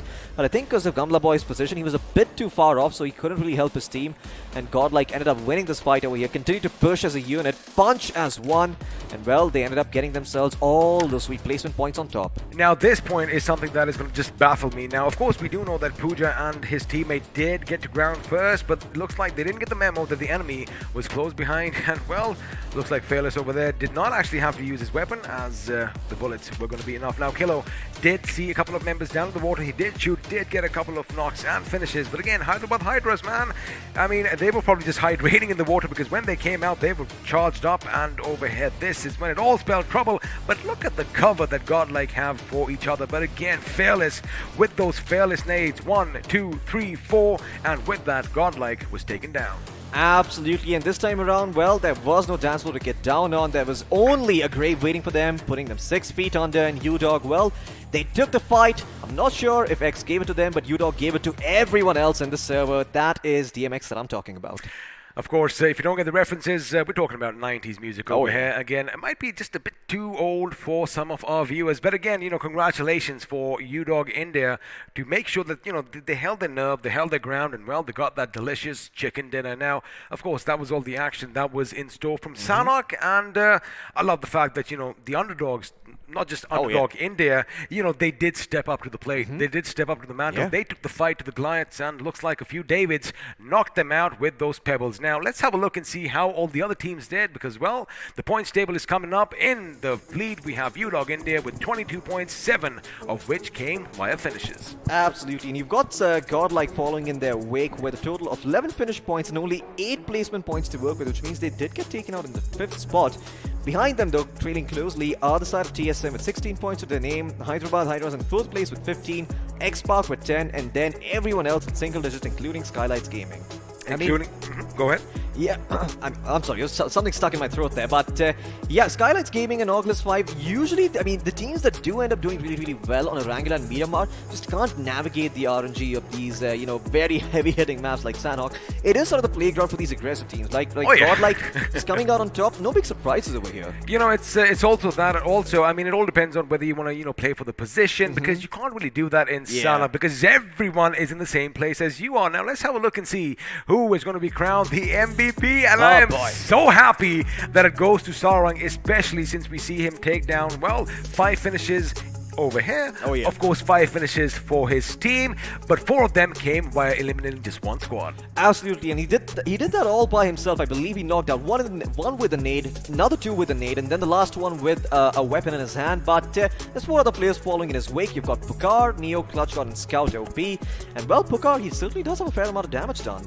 Fair amount of damage, of course. Godlike, they do love sharing all those finishes amongst themselves, so chances are you are going to see a couple of them when they do play their games. Now, Scout OP TX wasn't so loud, in the entirety of the game. However, they did have that position just east of Hopin on the bridge, and from there, well, Scout OP does do all the scouting. He is a sharpshooter as well, and with that M466, well, he definitely got those 3 finishes and a few points for his team. Now, speaking of numbers, speaking of facts, speaking of figures, let's have a look at some more, as the match summary should pop up on your screen any second now, and it is going to be there right about now. But there you have it, 64 grenades. But the thing is, Floki, 8 of them sent people packing in those coffins, like I was saying, and they did meet the makers. I do believe it's the highest we've seen in Sanhok thus far. Wow, that is a big number. 64 grenades and 8 perfect multiple, perfect factor. Coincidence? I think not. Oh my goodness, I didn't even think about that. I didn't even see that. Yeah, but at the same time, I mean, if only a little bit of healing done. I am. It's just that I paid attention back in 2nd grade, and then I failed 3rd grade. But of course, you've got all these other stats which are not as impressive. Let's have a look at the finisher damage chart, because I'm quite sure Godlike should be head and shoulders above the rest there. I know why you failed 3rd grade now, because you were busy playing with the blocks and you were building all these skyscrapers. And speaking of which, there you have it, the finish to damage performance graph. And well, it's rather even. It isn't as spectacular or flamboyant as we would have expected. Yeah, most certainly. Godlike actually having a fairly efficient game for themselves. They did 1,500 points of damage. They got 11 finishes to work with, but it does seem like you have something to say. Just have a look at one thing. All the teams that have done damage, they have racked up quite a few finishes. Again, like we said, even Steven, but I like the fact that anything can happen in Sanhok. And I also said, I like that all the teams, they did not back away from a fight. Absolutely. All these teams, they went forward, they took those fights, they weren't afraid. But UDog India, I mean, I haven't seen a more efficient chart in my life. 7 finishes, 859 points of damage done. I think that might be, some of the best numbers that we've seen out there. Of course, right to their right, you'll see our esports in Seoul not doing so well. But hey, there's still 2 more games to be played. They can always make a comeback, and that is what matters. And if you look at day 2, that is exactly what happened. They did make that comeback in the latter games. So you never know. The next game might just go Seoul's way. Now, of course, all that speculation aside, let's just address the elephant in the room. Now, a couple of teams, they are still being left a little bit behind. Now, you did mention Seoul. We are going to talk about TX. And, again, they are hungry. Let me get that out of the way. We get that, all right? They do have what it takes to, make it to the next round. However, the strategy, the rotations seem a bit questionable at this stage. Absolutely. I mean, I feel like somewhere or the other, their rotations are not really working out. Even the other day when we saw them on Miramar going up against God, like they fell for the grenade bait. Well, in all honesty, in the spirit of full disclosure, I too fell for that, so I can't really blame X-Spark for falling for that. It was a very clever play coming out from the side of Godlike.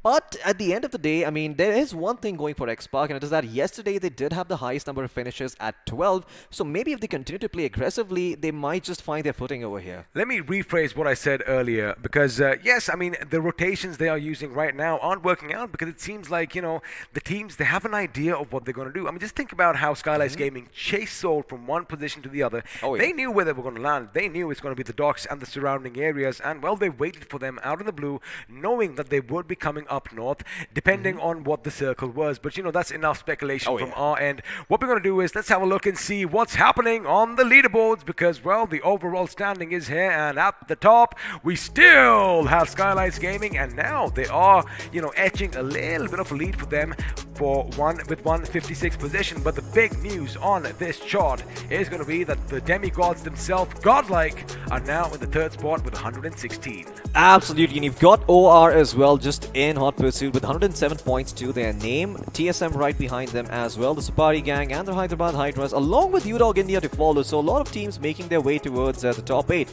of course. But Hyderabad Hydras and UDOG, they've still had a 1-game deficit, so we're going to see them move up even further over here against the likes of some of these teams, and maybe they can cement their position in that top 8. Speaking of the other side though, I do want to have a look at the next one and see what teams are there from that 9 to 16 spot, as I do believe I have a couple of guesses of who might be there. I think one of them is going to be X-Spark. Allow me, Floki. Alright, let's get the second page on our screens now. There you go, buddy. Do your thing. Oh yeah, well there you have it. Perfect transition.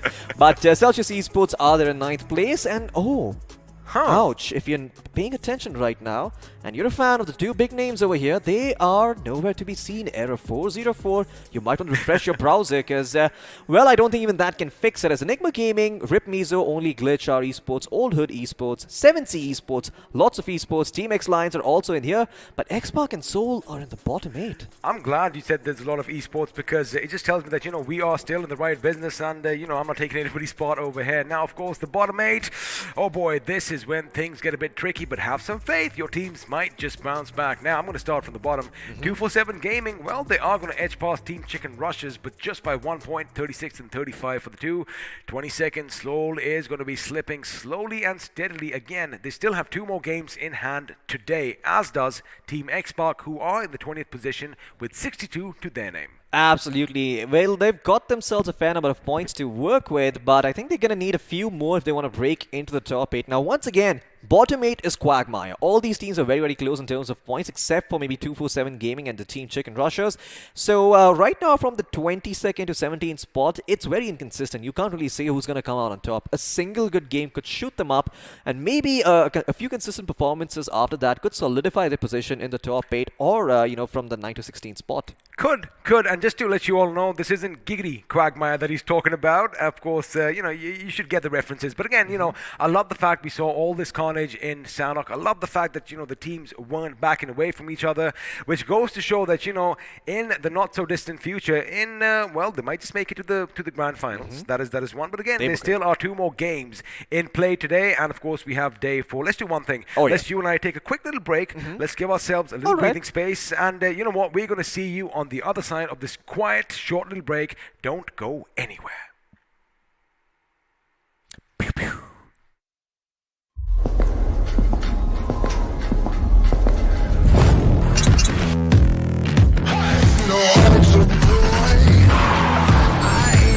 Yes, man. You ain't seen nothing yet. But that's fire. Burn it down. Yeah.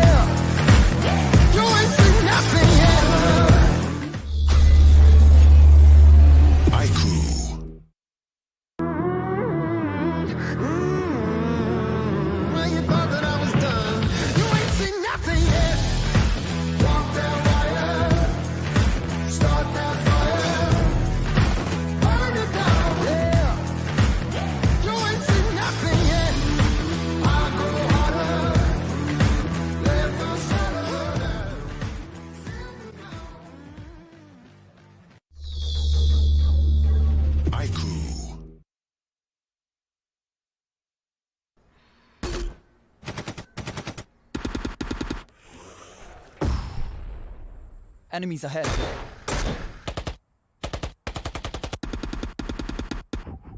No more non-stop gaming. Introducing Battlegrounds Mobile India with OTP control, 3-hour limit, and other gaming tricks. Battlegrounds Mobile India. Game responsibly.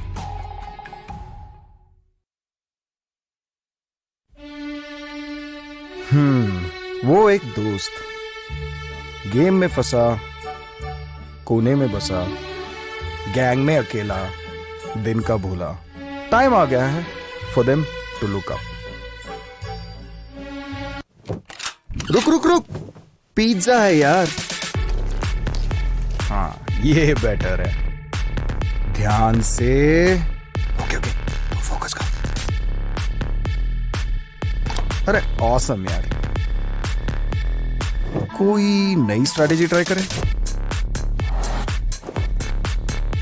क्या बात है. Sure? एकदम sure? मतलब मान गए गुरु. तो जैसा मैं कह रहा था, जब ये हद से ज्यादा हो जाता है ना, तो फन, फ्रेंड्स और लाइफ से ध्यान हट जाता है. तो कुछ भी करो, पर कैसे भी मेक देम लुक अप. अरे वाह, जल्दी समझ गए. Well done boys.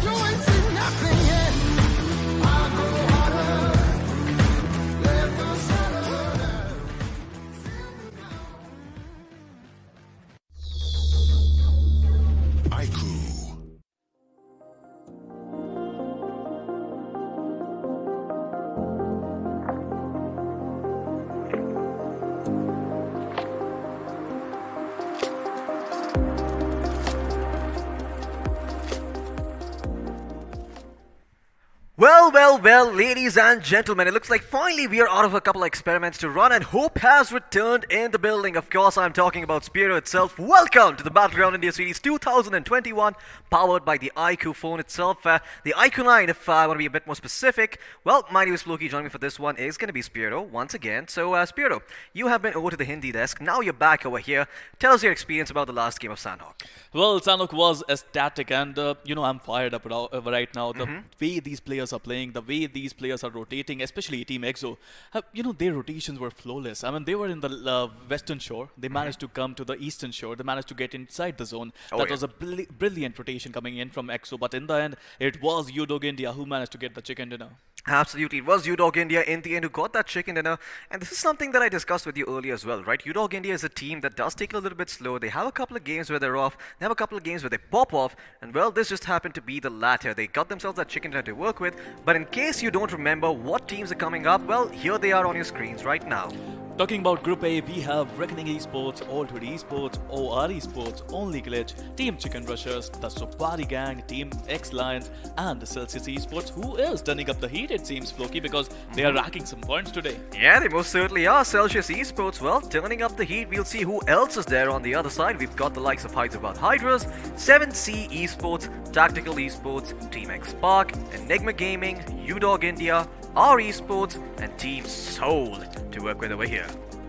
Well, talking about Team Soul, I think it is going to be a very important game for them because they wanted to do something really good. Like, they want to get some points. Their rotation were good in Sanok, but they were not able to get enough points out of it. You know, first of all, the thing is, Skylar's Gaming and God, like, they are like the filthy hounds right now. They just want to, you know, take you out. And that is why if you face against a team like that, be ready for it. Absolutely. And you know, while these teams might not have won anything yet, you still can win a lot of things. In fact, we're going to display the giveaway winners of our merch right now. Congratulations to these guys. Here are your names. I'm going to read them out one after the other. Apologies if I butcher them. But we've got MT Shahid, Vinay, Satyam, Jeevan Kumar, Nayak, and Yug as the winners of a couple of merch headed their way. Well, do let me know what you get, guys. You know me at my Instagram. You can find me at @HeatOfTaco. So tag me and let me know what exactly you find in that merch bag. What about me, Floki? I mean, you can also tag me as well. Yeah, Spirocast at can, Instagram. You can find him as well and let him know. Well, let me know. But talking about another 5 who won this amazing merchandise, it seems Omkar, Baliram Thakur, Arjun, Ayush, Kalnal. I'm not able to read that name. What do you think? Muchahari, I think that's how you say it. Mukhahari, Thank you so much for saving me a Floki there. But talking about the last one, it is going to be Pranay Sen and all these, I think, lucky gentlemen and ladies and gentlemen, both I may presume, but they managed to win a lot of goodies, it seems. Absolutely. Well, whatever merch you get, do make sure you let us know. And well, I believe we're not done just yet. We got 5 more winners coming up on the screens. Here you guys are. We've got the Shank, Chetan, Jay Prashad Bordoli, Adil, and Nitin Badhaw. Well, congratulations, guys. I'm sorry if I butchered that last name over there. Gonna give it another try. Nitin Badhaw, maybe that's how you pronounce it. I hope I got it right. If I didn't, you know what? Just DM me, let me know. I'll say it right and record it for you. But yeah, well, these are the merch winners over here, guys. And well, it's not just the players and the teams who are winning over here, winning something over here. It's also you guys. So if you want to sign up and be a part of this little giveaway, well, you can click the description down in the link. You can click on the link down in the description below. And well, we're also going to be giving away a couple of iQOO 9s over here. So if you want to participate in that giveaway, make sure you log on to the iQOO website itself, find the link, click on it, register, and make sure that, well, you're signed up and ready because you could have this legendary phone in your hands. And once again, we're just going to rattle off a couple of specs about this phone over here. It's got full coverage liquid cooling system, meaning that overheating is not going to be an issue on this phone. And guess what? You get even better haptic feedback with those dual X-axis linear motors, making sure that you can feel the vibrations when you're gaming. You know, whenever I carry Ocean Sharma in BGMI, I always love these kind of vibrations. But talking about the gameplay now, let's come back to it. It is going to be Miramar once again, Floki, and I have to say, all these players, they're feeling the pressure, they're feeling the heat, and Miramar, it's a desert, of course. Well, Miramar is not going to be merciful to any of these players over here. The heat is going to be cranked up high all the way towards 45, 46 degrees, and well, we'll see who ends up surviving the scorching sun. As right now, the players still in the middle of Spawn Island, just having a gala time, dancing around, doing whatever the hell it is that they like to do there. And soon enough, you're going to see them move out and, well, hopefully get themselves to some better spots. And, well, the circle so far on Miramar have been very, very interesting. All of the circles, in fact, none of them have really ended up in Los Leones. But maybe I feel like a Los Leones circle could be long overdue. And that would mean that it could potentially have been EXO's game had they been playing. Well, Team EXO, they managed to get a lot of points, to be honest, Floki, but yes, I agree with you on that. But talking about Miramar now, I feel this map is the best map. I mean, for me, personally, I love playing on this map. I love watching this map. I love casting on this map. I'm a sniper as well, used to be honest, but the thing is, the matter of the fact is that this map is all about experience. This map is all about professionalism, and if you're a professional gamer, this map, these 24 teams are, by the way, this map is going to make a lot of this map is going to be so important. This map is going to be a map where you can get a lot of value Oh yeah, most certainly. I mean, if you're a very experienced team, if you studied this map a lot, well, you're gonna know for a fact that there are a lot of long-range angles available once again, and those DMRs and snipers, like you mentioned, come in very, very handy. You're able to get yourself a lot of knocks, maybe even convert them into finishes if you caught them out in the open. And well, the rotations are always deadly. For now, though, we're gonna be having a look at the flight path and seeing where it's gonna be starting and where it's gonna be ending as well. The plane is high up in the sky. My co-pilot Spiro, to the honors. Starting near Tiralpa, going towards the northern sides of Impala, this plane path is a beautiful one because you can reach a lot of places quite easily. But there's still going to be some places in Miramar that is not accessible that easily. And those places are Minas del Valle, Valle del Mar, Minas del Sur, Los Elgos, and Prison. But talking about Miramar, Skylights Gaming, look at them go. 64 total points in Miramars. Absolutely. Well, Skylights Gaming, they've got the tippity top of this place here with 64 points to work with. And once again, you know, I mean, this is a very, very strong team, so don't keep your eye off them because they might just run away with the game while you're not looking, while you're caught napping, and well, it might just be that they do it this time around too. Well, let's see who's going to be going all the way towards Los Leones as well as Chumacera, because those places are slightly harder to access. In the meantime, though, I do believe that Torre Humada and maybe, just maybe, for today, for a change, Campo Militar is also going to be looted up. But, of course, it's all going to come down to where the circle is, and if it does go towards Campo Militar, boy, am I going to be having a bunch of fun. Boy, we are going to have a lot of fun today because this is a very important game for a lot of teams. I'm talking about Team Soul, I'm talking about Team TX. It's very important for them. But again, once again, we are going to witness an El Pozo circle, maybe, Floki? Yeah. Well, we certainly are. Once again, it's going to shift towards the west over here, Spiro. I don't know what sort of magic you're working with the BGMI gods, but whatever you're offering, double that and say it's from my side too, because I also want my wishes to be answered. Well, it is the World Wide West. Maybe, I mean, Miramar looks like Texas, to be honest, so it is going to be super fun to see what teams are going to do in this one. Meanwhile, talking about Reckoning, I think this is a dynamic drop for them. They used to go to Torre Amuda, now they are not, they are near Montenuevo. So I would love to see how this dynamic drop would help them because right now they are in the zone. They most certainly are. I mean, La Cabrera is where Hyderabad Hydros are going to find themselves. And well, we're going to turn our attention towards Old Hood Esports, who do seem to be near the house of the patrons. As well, they've got themselves their hands on a couple of vehicles to work with. Let's see where they're going to be going towards next. As I like this. I like what Claus is doing over here. I know it seems a little bit memey, but constantly changing your spot while you're in a vehicle could actually protect you from being shot at over here, which is what seems to be happening with the members from the side of Celsius, as Yuva did find a weapon, did rat off a few shots, but didn't really connect with it, and now he's just going to go about looting, getting himself, you know, a couple of weapons to work with, and once he's got himself those weapons in hand, he can start going forward and taking those fights. Absolutely. I mean, Soul Yuva, he had an opportunity there. I think it's really hard with that pistol. It's really hard to find a player in the running buggy, but Team Soul, wow, can you even imagine the pressure on these players? The fan base is huge. Their backs must be hurting. They have to visit a chiropractor after end of the day because the pressure is so much. Absolutely. I mean, they're going to need to relax their muscles over here, and not only the muscles of their body, but also the ones in their brain, because I'm quite sure they've been racking their brains constantly to try and figure out what is it that they should do next. Unfortunately, out of all the things that they have tried, none have really worked out as well as they might have liked. In the meantime, though, Celsius Esports, they did say hello to Seoul. Now they're saying goodbye. They're making their move away from them and going further towards the edge of the circle near Chumacera. Hopefully, they're getting some loot over there, because I don't think any team is there at this point. Well, coming back towards Ruins, it does seem that our esports have made this place their home over here, just around the edge of the circle, so they're going to be having a lot of high tier gear to work with, as I already see a level 3 vest and a helmet on Jadu, and man, if there's anyone who could use those two things, it is this guy himself, because he always manages to survive. Well, absolutely. The magician of our esports, Jadu, he has been playing a really good amount of games, it seems. Meanwhile, talking about the zone, this is a wonderful zone, Floki. We already talked about it. A lot of players are looking to rotate, but I especially love the position of our esports.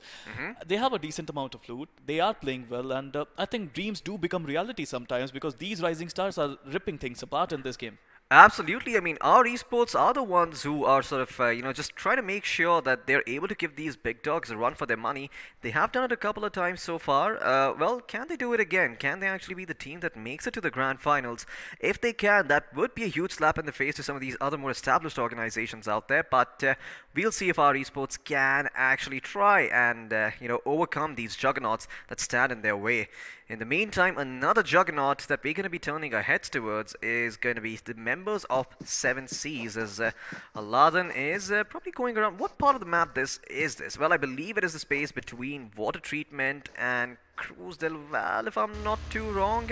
Could be wrong about that, but I do believe there's somewhere near the water treatment plant, because I do see those big facilities for desalination. And 7C Esports, they've got the minibus, and guess what? They've also found another vehicle to work with. Well, they were in Power Grid, Floki Power Grid near San Martin, and there we go. This is going to be a really lovely location for Team 7C because they are in the zone, they have the higher ground, they have the mountain in their favor, and they can do a lot of great stuff from there.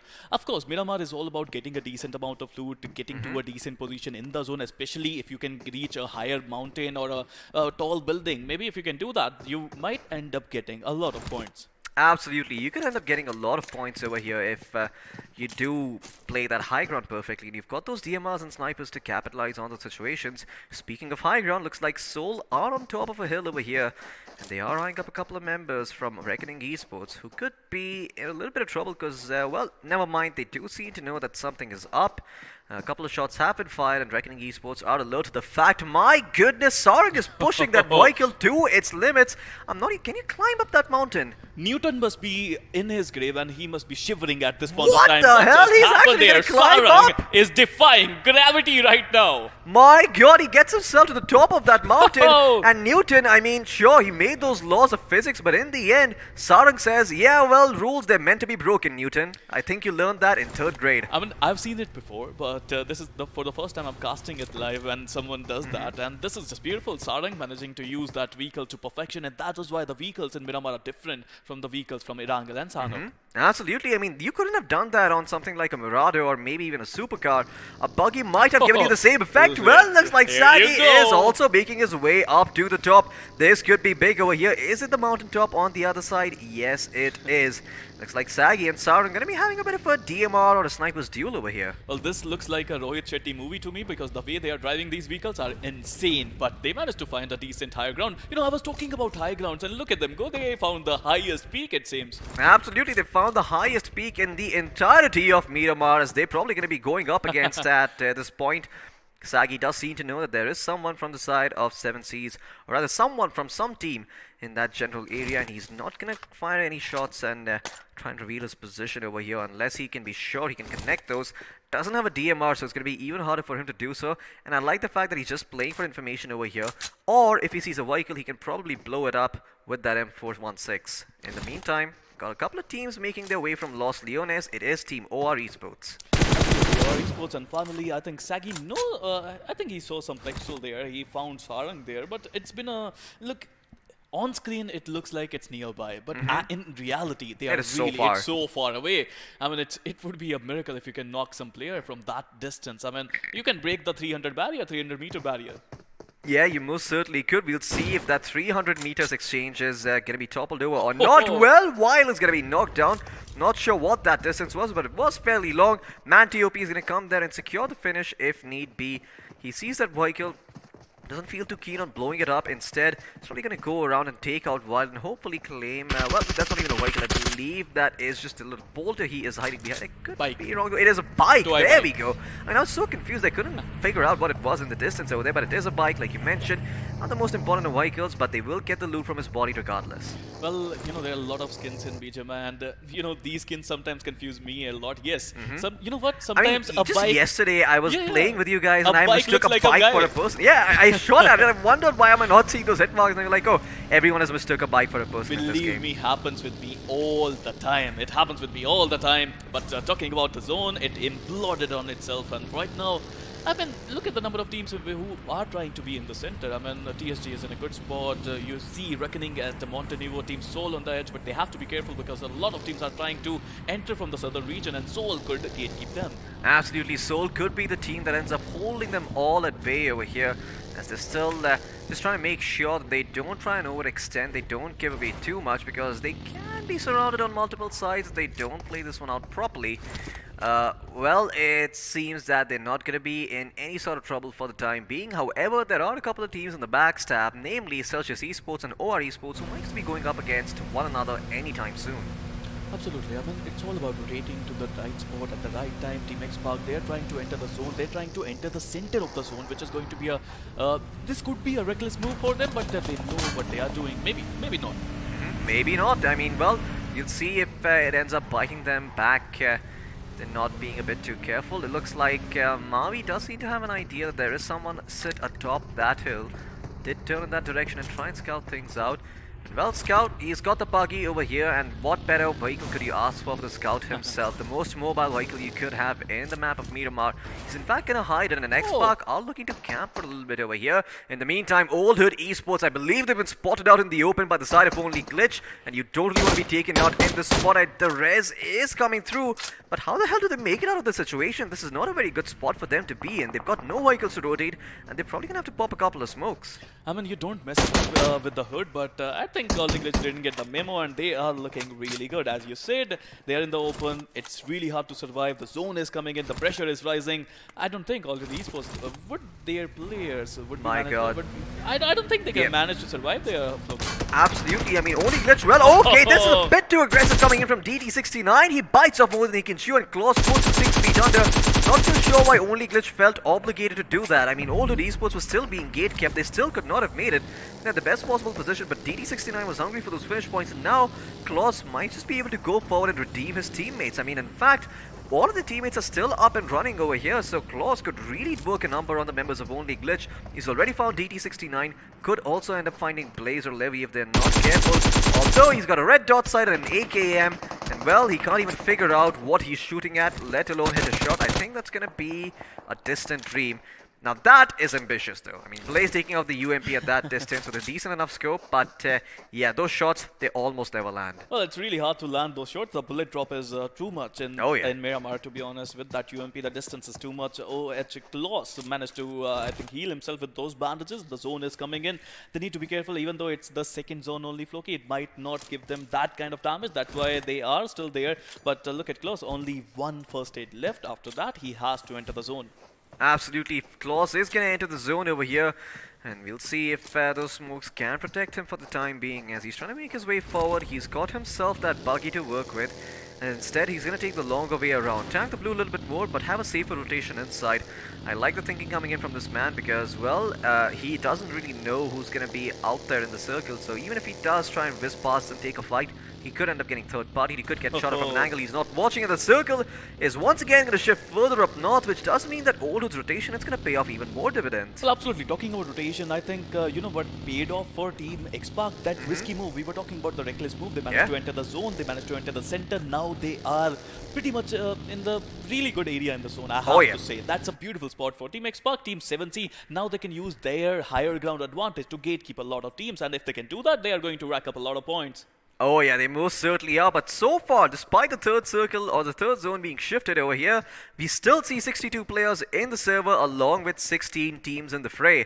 A lot of knocks to be found over here, and Sarang will spot the members from UDOG. Well, that suppressor is going to make sure they don't know where the shots are going to be coming from. A headshot connects, but once again, he's going to find a lot more shots if he wants to find that pick. He could potentially blow up the buggy over here.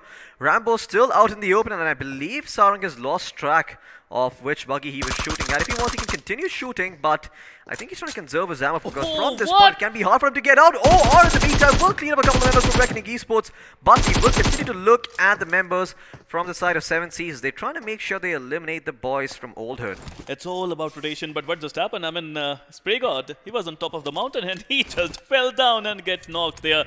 This is not looking good for 7C. Now they have to go down, try to revive their player. Meanwhile, talking about X-Line Simple, managing to get the better of TSG. Dikil, again, TSG is a wonderful team who used to get a lot of points in Miramar. They most certainly could. Can they do it again this time though? That's the bigger question. 7C Esports, well, they won't be able to get their member back up on his feet. They will leave him for dead. Notorious in the meantime is looking to rack up a couple more points. Aladdin could be in a world of trouble if he reveals himself. And that pickup truck Well, it could explode at any given time right now. Spray God is going to be revived back up. Aladdin is looking to do that, and well, in the meantime, we're going to turn our attention towards our esports, who will be able to get one knock on Daddy, maybe even finish him off. So TSG going to be down to a 3-man roster right away, and the other two players, apart from Krish, not looking too healthy. Well, look at the number of teams who are rotating. I mean, this is going to be a really bad spot for a lot of teams. Meanwhile, Canary coming in, he's just amazing player. The way he's playing these days is just incredible. But he was a little bit greedy at that point of time. He wanted to finish that knock that he did, but X-Lions with that higher ground advantage, again, Miramar and higher ground, it's still a better love story than anything I have seen before. Yeah, I mean, Twilight in particular is what I was going to say, but well, of course, I'll take the burn for that. Now, Warriors going to be going forward. Tactical, finally we see them actually being loud over here, trying to take up against members of OR, but Wexy will be able to clean him up. OR will not be put 6 feet under. Aditya is going to throw a couple of smokes, get his teammate back up on his feet, and so will Wexy, and then OR should be able to get themselves to a better spot. Tactical Esports once again being eliminated. Last place with the circle about to shift. If we could quickly have that on our screens, we could tell them where they are. But in the meantime, we're going to turn our attention towards UDog, Soul, and TSG. Krish, well, we spoke about how he is the only healthy member. In fact, he might be the only member still surviving for the side of the Supari gang. As UDog once again looking to put up another first place finish on board for themselves. First, they need to contend with the teams around this area.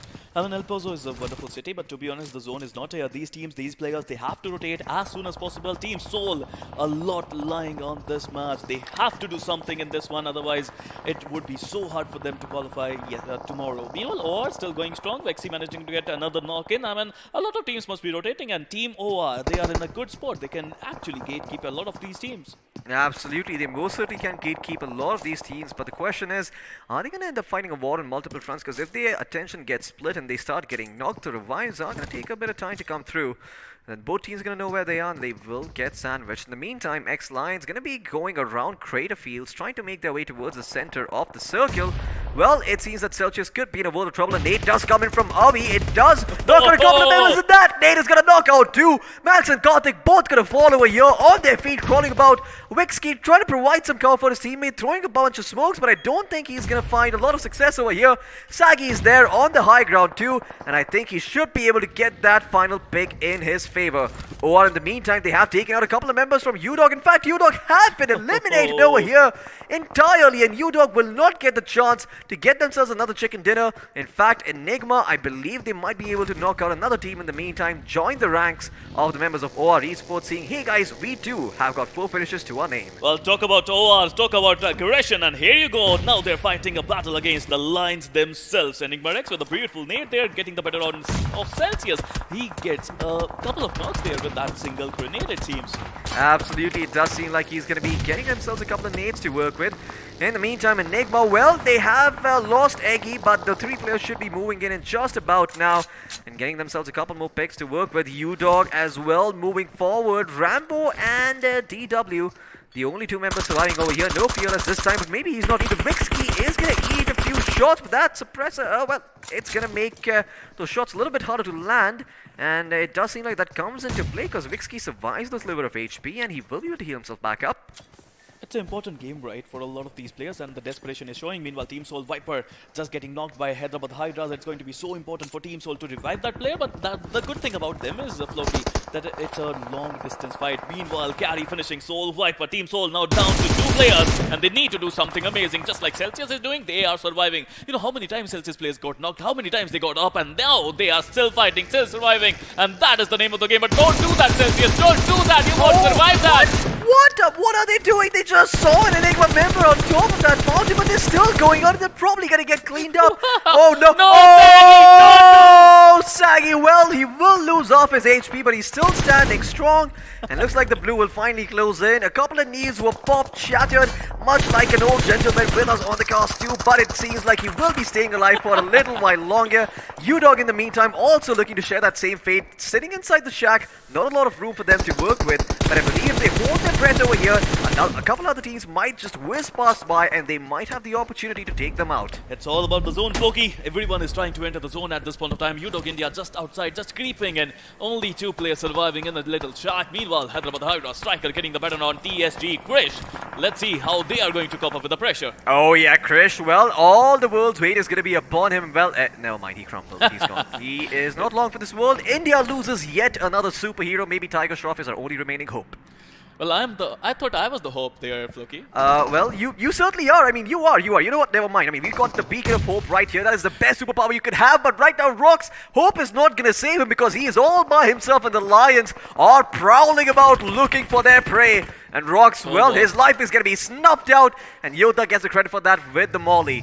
Well, Seoul being eliminated in 12th spot once again. They get 1 placement point, but that is all they find. And in the meantime, TOP will find the members from Chicken Rushers. They want themselves a chicken dinner over here, Sphere, because right now they are at the bottom of the overall standings. Desperation calls, Floki. It's time for them to show some amazing stuff here because, you know, a lot of people are watching, millions are watching, and they need to show some spirit. They need to show some caliber. It is time to show some heart as well. Meanwhile, talking about Hyderabad Hydra, they have a beautiful spot in the zone. They're looking really good, and let's see if they can put havoc on every single one of them because they have the higher ground. Oh yeah, they've got the higher ground right now. It might be over for them, and their name could be Anakin. In the meantime, as well, looks like only Glitch could be in a world of trouble. Hyderabad Hydras as well, still just holding on to their position, not really capitalizing on it, but it feels like Carry is not a one for patience as he does find out Madhav. He shoots a couple of bullets in his direction, but not really seen to connect. He's still got a clear line of sight, so we'll see if he decides to go back in for those finishes. And well, he will put Madhav down over here, blow his vehicle up as well, add insult to injury on top. And it seems that Yota is going to be the one to get his teammate back up on his feet and allow him to come back into this game. In the meantime, Carry continue to hold on and make sure that none of the players from this flank have a chance to backstab the side of the Hydras. This is a weird zone, Floki. This is a weird terrain. You have to understand the topography of this place. Meanwhile, Team X-Park Kill is using that mini to perfection. He managed to get the better of Vampire, who we thought was immortal, but maybe not. Yeah, perhaps not. I mean, well, we'll see if he's going to burn out in the sun. I believe he already did. He's fizzled out already. So Vampires, at the end of the day, the sunlight does remain as a one continuous weakness, a recurring theme in the lore of Vampires. But you have something to add over here. A bad map to be a vampire on, I think. Yeah, a horrible map. I mean, there's just nothing out here but the scorching hot sun. And in the meantime, Hyderabad Hydras, well, they've got to blow up many ones over here. And once again, only Glitch, I believe this is one of the only vehicles that they've got remaining over here. I think they have another minibus, but if they go up on that, they will be taken out. Oh my god, only all hoodies. But in the meantime, they will take 2 separate 1v1s and win them both. Crazy and Sultan come out swinging. And looks like 7C Esports, they were eliminated by X-Park. Oh, okay. Never mind then. I'm not too sure how the hell that ended up happening. But in the meantime, Team X-Park, they have all 4 players alive. 9 teams remaining, 3 finishes to their name. And they've spotted out the members from Old Hood. That shack could end up being their doom. That nade, is it going to go through the window? Kaboom! The nade goes and Sultan gets knocked on his feet over here. Crazy still standing though. He can't get him back up. But a couple of nades being popped and that is it. This is the end of the line. Gil from the other side popped a nade and went down and took down the side of Old Hood Esports. And now Team X-Park, well, they've got their eyes set on the circle and the zone. Unfortunately for them, TOP is keeping vigil.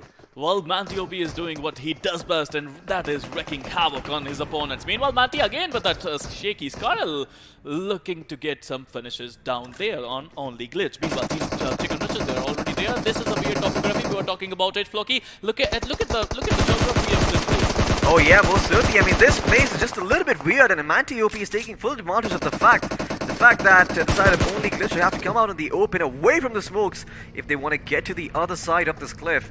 Manti continues to hold them hostage over here as Chicken Rushers waiting down there, not really moving an inch just yet, as they will have to be a little bit careful as to where they go. Oh, Striker for the win. In fact, he's been shot in the head by Wixkey over here. Now, that's a name I haven't seen in a long time. Scout OP in the meantime will find Notorious from the side of Chicken Rushers. And, well, he's looking to confirm that knock. The nade being prepped up.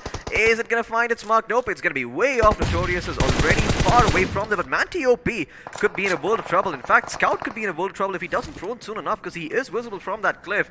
And if TOP wants, he could end up finding him. But Celsius Esports will be eliminated by OR Esports in the meantime, as they get themselves that 6th place spot. And Team X-Park, they continue to hold the side of Chicken Rushers, preventing them from getting that chicken dinner. Mami will fight Evo in the meantime. OR could end up going 6 feet under. And Spiro, I believe the same fate might await the Hydras. Well, absolutely. Hyderabad Hydras, even though they have a higher ground advantage, they are not in the zone and they have to come running. Meanwhile, Team X Park looking for more of their players still surviving. They are wrecking havoc at this point of time. Team X Park, they are changing the game completely in Miramar Floki, and there, oh, look at them go. They are attacking. Mavi coming in straight forward. They want to enter the zone. They want the center, and the center is in the favor of Team Chicken Rushers, but they are struggling at this point of time. Oh yeah, they most certainly are struggling as of now. We'll see if they continue to struggle or they're able to put up a better performance. Well, never mind. Hyderabad Hydras, they put them 6 feet under. Team X Park get a couple of finishes, but oh wait, Team X Park, they still got something in store for the members of the Hydras as well. They might have the highest peak, but well, do they have the circle? I don't think they do. They're on the edge of it. They're going to have to come low ground. X-Park, they've got the best positioning at this moment. And Hyderabad Hydras having to go low ground. This is even worse than ascending up a cliff because they're going to be exposing themselves completely. Hell, if they don't step properly, they're going to drop down to their deaths. And Scout OP just pestering them at this point, being such an annoying fly, such an annoying presence on the side of X-Park, forcing Hyderabad Hydras to make a false move and maybe come into the middle of X-Lines as well. How are they going to jump from there? How are they going to do that? Hyderabad Hydras, they are struggling at this point of time, but Striker, we just witnessed Striker, right? He was using a mini, I mean, he used to be a wonderful sniper, but turning back the tides, he's using a TMR now. Carry with a beautiful nade there. Would he be able to connect some of the smokes are coming in? This is desperation. Matty jumped in. He's jumping in every single one of these Hydras. They are jumping in to their doom, it seems, Floki. Oh yeah, I mean, 2 of the members have jumped down. They're all going to be finished off over here. And X-Lines, they're going to have even more loot to work with. But look at that. Scout is actually coming in from the flank, looking to be aggressive over here. Can he find a knock? Yes, he can. Oh, he's going to take out the entirety of X-Lions. Team X-Spark continue to establish the dominance over here. 3 members still standing strong. And now they only have to worry about OR and Hyderabad Hydras on top. Vexy and Aditya still holding those positions. But look at those nades come pouring in from the side of X-Spark. As soon as they have an inkling of who is over there, they are going to rattle a couple of shots. Even a volley is going to be tossed in. And OR will be put 6 feet under. X-Spark looking to get that second chicken dinner on way. Mavi has been knocked down, but is Ace Black gonna take this opportunity? Scout OP on a bit of a rampage coming in over here, and it seems that Ace Black, he is slipping. Is he gonna take damage? He will still survive. Somehow doesn't take any damage. Oh boy, I don't think Team X-Spark are gonna see this coming. Look at all that loot going his way. I believe if a helmet or a vest change could come in, he could even fight them a little bit more, but for the time being, he's still gonna hold on. It seems like they know. They know that he dropped down over there. Oh, that nade ended up hurting Scout himself. Be a little bit careful over there. You don't want, what we saw in round 1 happening again. They are feeling it. Team X-Park, they are just ripping things apart today. Meanwhile, Hyderabad Hydras, the captain, the IGL, the leader, is the last man standing in a 1v3 altercation. Nades are going to be super important. Nades are going to be his friends, but meanwhile, he has to be a little careful there. The nade comes in. Mavi gets a little bit of damage there, but Ace Black still surviving. 1v3 Floki. Anything is possible. It is eventually BGMI. Oh yeah, most certainly these 3 players going to be closing in on Ace Black as Ace Black trying to isolate these fights one after the other, but you can see Team X-Spark just titillating his senses right now, that being his eyes as well. Oh no, Ace Black, be careful, he's dropping on the other side. And he might just be revealed over here. Look at those nades come pouring in once again. Ace Black, I mean, I don't think he's been discovered just yet, but the zone will force him to move soon enough. That might be a smoke that he's laid down. Yes, it is. It is going to keep him safe, keep him in cover. But now Scout, he's got the high ground. It is over. Ace Black will be going down. And Team X-Spark will take the chicken dinner on the backs of the man himself. Scout OP getting 6 finishes total. Commit the movement, commit the man, commit the team. It is going to be Team X-Spark. What a brilliant performance coming in from Team Hyderabad Hydras as well. Oh yeah. Both these teams played incredibly well, but I have to say the aggression of Scout. Once again, turning back the time. It seems the old Scout is back in action. Oh yeah, he most certainly is. I mean, you know what? I actually thought he was being a little bit reckless towards there in the end when he went 1v2 against X-Lions. But that is Scout, and that is him getting his cojones back and finally taking the fights, being the player we all knew he was. And once again, Team X-Spark, they needed this chicken dinner. They were desperate. They were desperate. I mean, before this day, they were in the bottom 4. They needed to do something. They managed to come here, and they managed to, oh boy, they managed to conquer. They most certainly do. They slaughter everyone in their path, Hyderabad Hydras included. Sure, they have a little bit of luck with the zone, but once again, Hyderabad Hydras, they were in a position out of which they could not rotate. So one has to ask, was that the best move to make? I mean, they didn't even find the finishes from that spot. So you have to remember, right, that if you either don't find the finishes or the placement points, all that, all the hard work you put in to get to that spot, it's all in waste. It's all in vain. Let's have a look at the highlights though. Maybe this time around we can see what Hyderabad Hydras were thinking when they made that move. Well, again, it's all about having a decent position in the zone. For a moment, they were in the center, and you know what? I think the zone god was not in their favor today. If it was in their favor, they would have gotten the chicken dinner. But meanwhile, we started off with all the esports getting stuck there. But oh boy, they managed to survive. I thought there was no way they would be able to survive, but they did. That's why you say you don't mess up with the hood. Oh yeah, you don't mess with the boys in the hood over here, because the hood comes to you. And well, when the hood does come, you better have your clocks ready, because they're about to shoot you in the head. Well, it seems like all these members from the side of OR, they had a very, very good time. So did the members from Hyderabad Hydras. But in the end, Tactical Esports, a team that we saw a lot of promise from the first day, they haven't figured out. They haven't found a good placement so far over the next 2 days. I mean, day 2, day 3 didn't really go as well for them. And it doesn't seem like it's going to get any better from this point forward. Although, I'm not sure if they've got themselves another match. But if they do, they need to start playing, because tomorrow the pressure is going to be on. The pressure is going to be on. Tomorrow is going to be a big day for a lot of teams, and I have to say, after tomorrow, top 16 teams are going through. Saggy, he broke his ankle there, but that's okay. He's fine. He broke his ankles, he broke his knees, he broke every single bone that is down there from his upper body to his lower body. I mean, I don't imagine that, well, he broke that, there's Piro, but yeah, Team X Lions in the meantime, they were also responsible for taking out the side of Seoul. And Seoul, once again, just getting caught out in the open. I'm not too sure what's been happening with the side of Seoul. It just seems that they aren't really playing as a team. Look, on day 1, on day 2, they were a little aggressive. Today, they decided to be a little passive. It's not working for them. They're trying to rotate in the zone. They are not able to. They are trying to be passive. It's not working for them. They have to play as a team. 1 game to go today. They have to play well in Erangel. Otherwise, the dream of qualifying to the finals might be only a dream. Absolutely, it might just end up being a dream over here, but we'll see if they can fulfill that dream, because there is still 1 more day remaining in the mix, so it's not the end of the world just yet. They can still maybe get themselves to a decent spot. Be careful with that thing right there, Spiro. I saw what you did there with the iQOO 9. I'm gonna let them... I'm just kidding. I was just trying to take a picture, I was just pulling your leg over there, but yeah, this is the moment I'm talking about, right? So Hyderabad Hydras on the high ground right now, great position, but they're not capitalizing on it. They're not going out there and getting themselves those finish points that they can get if they just move out a little bit. And Scout, sure, he's keeping them hostage, but they've got the numbers. I mean, they can peek him together and clean him up. You know, I've been telling that you need to get to a higher point, but Hyderabad Hydras, in all honesty, they were too high. I mean, it was so hard to spot anyone. It was so hard to... I mean, you can knock people from there, but, you know, it is so high that it's so hard to finish them. Yeah, I mean, so they had the AUG over here. They had a DMR on Striker as well. And as long as Striker was alive, it does seem like they were getting those picks. Oh, look at them. I mean, yeah, this is probably where I think they had to give it a bit more thought, right? If Striker, the guy with the DMR, stayed up on top, this could have been completely different, because I don't think their final player had any DMR or sniper to work with. Man, they all fell to their deaths over here. Whoa! It was raining Hydras at that point of time. Floki, I always wanted to say that, sorry. Nah, that's alright, man. I mean, it's raining men, it's raining Hydras, it's raining lions, it's raining lots of animals over here at the BGIS 2021. But, well, keep a lookout for the time being, because it does seem that Team X Spark, they've lit a fuse, and boy, are they popping off over here. Like explosive dynamite, they are just punishing every single team that stands in their way. I did point out that, you know, they were playing really, really well when they went for those finish points. This time around, it seems that they went for the aggression over here, and it ended up working out for them in the final circle. Once again, Team X Spark, it seems like when they go back to what they know and what they're comfortable with, they are undoubtedly the strongest team on the server. I mean, they just need to be confident. We all know how...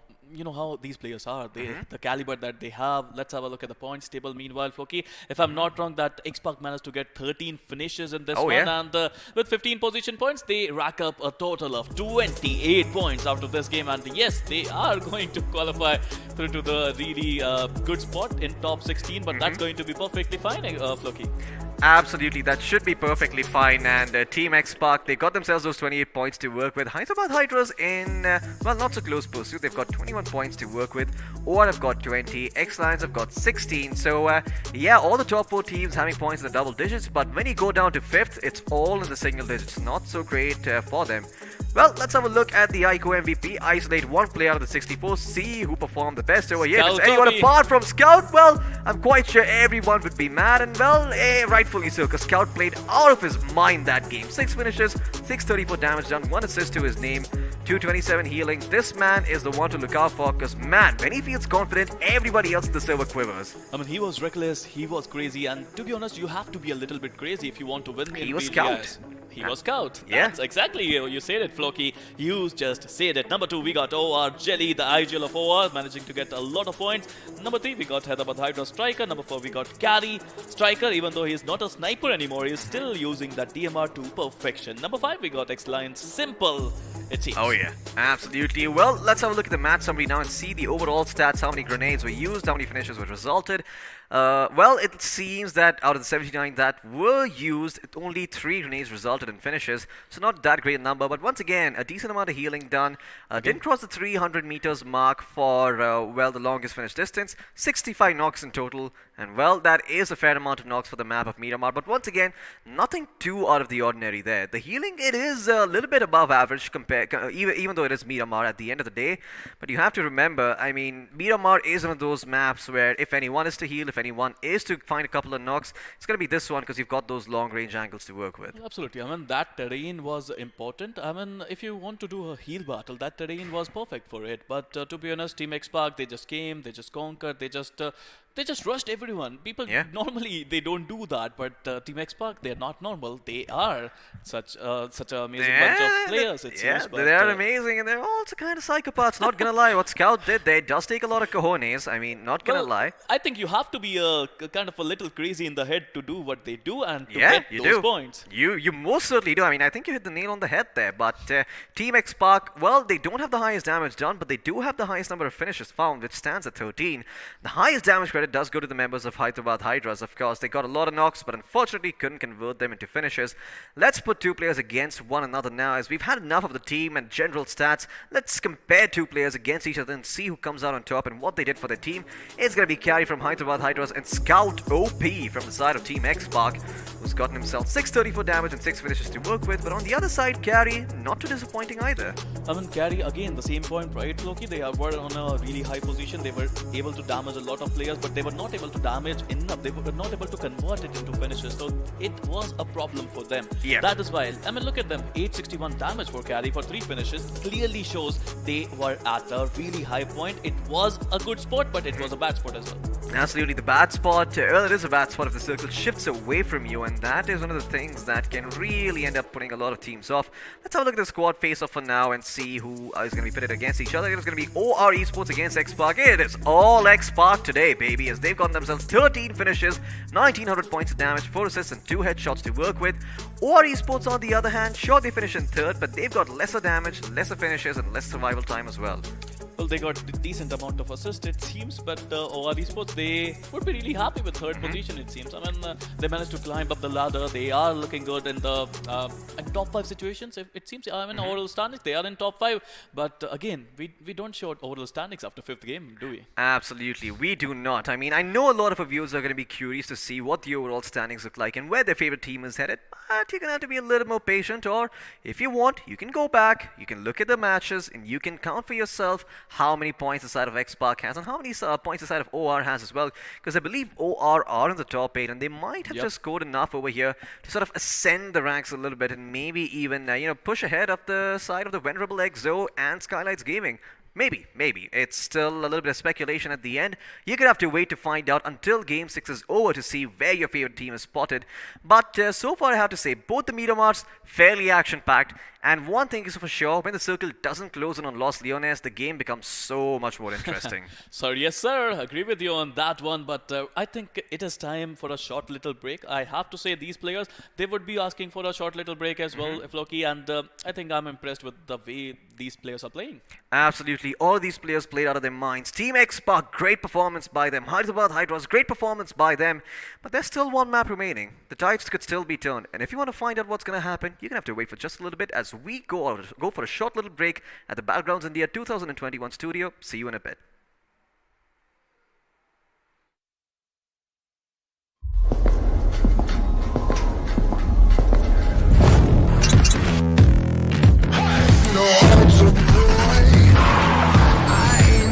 Yes, man. You ain't seen nothing yet. But that's fire. Burn it down. Yeah. You ain't seen nothing yet. iQOO.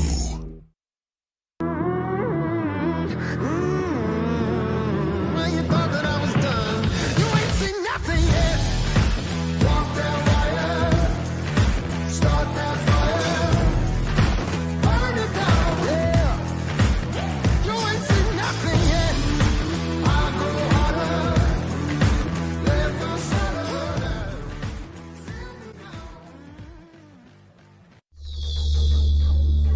iQOO.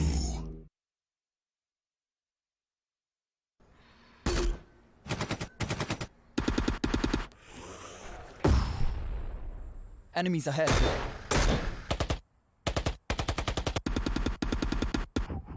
No more non-stop gaming. Introducing Battlegrounds Mobile India with OTP control, 3-hour limit, and other gaming tricks.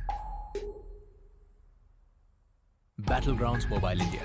Game responsibly.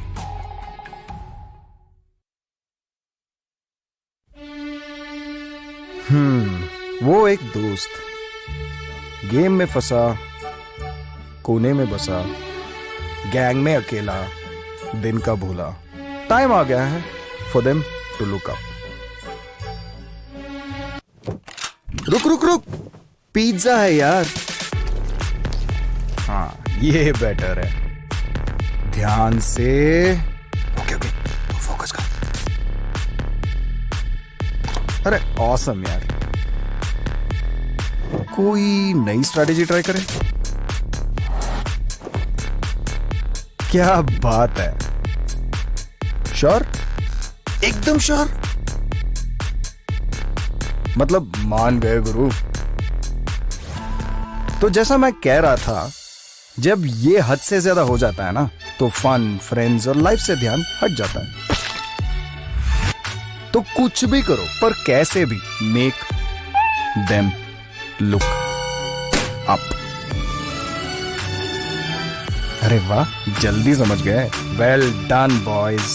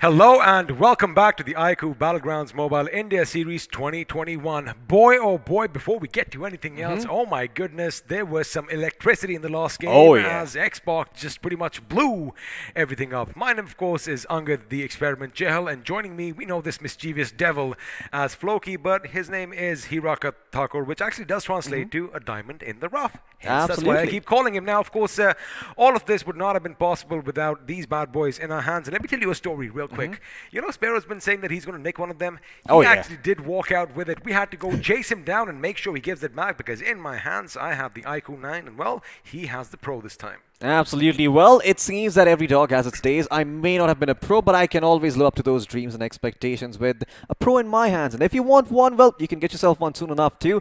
It's got amazing features over here. Once again, I would like to mention that within the span of about 5 to 6 minutes, you can take it up to 50% battery. But I think I'm speaking a bit too much. We should let iQOO themselves do all the talking. Of course, iQOO, the ones that made it all possible, the official smartphone sponsor of BGIS 2021.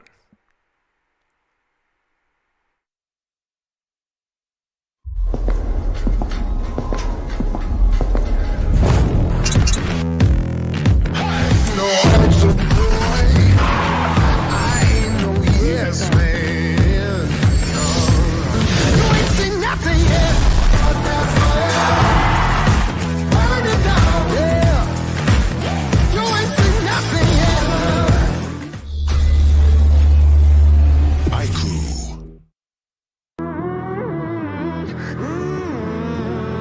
When you thought that I was done, you ain't seen nothing yet. Walk that wire, start that fire, burn it down. Yeah, you ain't seen nothing yet. I go harder, let the sun burn.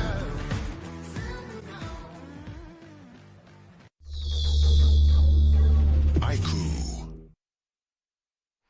Well, welcome back once again. And, you know, I do feel a little bit jealous of this guy because I thought I was supposed to have the Pro in my hands.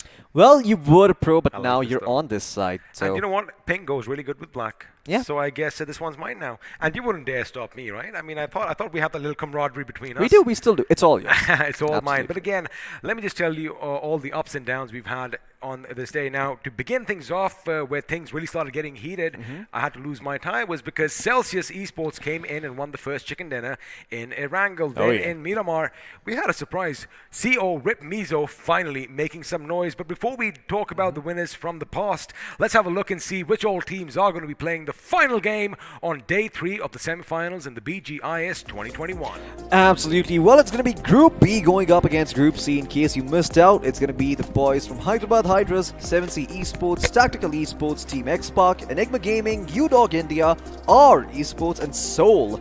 Going up against like some very, very well-known teams over here. Now, if you are looking at the edge of your screens, you do see one name, but there are a lot more joining them. So let's have a look on the other side and see who those gentlemen are. It's going to be Godlike Esports, Skylights Gaming, August 5, TSM, 247 Gaming, Team EXO, Revenant Esports, and COX Rip Mizo. And well, Mizo, they had a great performance on Miramar, but now that Miramar is out of the picture, do you think they can step up on Erangel? Because that does seem to be the home of Skylights Gaming. Well, speaking of Erangel, of course, Skylights Gaming have been dominating said map, but it was Team XO that won the second Erangel of the day. Now, of course, we did have, you know, a couple of underdogs coming up in Sanok because UDog India won the game in Sanok, and who can forget the last Miramar? It really is their map because Team X-Pac, again, it's all about their timing and, well, the positioning as well that got the job done. And, of course, Scout OP, the man who is just a bit too overpowered, getting the job done, rattling off the shots and pretty much wiping out X-Lions. All in all, it was a good day of gaming, but now it comes down to that final game in Erangel, and the biggest question on everyone's mind is Seoul going to get a chicken dinner today or not? Absolutely. Seoul just not having a very, very good time starting things off. I believe all 3 games that they have played, they have, well, been eliminated with not that many placement points to work with. Hopefully, this time around, they can turn it and, you know, maybe just end the day on a bit of a high note. Going into the next day, if they get themselves a chicken dinner, they should be feeling really, really good, right? Because they're going to start the day off on a positive note. They could, and, you know, just coming back to yesterday, day 2, they did get a chicken dinner in the 5th game that was in Miramar. So, again, you know, late bloomers just like myself, but let's see if Erangel is going to be the map for them. And and I still remember what you said in the last game. The other old guy on the cast. I mean, come on. Do I really look that old? Because I feel young at heart. But you know what? Forget all that. Because the action is about to break out in the wrangle. But before that, we are going to have a little bird's eye view as we soar high above the grounds of Erangel. And let's see where we are starting this time around. Because chances are it's not going to be the Milta Power, but it is going to be Yasnaya instead. Absolutely, Yasnaya with the supermarkets over Wait a here. second. I think it is. It's It Milta. is. It is. Is it Milta? It is Milta. Oh. You can see the massive Oh, mountains yeah, behind, and I just made an oopsie over here. Well, I guess the production were trying to catch me off my guard, and they almost succeeded. Well, you got a second chance over here. You know this area very, very well. Go ahead and tell us what it is. I have no idea what Nova Ripnoi looks like, so I can't really help you out over here. I'm sorry, buddy. Oh, well, what a shame. I mean, that's a crying shame over here. But this, all right, you know what? It's my turn. I'm going to forfeit. I give up. I lose this game. I go back home with It's a 0 warehouse. rupees. It is a warehouse. Where is it? That's the bigger question to ask. Inside Could the be- warehouse. Inside the warehouse. Could be in Georgopol. You never know. Could also be somewhere else. Or- I believe this is a quarry over here. Oh boy, I'm glad you're right, because I do believe that warehouse was the one that is atop the quarry as Oh, well. But again, okay. enough of testing us out, because we all know where this compound is. And if those of you don't know that of course is north of Ferry Pair, and well, that's what we're going to do about sightseeing. Now the thing is, sooner or later, man, Erangel is going to be full of smoke, so you better have your masks on. And of course, a lot of grenades are going to be going off, bullets are going to be flying, bodies are going to be dropping, and teams are going to be left in ruins. Absolutely, and Ruins is another place that we really haven't seen a lot of teams dropping. I mean, Ruins is a hotspot for some good loot, and I haven't seen a lot of teams trying to make their way over there. It's quite surprising that we haven't seen any Ruins, clashes over here. Oh, some room clash going on over there. Of course, that isn't this one, Floki. I think you might just be confusing your jobs just a little bit. But now, as we move down the shelter, question is, our team's going to find shelter at the beginning? Because, ladies and gentlemen, this is it. The Big Bird is going to take off to the skies for one last time on day 3 of the semifinals. And, well, let's have a find and look. Let's look out and see where we are flying to. And if you know your map, it is going to be down south. But the question is it going to affect the gameplay for the teams that want to go north? Well, we're about to find out, because the flight path is going to be going all the way from Primorsk, close to the distance, close to the space between Milta and Lipovka over the sea. And for a change, I think Lipovka might actually be relevant on this map. This flight path very southern favored, going towards the eastern hemisphere of the map. We'll see if anyone does decide to go towards Georgopol or Severny or Zarki, or even Ruins for that matter, because it's quite far away at this point. You probably have to drop in to those clusters of houses near Pachinki, not inside Pachinki, but near Pachinki instead, and then try and make your way towards Ruin, because that's the only way you're going to be getting there. Georgopol, though, I believe that is completely out of the picture. Well, out of the picture for now, but chances are a few teams will find their way up north. Now, of course, if you have a look at the overall rankings, Team XO leading the charge. In fact, this time looks like Skylights Gaming have been toppled in at least one of the leaderboards, not the one that actually matters. Well, for now, if everybody in the first and 16th position, they are going to go through, so the competition isn't that fierce just yet. But it is going to be Sultan himself who is going to be leading the charge as far as finishes go from Old Hood Esports. Now, we are at the end of the plane path. Okay. Finally, looks like our prayers have been answered. Absolutely. It seems that Nova Ripnoi is going to be occupied by the members of Remnant for the time being. And well, the circle is going to shift towards the east, and we could potentially see a Milta, a mansion, or a shelter finish for a change over here. And I am longing to see some of that action. Now, what I'm interested in seeing is what Team X-Park do, because as usual, you do kind of see them heading towards Water City, and of course, one of their members, as you said, you don't want to see any action at the ruins. It's because Team X-Park is present there right from the beginning, and yeah, you might overwhelm them with opposition later on when they are being fired upon from every direction, but only the brave are going to be, venturing in their lair and taking them on head on. But for now, it is going to be Prince from 7C with a little bit of a change in their drops as well. They are going to be scattered all around farm. Of course, another team that is versatile depending on the plane path. Absolutely. I mean, 7Cs have shown a little bit of everything over here. First day, they were playing purely for placements. They did very, very well. They were under the radar. Second day, we don't talk about that. I don't know what the hell 7Cs were up to in the meantime. And then on the third day, it seems that they've gotten themselves a lot of, good spots. They found themselves, I believe, a second or a third place finish on Erangel itself. This time around, though, I'm hoping that they go the distance because that'd be a very, very good end for 7Cs. But Team X Park, they also would probably like the chicken dinner for themselves. And also a smart move coming in by them. Now, they are still going to be heading to their favorite spots. In fact, they might even head towards the school, or they might just head to Rozhok straight up because they know they might just be the first ones to make it. But let's just shine the spotlight on them. And of course, with that chicken dinner coming in Miramar in the last game, they are going to climb higher on the leaderboard with a total of 90 points. Absolutely, and just trying to piggyback off of what you said right now, Team X Park, they were the first ones to jump out of that plane. So knowing that, and also at the same time looking at the timer, this is the 5-minute mark at this point, right? I mean, not the 5-minute mark. It's still pre-5-minute mark. We haven't really seen any team try and rotate out so early. Usually you'd see teams doing this with a vehicle or something of that sort, but it doesn't seem like Team X Park care too much. And it's good for them because at this point, all these teams are just going to be busy looting the locations where they've dropped into.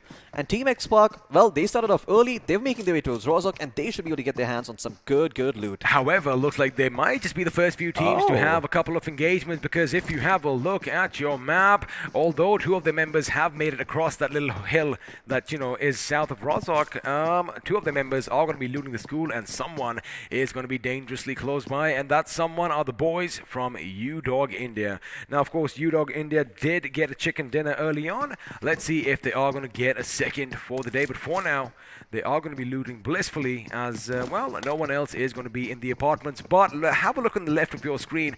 247 are dangerously close to TSM, and, well, a few shots could be fired, but it's all about that one question: when?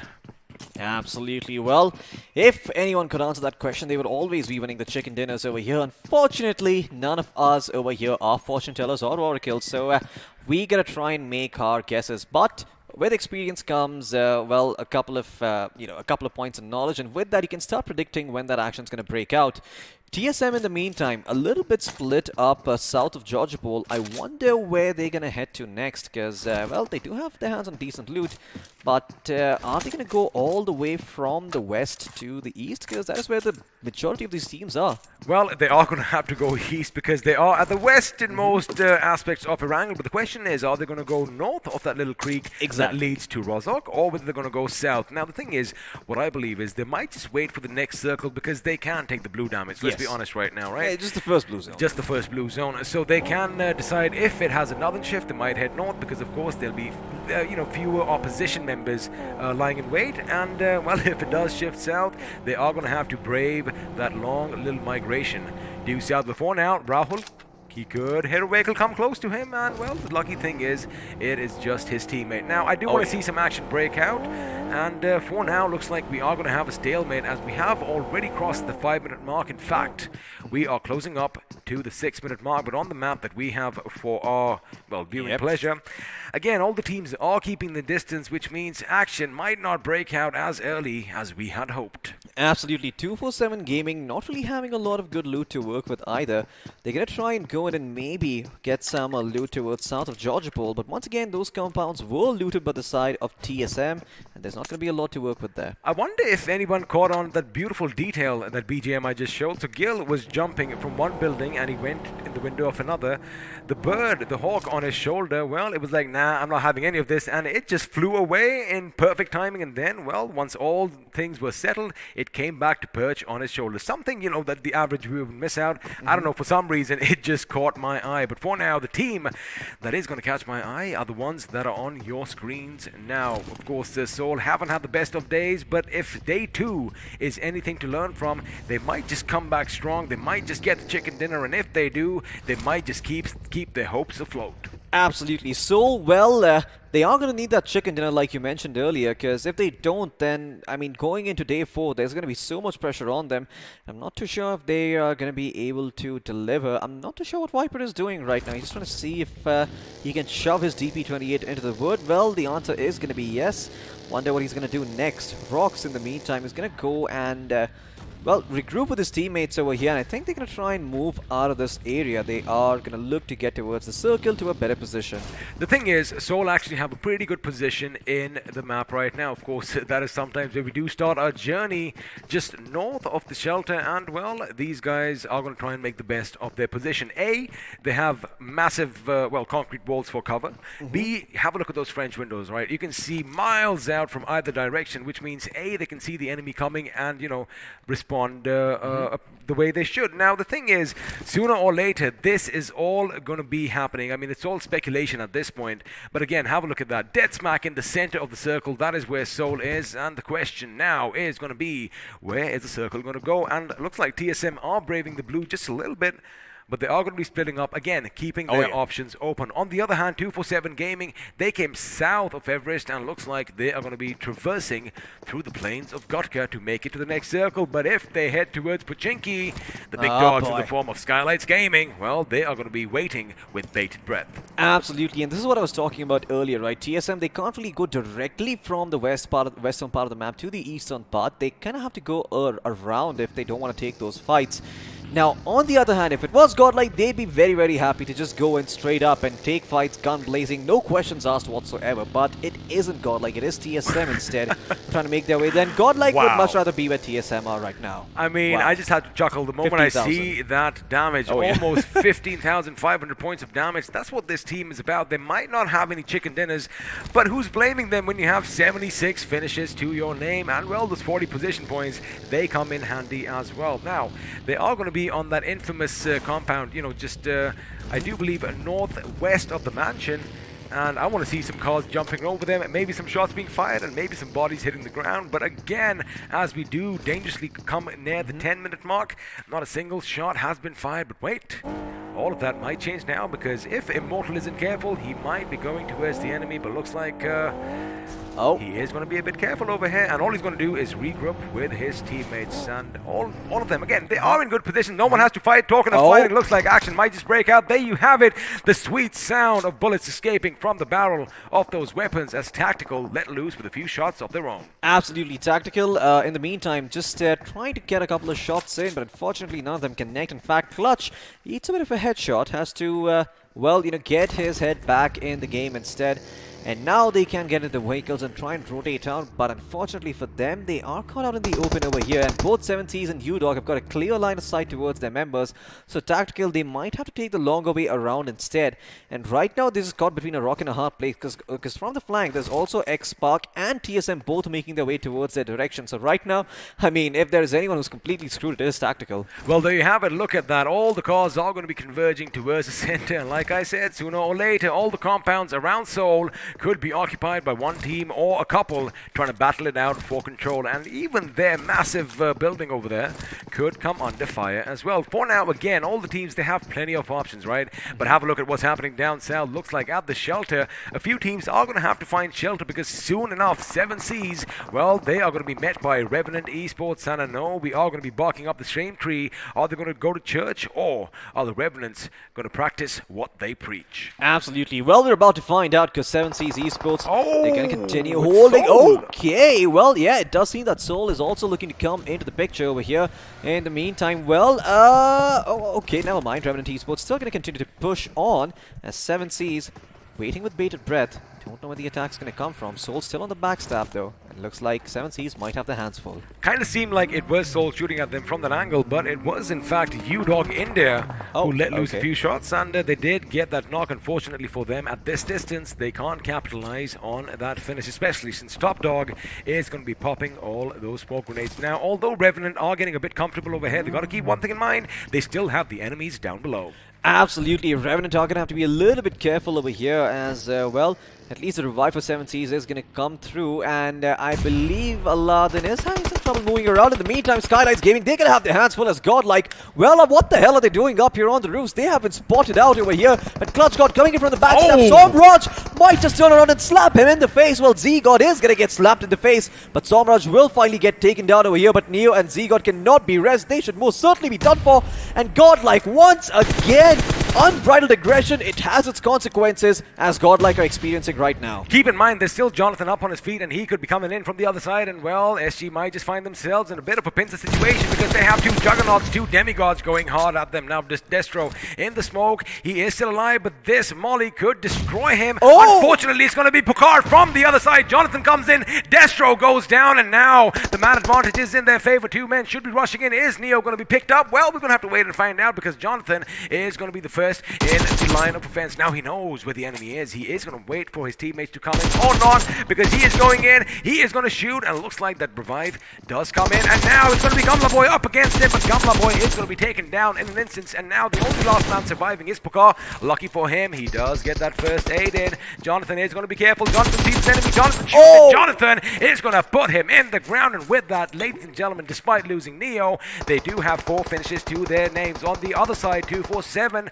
Massive smokes deployed over here, but they are under fire by Team Xbox. Absolutely, Xbox now borrowing a page on a godlike's book, and boy does it look good. They might be copying homework, but they're just doing it a little bit better than they are. And 247 might be in a world of trouble because Rahul just cannot stop eating nades over here. The Jeep might just blow up soon enough as well and blow him alongside it. Mega Arceus has been revived, but he's slowly healing back up with the help of those bandages. Brilliant decision by Team Xbox to pull back. Now, they didn't know that, they were only up against 2 members from 247 because, well, 247 are going to be split up. I'm going to hold my thought because Cole, Rip, Mizo, oh boy, you do not know how dangerously close you came to be shot at from Hyderabad Hydras. Now, of course, all the teams are going to have to do a little bit of migration due west as most of them are in the circle. But again, Hyderabad Hydras, they do have this nice little dip to work with. The only problem is, again, if they do come under fire, if the grenades start coming in, it could be problematic. It looks like that is exactly what they are thinking. Now, coming back to my TX point, have a look at how they fell back. They do have that one compound to themselves, and well, we all know Cement is definitely a lot better at blocking bullets than all those smoke plumes. Absolutely. I mean, you can still smoke through the wood areas as well as the smokes, but you can't really do a lot. Oh my god! Wait a second, I am sorry here. Oh my goodness, Austin bought X for the first time in such a long time. We have, let me just paint this for you guys. We have an AWM in action. Now, all I want to do, all I would have wished I could do was to stay silent so I could hear that big boom go off, but we are going to have to wait and find out if that is going to be the case. Sparrow, Floki, you were saying, I am like a little kid right now. I mean, even I lost my train of thought. That was how powerful that, on presence is. Let's see it go off. Let's see if he's going to do it because, again, that sound is going to be, well, something that we all love. But again, for now, he's using it to scout. And as soon as he sees someone go stationary in that scope, chances are it might just go off. Come on, you dog. I don't want to do this, but somebody show your face because Austin Bot is ready for you. Absolutely. I mean, U-Dog, well, they know that something is off and they're not going to be peeking. And in the meantime, the zone is going to be shifting. He sees what, he fires it off.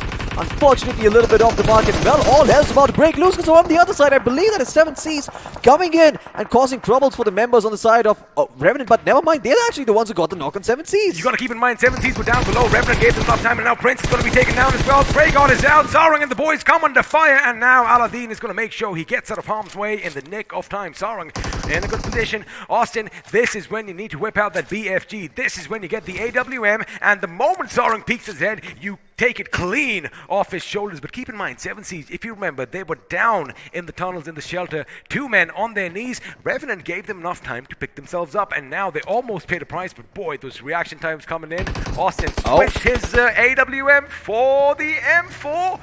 And now I think he's going to be a bit more comfortable shooting that at range. Absolutely. Well, it seems that Austin is going to try and move forward over here. Oh, well, no, and it's actually going to be Top Dog taking all the action and Code driving him around as Oculus 5 could be in a world of trouble. The car is going to crash. My goodness! Oh my god, a drive-by coming through from the members of Revenant. Top Dog still standing strong. Can he win the 1v1? No, Austin Bot is going to be over here. He cleans them up. And Revenant should be able to get back up on their feet. Look at that quick thinking on the man. The vehicle's going to go forward, provide them with some semblance of cover so everyone else can get back up. The Paradox had to pay the price for the sins of the rest of the members of Revenant. And Soul, well, they are also looking to punish because in the distance, they do see those smokes blooming. Now, yes, I do like Soul's position, but the thing is, from the left of your screen, wait a second, I saw the kill feed and did my eyes deceive me? There might have been an AWM that went off. We're going to have to wait and find out because for now it's the M4 that is doing all the talking. He does pop the wheels and Sarang's buggy is going to spin, and now Sarang comes under fire. Aladdin is going to be nearby, but unfortunately Sarang is going to be taken down with that massive explosion. And now, is it going to be Aladdin's turn? No, he does have that vehicle. Looks like the magic carpets finally are going to come in effect, but all this time, Seoul are dangerously close by. They hear all the commotion. I wonder why they aren't going to be moving their position, because, yeah, they might be at the edge of the circle, but the thing is, the heavens above are going to give them with the drop of their own. Question is, what lies inside? Oh, he's gonna meet his fate. He's dead. I mean, he is just he's long gone from this world. There you go. He's finally gonna bite the dust over there. Oh wait, what? Aladdin actually gets taken up by the play zone, and Enigma Gaming have eliminated 7Cs. What the hell happened? What did we miss? I'm not too sure, but in the meantime, I know for a fact that it wasn't Seoul, but Seoul might not be out of murky waters just yet. Enigma, they're still hot on their tail, and from the flank, they could end up putting them out of their misery. So the thing was, Aladdin, he did go towards Seoul's position, realized, uh-oh, I'm met with a barrage of bullets, and then he had to just swerve a bit out towards the play zone, but his HP was so little that, well, that is all she wrote for him. For now, let's see if Rockstar and the boys from R Esports can fend off the beasts that are TSM as they are moving in, and it's going to be Shadow. He goes first. Oh, that is a good position, as now he's going to go up. Chances are someone might just come in from behind and, well, shoot him. Forget that. Oh, you know wow. what? He's going to negate that as well, as he's going to be the fiddler on the roof, but now Ultron in the distance, he has patched himself up. His Encore is taken down by Hitman. And there you have it. It goes boom, and with that blaze, it's going to make sure Ultron goes down in a fiery blaze itself. Absolutely. Blaze wasn't really expecting that to happen at such long range, but, well, it did seem that he connected that shot perfectly, and the vehicle did go boom, much like the nade right next to Shadow, as if he's been knocked down to 50 points of life. Has that med kit to heal himself back up to full, so can still take this. He's got a level 3 helmet to work with as well, so maybe fighting Shadow OG is not the wisest of choices over here, as he is eyeing the members from R Esports. Hero and Canary can't really move, but he has to be a little bit careful, because from downstairs there are a couple of enemies scheming against him. Floki, keep an eye out on your minimap. Have a look at all those colors. Now, of course, the turquoise are the boys in TSM, and of course, green are the little Canary and his friends down below. Now, the thing is, Aquanox is in a good position, because if they are going to be on the defensive, if they go towards his direction, they could be in trouble. Clutch Guard, normally we see you running around with a gun amongst the enemies, but there you are with a buggy. And again, HH, they can't really do much, because if they peek out like meerkats, chances are someone just might take them down. On the other side, coming back to the fight where we just left, TSM Shadow up top. Oh my goodness, that grenade almost threw him off the roof, but now we're going to switch back to Z-God. He's opening up on Cold Rip, and there you have it. Reverse is going to be taken down. Jake Boy could come with the fire, and in fact, he is almost knocked out. Could this be it? It is going to be Jacob Boy getting knocked out, but it's going to be Ace Black from Hyderabad Hydras that does all the knocking. Question is, can they capitalize on the finish? And well, the short answer, yes, but it's TSM from afar who take Jacob Boy's finish point with them.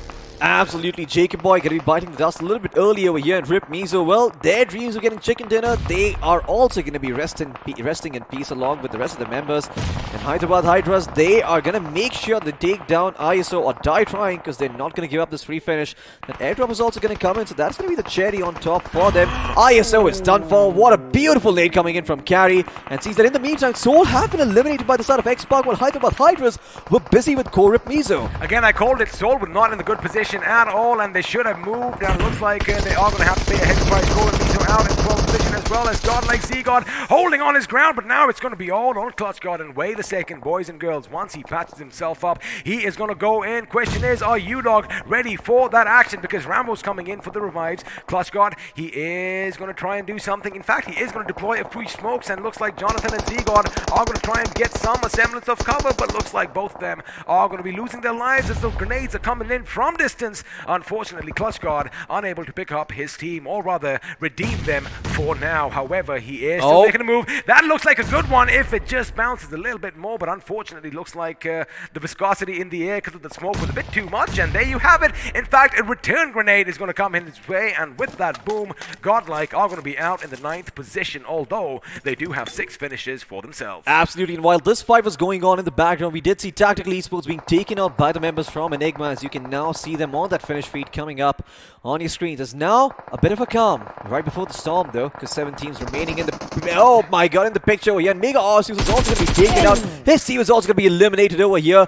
EXO once again going to be responsible for taking out a couple more members inside of X-Park. Can he actually connect Sensei? Trying his best, will duck undercover. Scout Dope, he gets spotted, and now his position revealed. Everyone's going to be firing off a couple of shots in his direction. But Sensei watching his flank in the meantime. What is he doing? He's turned around. He's done a full 180. That nade! Oh, it's not going to connect. Scout will still stay alive for the time being and might just be able to heal himself back up. He has, but he's still under the smoke. Wow! Wow, that is the reaction you need from champions. It looks like the enemy is going to come by. Sensei might just pay a heavy price, which he does. Scout hits the deck once again, but from afar, it is going to be Zigzor from Auglist 5 who does come in and, well, snuff his life out. Now, does he get the finish on Sensei? No, he doesn't. he does not. Because X-Pac out in the 7th position before that could happen with 3 finishes. But boy, oh boy, the reaction coming in from Scout. The moment he got shot, he gets up, hits the deck again. The enemy comes driving by, gets him, hits the deck again, but from afar, Zigzor comes in and just plunges a dagger deep in his back. But that is all done and dusted. Now, it is going to be Echet, still a 4-man squad, going up against the team. And well, on the other hand, TSM's Aquanox, oh, he almost was knocked to his feet. Fortunately for him, he got out of that blast radius in the nick of time. Yeah, Scout really did his best there. Even went Ultra Instinct, but just not long for this world yet. In the meantime, TSM also just holding the low ground, just making sure that they don't get spotted out over here. Blaze, this could be big, this could be super risky coming out. He doesn't know the members of Hyderabad Hydras are there.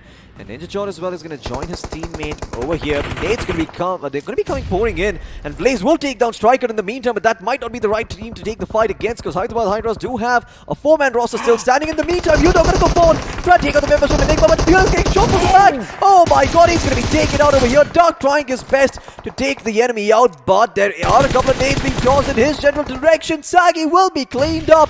And who got the credit for that, I am not too sure. Punkyu is going to take out Rambo in the meantime. And it seems that Dark is going to be responsible for getting his teammates back up on their feet. Rambo is out. Fearless is still standing, but Dave, oh my god, is he going to live? Is he going to die? I don't know. Well, we're going to soon find out, because it is going to be chaotic, but for now, Eggy is still alive in that house all by himself. Of course, he is the last man standing for Enigma. Punk, you better be careful, because now he's going to get shot up from the distance, and now the blue, oh boy, he's going to take away Chunks. Smart decision over here. He realized that, you know what, it's not going to work, but now looks like he just might meet his maker. Is he going to go up in the blaze of glory? No, it's not. It's going to be Ninja Jod's M4 that puts him 6 feet under. For now, Ninja Jod does have a good position. Of course, they have the buggy, and they have that decommissioned BDSM for a little bit of support, but elsewhere looks like Ace Black is going to be opening up on Blaze, as TSM are now reduced to a 2-man squad. Fearless and Enigma still in their compound, still in the circle, and now they are going to have to face one another, and the circle is going to slowly creep them out. Now Enigma Eggy did take a massive hit. Fearless with another grenade. He is going to throw it right about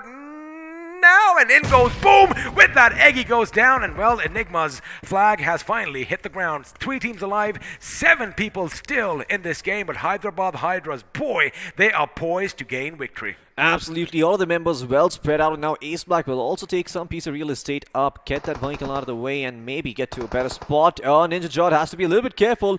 Is on top of that decommissioned tank, so is going to be able to stay alive for a little while longer. That tank does not blow up, but that buggy just might, and Ninja Jod could still be in the explosion radius. Aquanox, those nades keeping them at bay, but I think the side of TSM might be out of throwables at this point. They may not have the smokes and grenades to try and take this fight, and Hyderabad Hydras, they are eyeing up that airdrop right next to them. Whatever's in there, it's going to be theirs. They're going to get their grubby little hands on them. And now, Fearless, well, he has been spotted. Hyderabad Hydras will not let him survive. He is not long for this world. Ace Black will be the one to put him under, and Hyderabad Hydras poised for the chicken dinner. Are they going to find it? I'm pretty sure Ninja was wishing that, well, the tank was not out of commission, because if he could use this, oh my goodness, it would have been a different story. But for now, they are going to exchange grenades. Ninja, you got to be careful, because you are going to be blowing up behind, but it's going to be Manti who is brought down to his bloody knees, and now Carry is coming in. Ace Black could be taken out. That is just a bit too long, and now he's going to readjust. He knows somewhere is a lot more closer. Is it going to be Ace Black? Yes, it could be, because Manti's been taken down, and Ace Black moved in the nick of time, surviving on just a sliver of HP. But Carry is in prime position. If Ninja gets up, well, he could be shot right in the face, point blank. There you have it. They are coming closer to one another. Striker in the distance could be spotting him as well, but it's Carry who gets up, Carry who shoots, and Carry who brings down Ninja. And well, there is a trade-off coming in, but there you have it. Ace Black coming in. Can Aquanox do a miracle? Can he pull it off? They are part of TSM, but they are going up against the Hydras, and like you mentioned, it is going to be a 2-on-1 situation. It could be negated, but there you have it. That is all she wrote. The Hyderabad Hydras, we did mention, if they had lost over here, it would have been quite a story, but looks like they have got the final chicken dinner in the day, and again, they love doing this. They love giving their fans a little bit of a heart attack, but they always seem to make that comeback. They most certainly do. TSM from that position to almost make that comeback, it's something that only TSM can manage at the end of the day. I like how they waited for their nades. I, for one, actually thought that they were out of those nades, but it seems that they were always just saving them for the little piece of information that they could find first, right? Because if they just throw the nades out in the open. What's the outcome? Sure, they might force them to move, but then they're still taking a 2v3. What if this is the HP literally that Ace Black was left Oh, in? man. What if he had just been there like a fraction of a second Oh, early? man. Again, what ifs, coulda, woulda, Woulda, shoulda. shoulda. But of course, the victory is going to go Hyderabad Hydra's way, and if I'm not too wrong, they do have 8 finishes to their name, so they are going to be walking away with a chunk of the points. But boy, that is what Erangel is about at this stage of the tournament, because again, you know, all the teams, if you have a look at it, they are reading each other well. They So most all the certainly chaos mostly is taking place in the latter circles. Absolutely. I mean, all the chaos is taking place in the latter circles like you've talked about, and it seems that there is enough real estate on the map of Erangel for all these teams to come through. I believe the plane path, even though it was so skewed, I anticipated a lot more action coming out, but that never happened. So, yeah, quite surprising over here. But Godlike, once again, man, their aggression just keeps getting the better of them. It does, and well, although they do lose just one member over here, looks like this time they got the better of Skylights Gaming, Yes. and it was all one man. Well, of course, it is a team effort, but Jonathan at some point, you know what, he was like, I've had enough. He first threw a grenade, gets one, moves in with that AK, gets another, and then finally on our screens, he gets a third, and with that, that is all she wrote. The sound sense on that, man, he heard him coming, yeah, so he oh, backs up. He's like, you know what, just walk into my crosshair, buddy. I've got an AKM. You can just walk right into it. Couple of headshots. Very easy to land. Revenant as well, meeting, well, not the same fate. 7Cs actually were the ones who got taken out over here, as August 5 also came into the picture and made life very, very difficult for them. I wonder if in the highlights we might just see Austin Bot with a very special weapon. I would not mind, even if he misses it a couple of times. I thought I did see something in the kill feed. I must have been mistaken. I guess I'm just happy that we did get to hear that boom at least once in this game. Now, sooner or later, Soul is going to come up there. You have it on your screens now. Now, they are dishing out some damage, but again, you do not want to be this open, because from the distance, you could be shot out, as CO Rip Mizo just found out. Absolutely. I mean, the Buggy, not the best vehicles to rotate out in this kind of a situation. Buggy is very, very good when you're trying to be the flank for your team, but when you're trying to go away, a Jeep or a proper car is just so much better. Gives you a lot more cover to work with, and also a lot tankier compared to those, well, scrappy Buggies. And TSM, they did their work over here. They eliminated Soul, put them 6 feet under.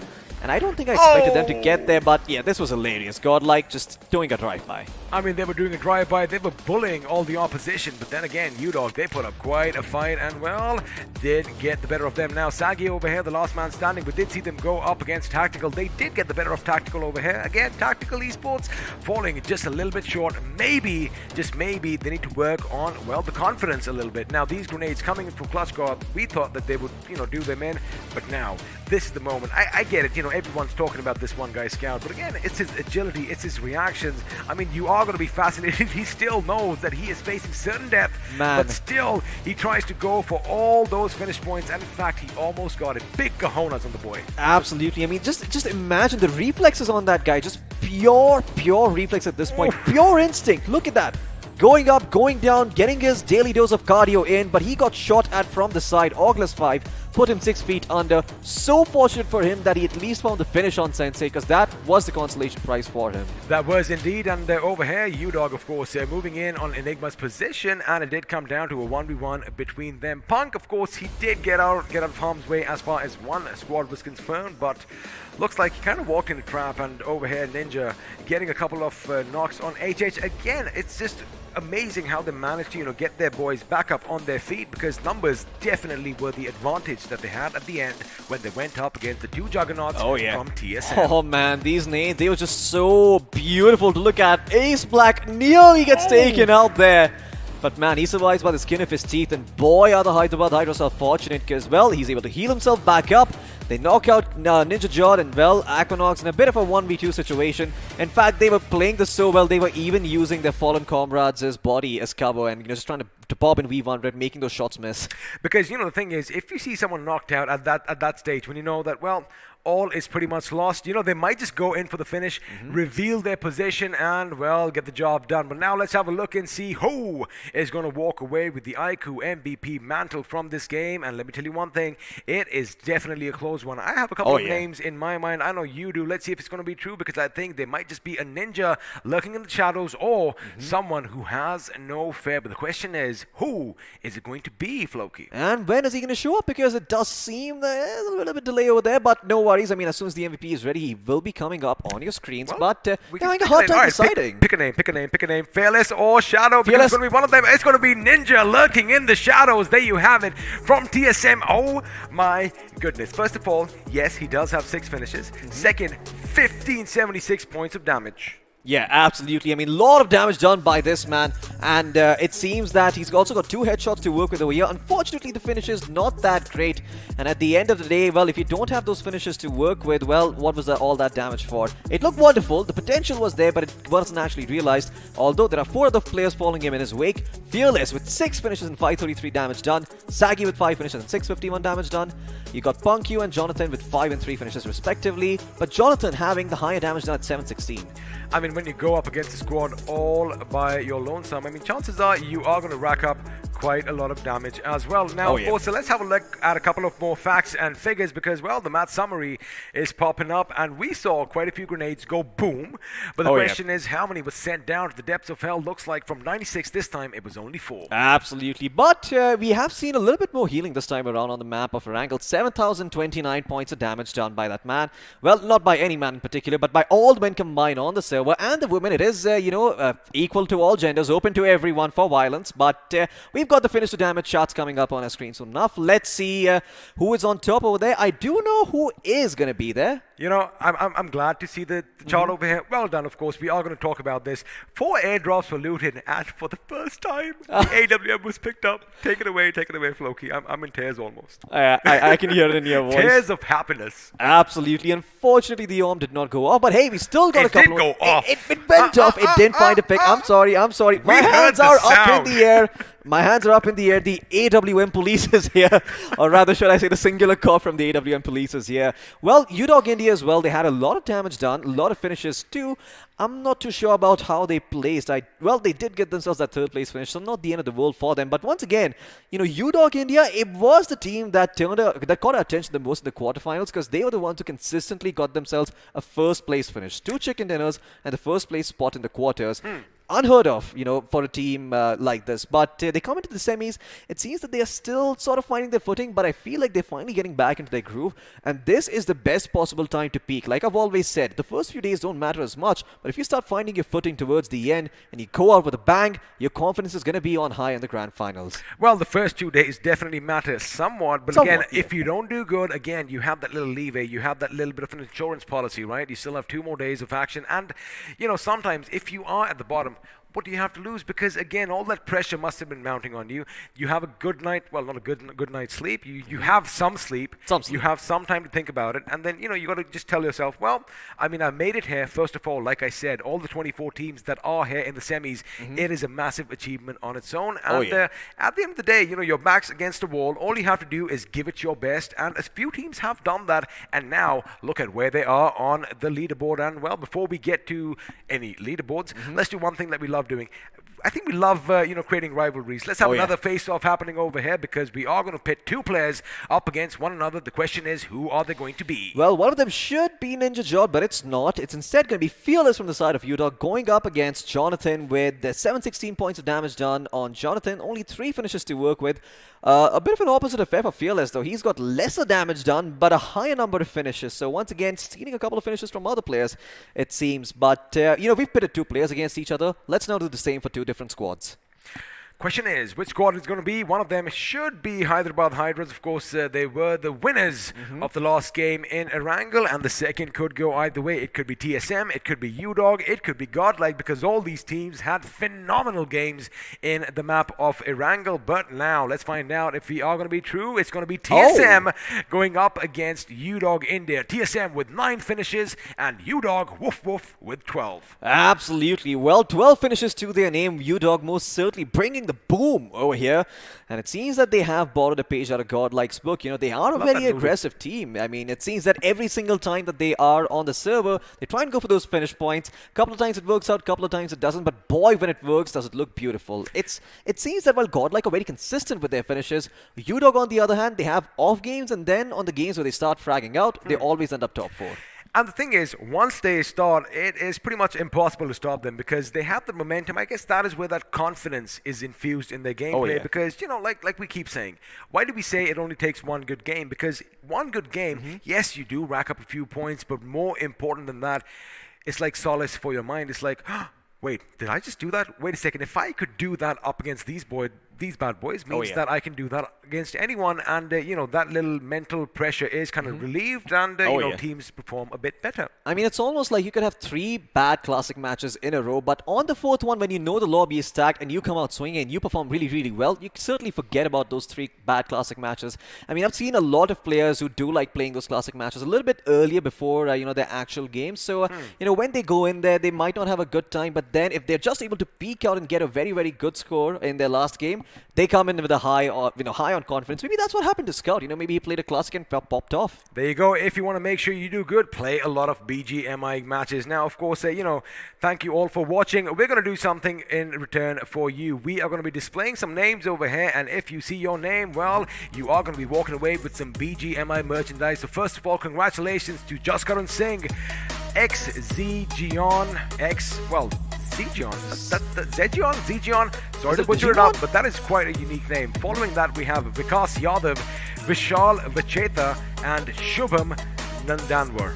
Yeah, absolutely. Well, congratulations to all of these guys. You did win away the merchandise. Please spare XP. I do understand that he couldn't pronounce it to the best of his ability. But we've also got 5 other players over here, or the 5 other viewers who have the potential of becoming players after all that goodies that you know, BGMI are going to send their way.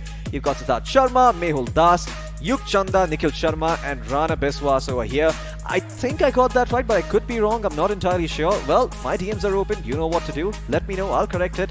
I'll make sure I even send you a little bit of shout out in there. But yeah, these are the merchandise winners for the day. I mean, shameless plugs Very, over here. very shameless. And of course, if you want to do that same to me, I go by XPcast on Insta.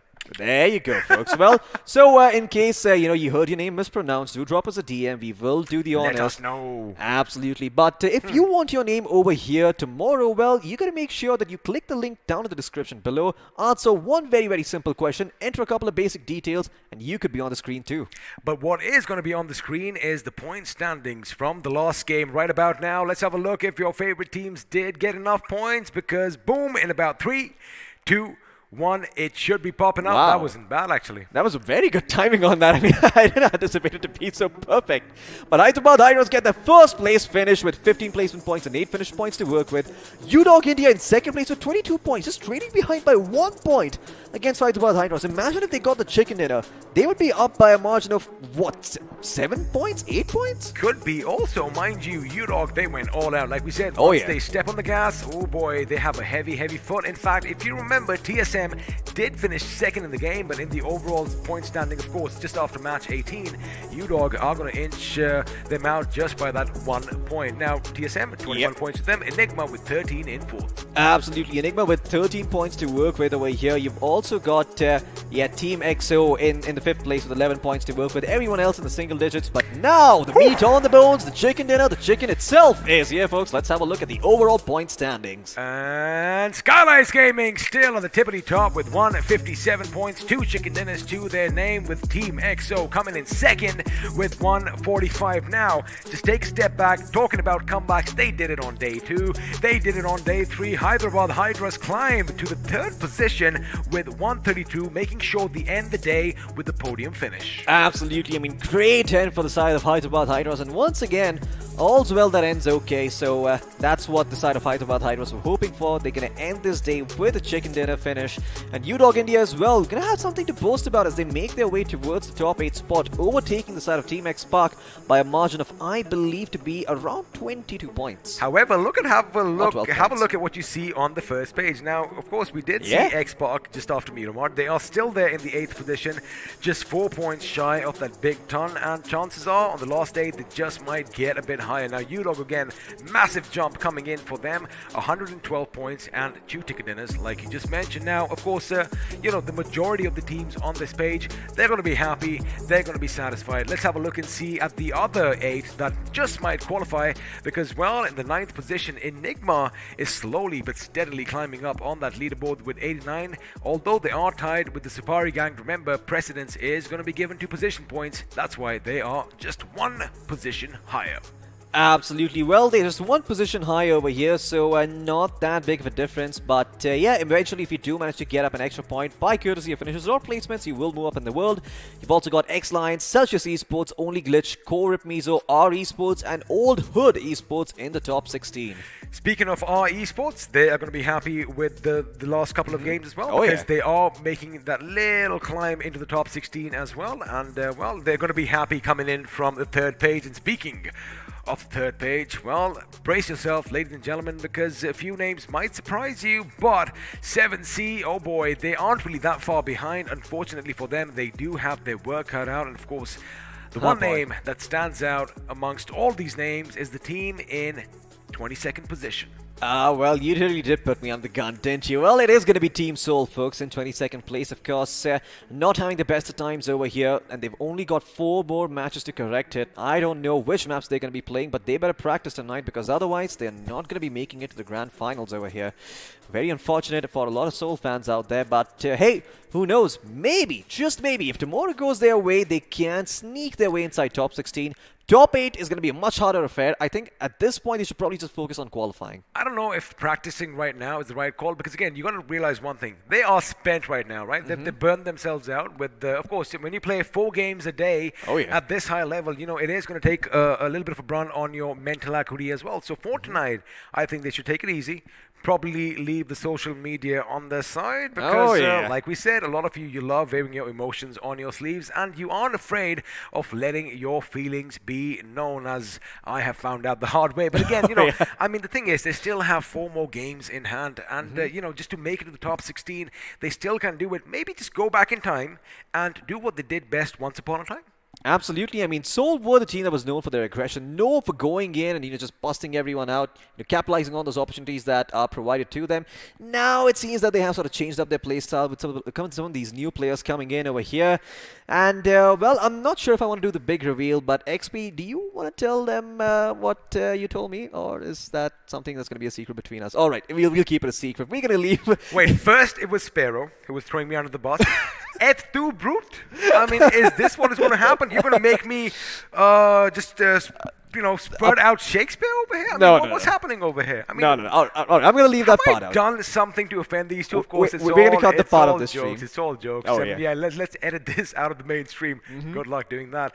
But again, I'll say one thing. We did kind of expect it to be chaotic today. We expected, hell to be broken, let loose all over this, the virtual world that we live in, and that is exactly what happened. But again, a lot of restraint coming in from a few teams, which is awesome to watch, and I like the fact that the lesser-known teams, everybody's on the same mantle right now, right? Everybody has the same pedestal, and everybody is doing good. But today was one of those days that they did not back away from a fight. Absolutely. I mean, a lot of these teams, especially like Rip Mizo, Old Hood Esports, taking the fight to their opponents and not really just sitting ducks every single time, waiting for the rotations to come in. Instead, when they realize that they've got a good spot, they've spotted another team trying to come in the vicinity, they run after them, they chase, and they get those finish points. Speaking of teams, teams are made of individual players. Let's have a look and see which players are going to end up at the top 4 players at the end of all this commotion. And, well, at the beginning, at the tippity top, of course, it is going to be, it has to be a member from Skylights Gaming. It is Pokar himself. Absolutely, Pokar with 29 total finishes to work with. Holy moly, does this man bring the boom. 5,057 points of damage with 2,700 healing done. But in second place, not that far in terms of damage done, is Jonathan with 14 assists, 26 finishes, and 5,024 damage done. The healing not looking all that great. But Neo is also there with 25 finishes, and you've got Aditya with 23 to his name. All of these players very, very close. But once again, Pokar, I think he's been standing out from the crowd in his team. I mean, I feel like Gamla Boy and him have a lot of potential that we're going to see in the future. Oh, absolutely. And of course, keeping in mind, all the teammates are doing doing good, so they might just be just a few points behind Aditya. We might just see them on our screens next time. But for now, let's shine that spotlight bright on one squad as we are going to check out the squad performance. And this time, of course, it is going to be Skylights Gaming. They have had, well, a lot of highs, but looks like even the top dogs sometimes fall a bit too early. Absolutely. Well, the top dogs, they can end up falling fairly early on over here, but Skylights Gaming, I mean, they sort of just peaked right in the middle, as you can see.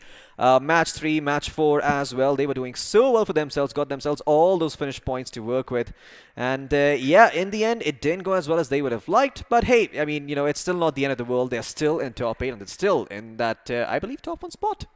I believe they are, good sir. I believe so too. Now let's, I was feeling a bit sleepy. Let's just have a little jolt of electricity, as now we are going to shine the spotlight on Team Xbox. And although, well, again, let me tell you one thing. The first few games have been wonderful. Yes, you have a couple of oopsies over here, but coming back strong is what they are made of. And well, the Miramar match, who can forget? Absolutely. Once again, great performance by the entire roster of Team Xbox. Scout in particular, you know, standing out a bit today. You know, he went forward, he was aggressive, he was fearless, like he was known to be, and he just went in and got those finishes for himself, especially against X-Lions on Miramar. If you notice one thing, the left side of your screen, the bars on the left, was of course from all the action that took place today. And again, you know, they have been hitting hard, and in fact, getting the chicken dinner as well. Oh, yeah. Yesterday, it was a little different. Not so good, but again, they did get that one chicken dinner, and again, they laid bloomers, let's just say that. But now, of course, that is all that we had in store for you on day 3. But again, the silver lining is there is still another day of action. Oh, yeah. Day 4 of the semifinals, and then we are finally going to find out which 16 teams are going to go forth. If it was up to me, I would get all the games done right now. Absolutely. Well, you're going to have to wait and find out to see what's going to happen on day 4, because today we are going to be bidding our adieus, our revoirs, and saying our goodbyes, because, well, it's the end of the line over here, and I do believe we're going to be saying goodbye to a lovely audience as well. Thank you so much for tuning in. I hope everyone who saw these names on screen are going to sign up for the giveaways tomorrow. Hopefully, we read out your names tomorrow. Well, from Floki and I and everybody at the iQOO BGIS 2021, we bid you good night. We are going to see you tomorrow right here. Right here.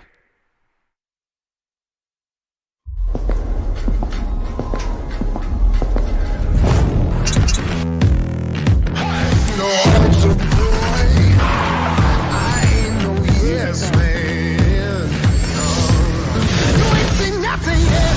But that's fire. Burn it down, yeah. You ain't seen nothing yet. iQOO.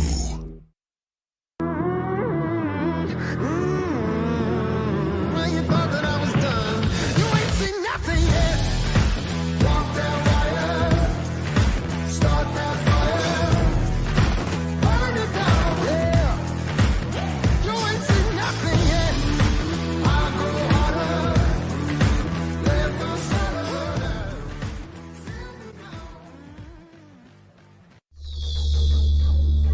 iQOO.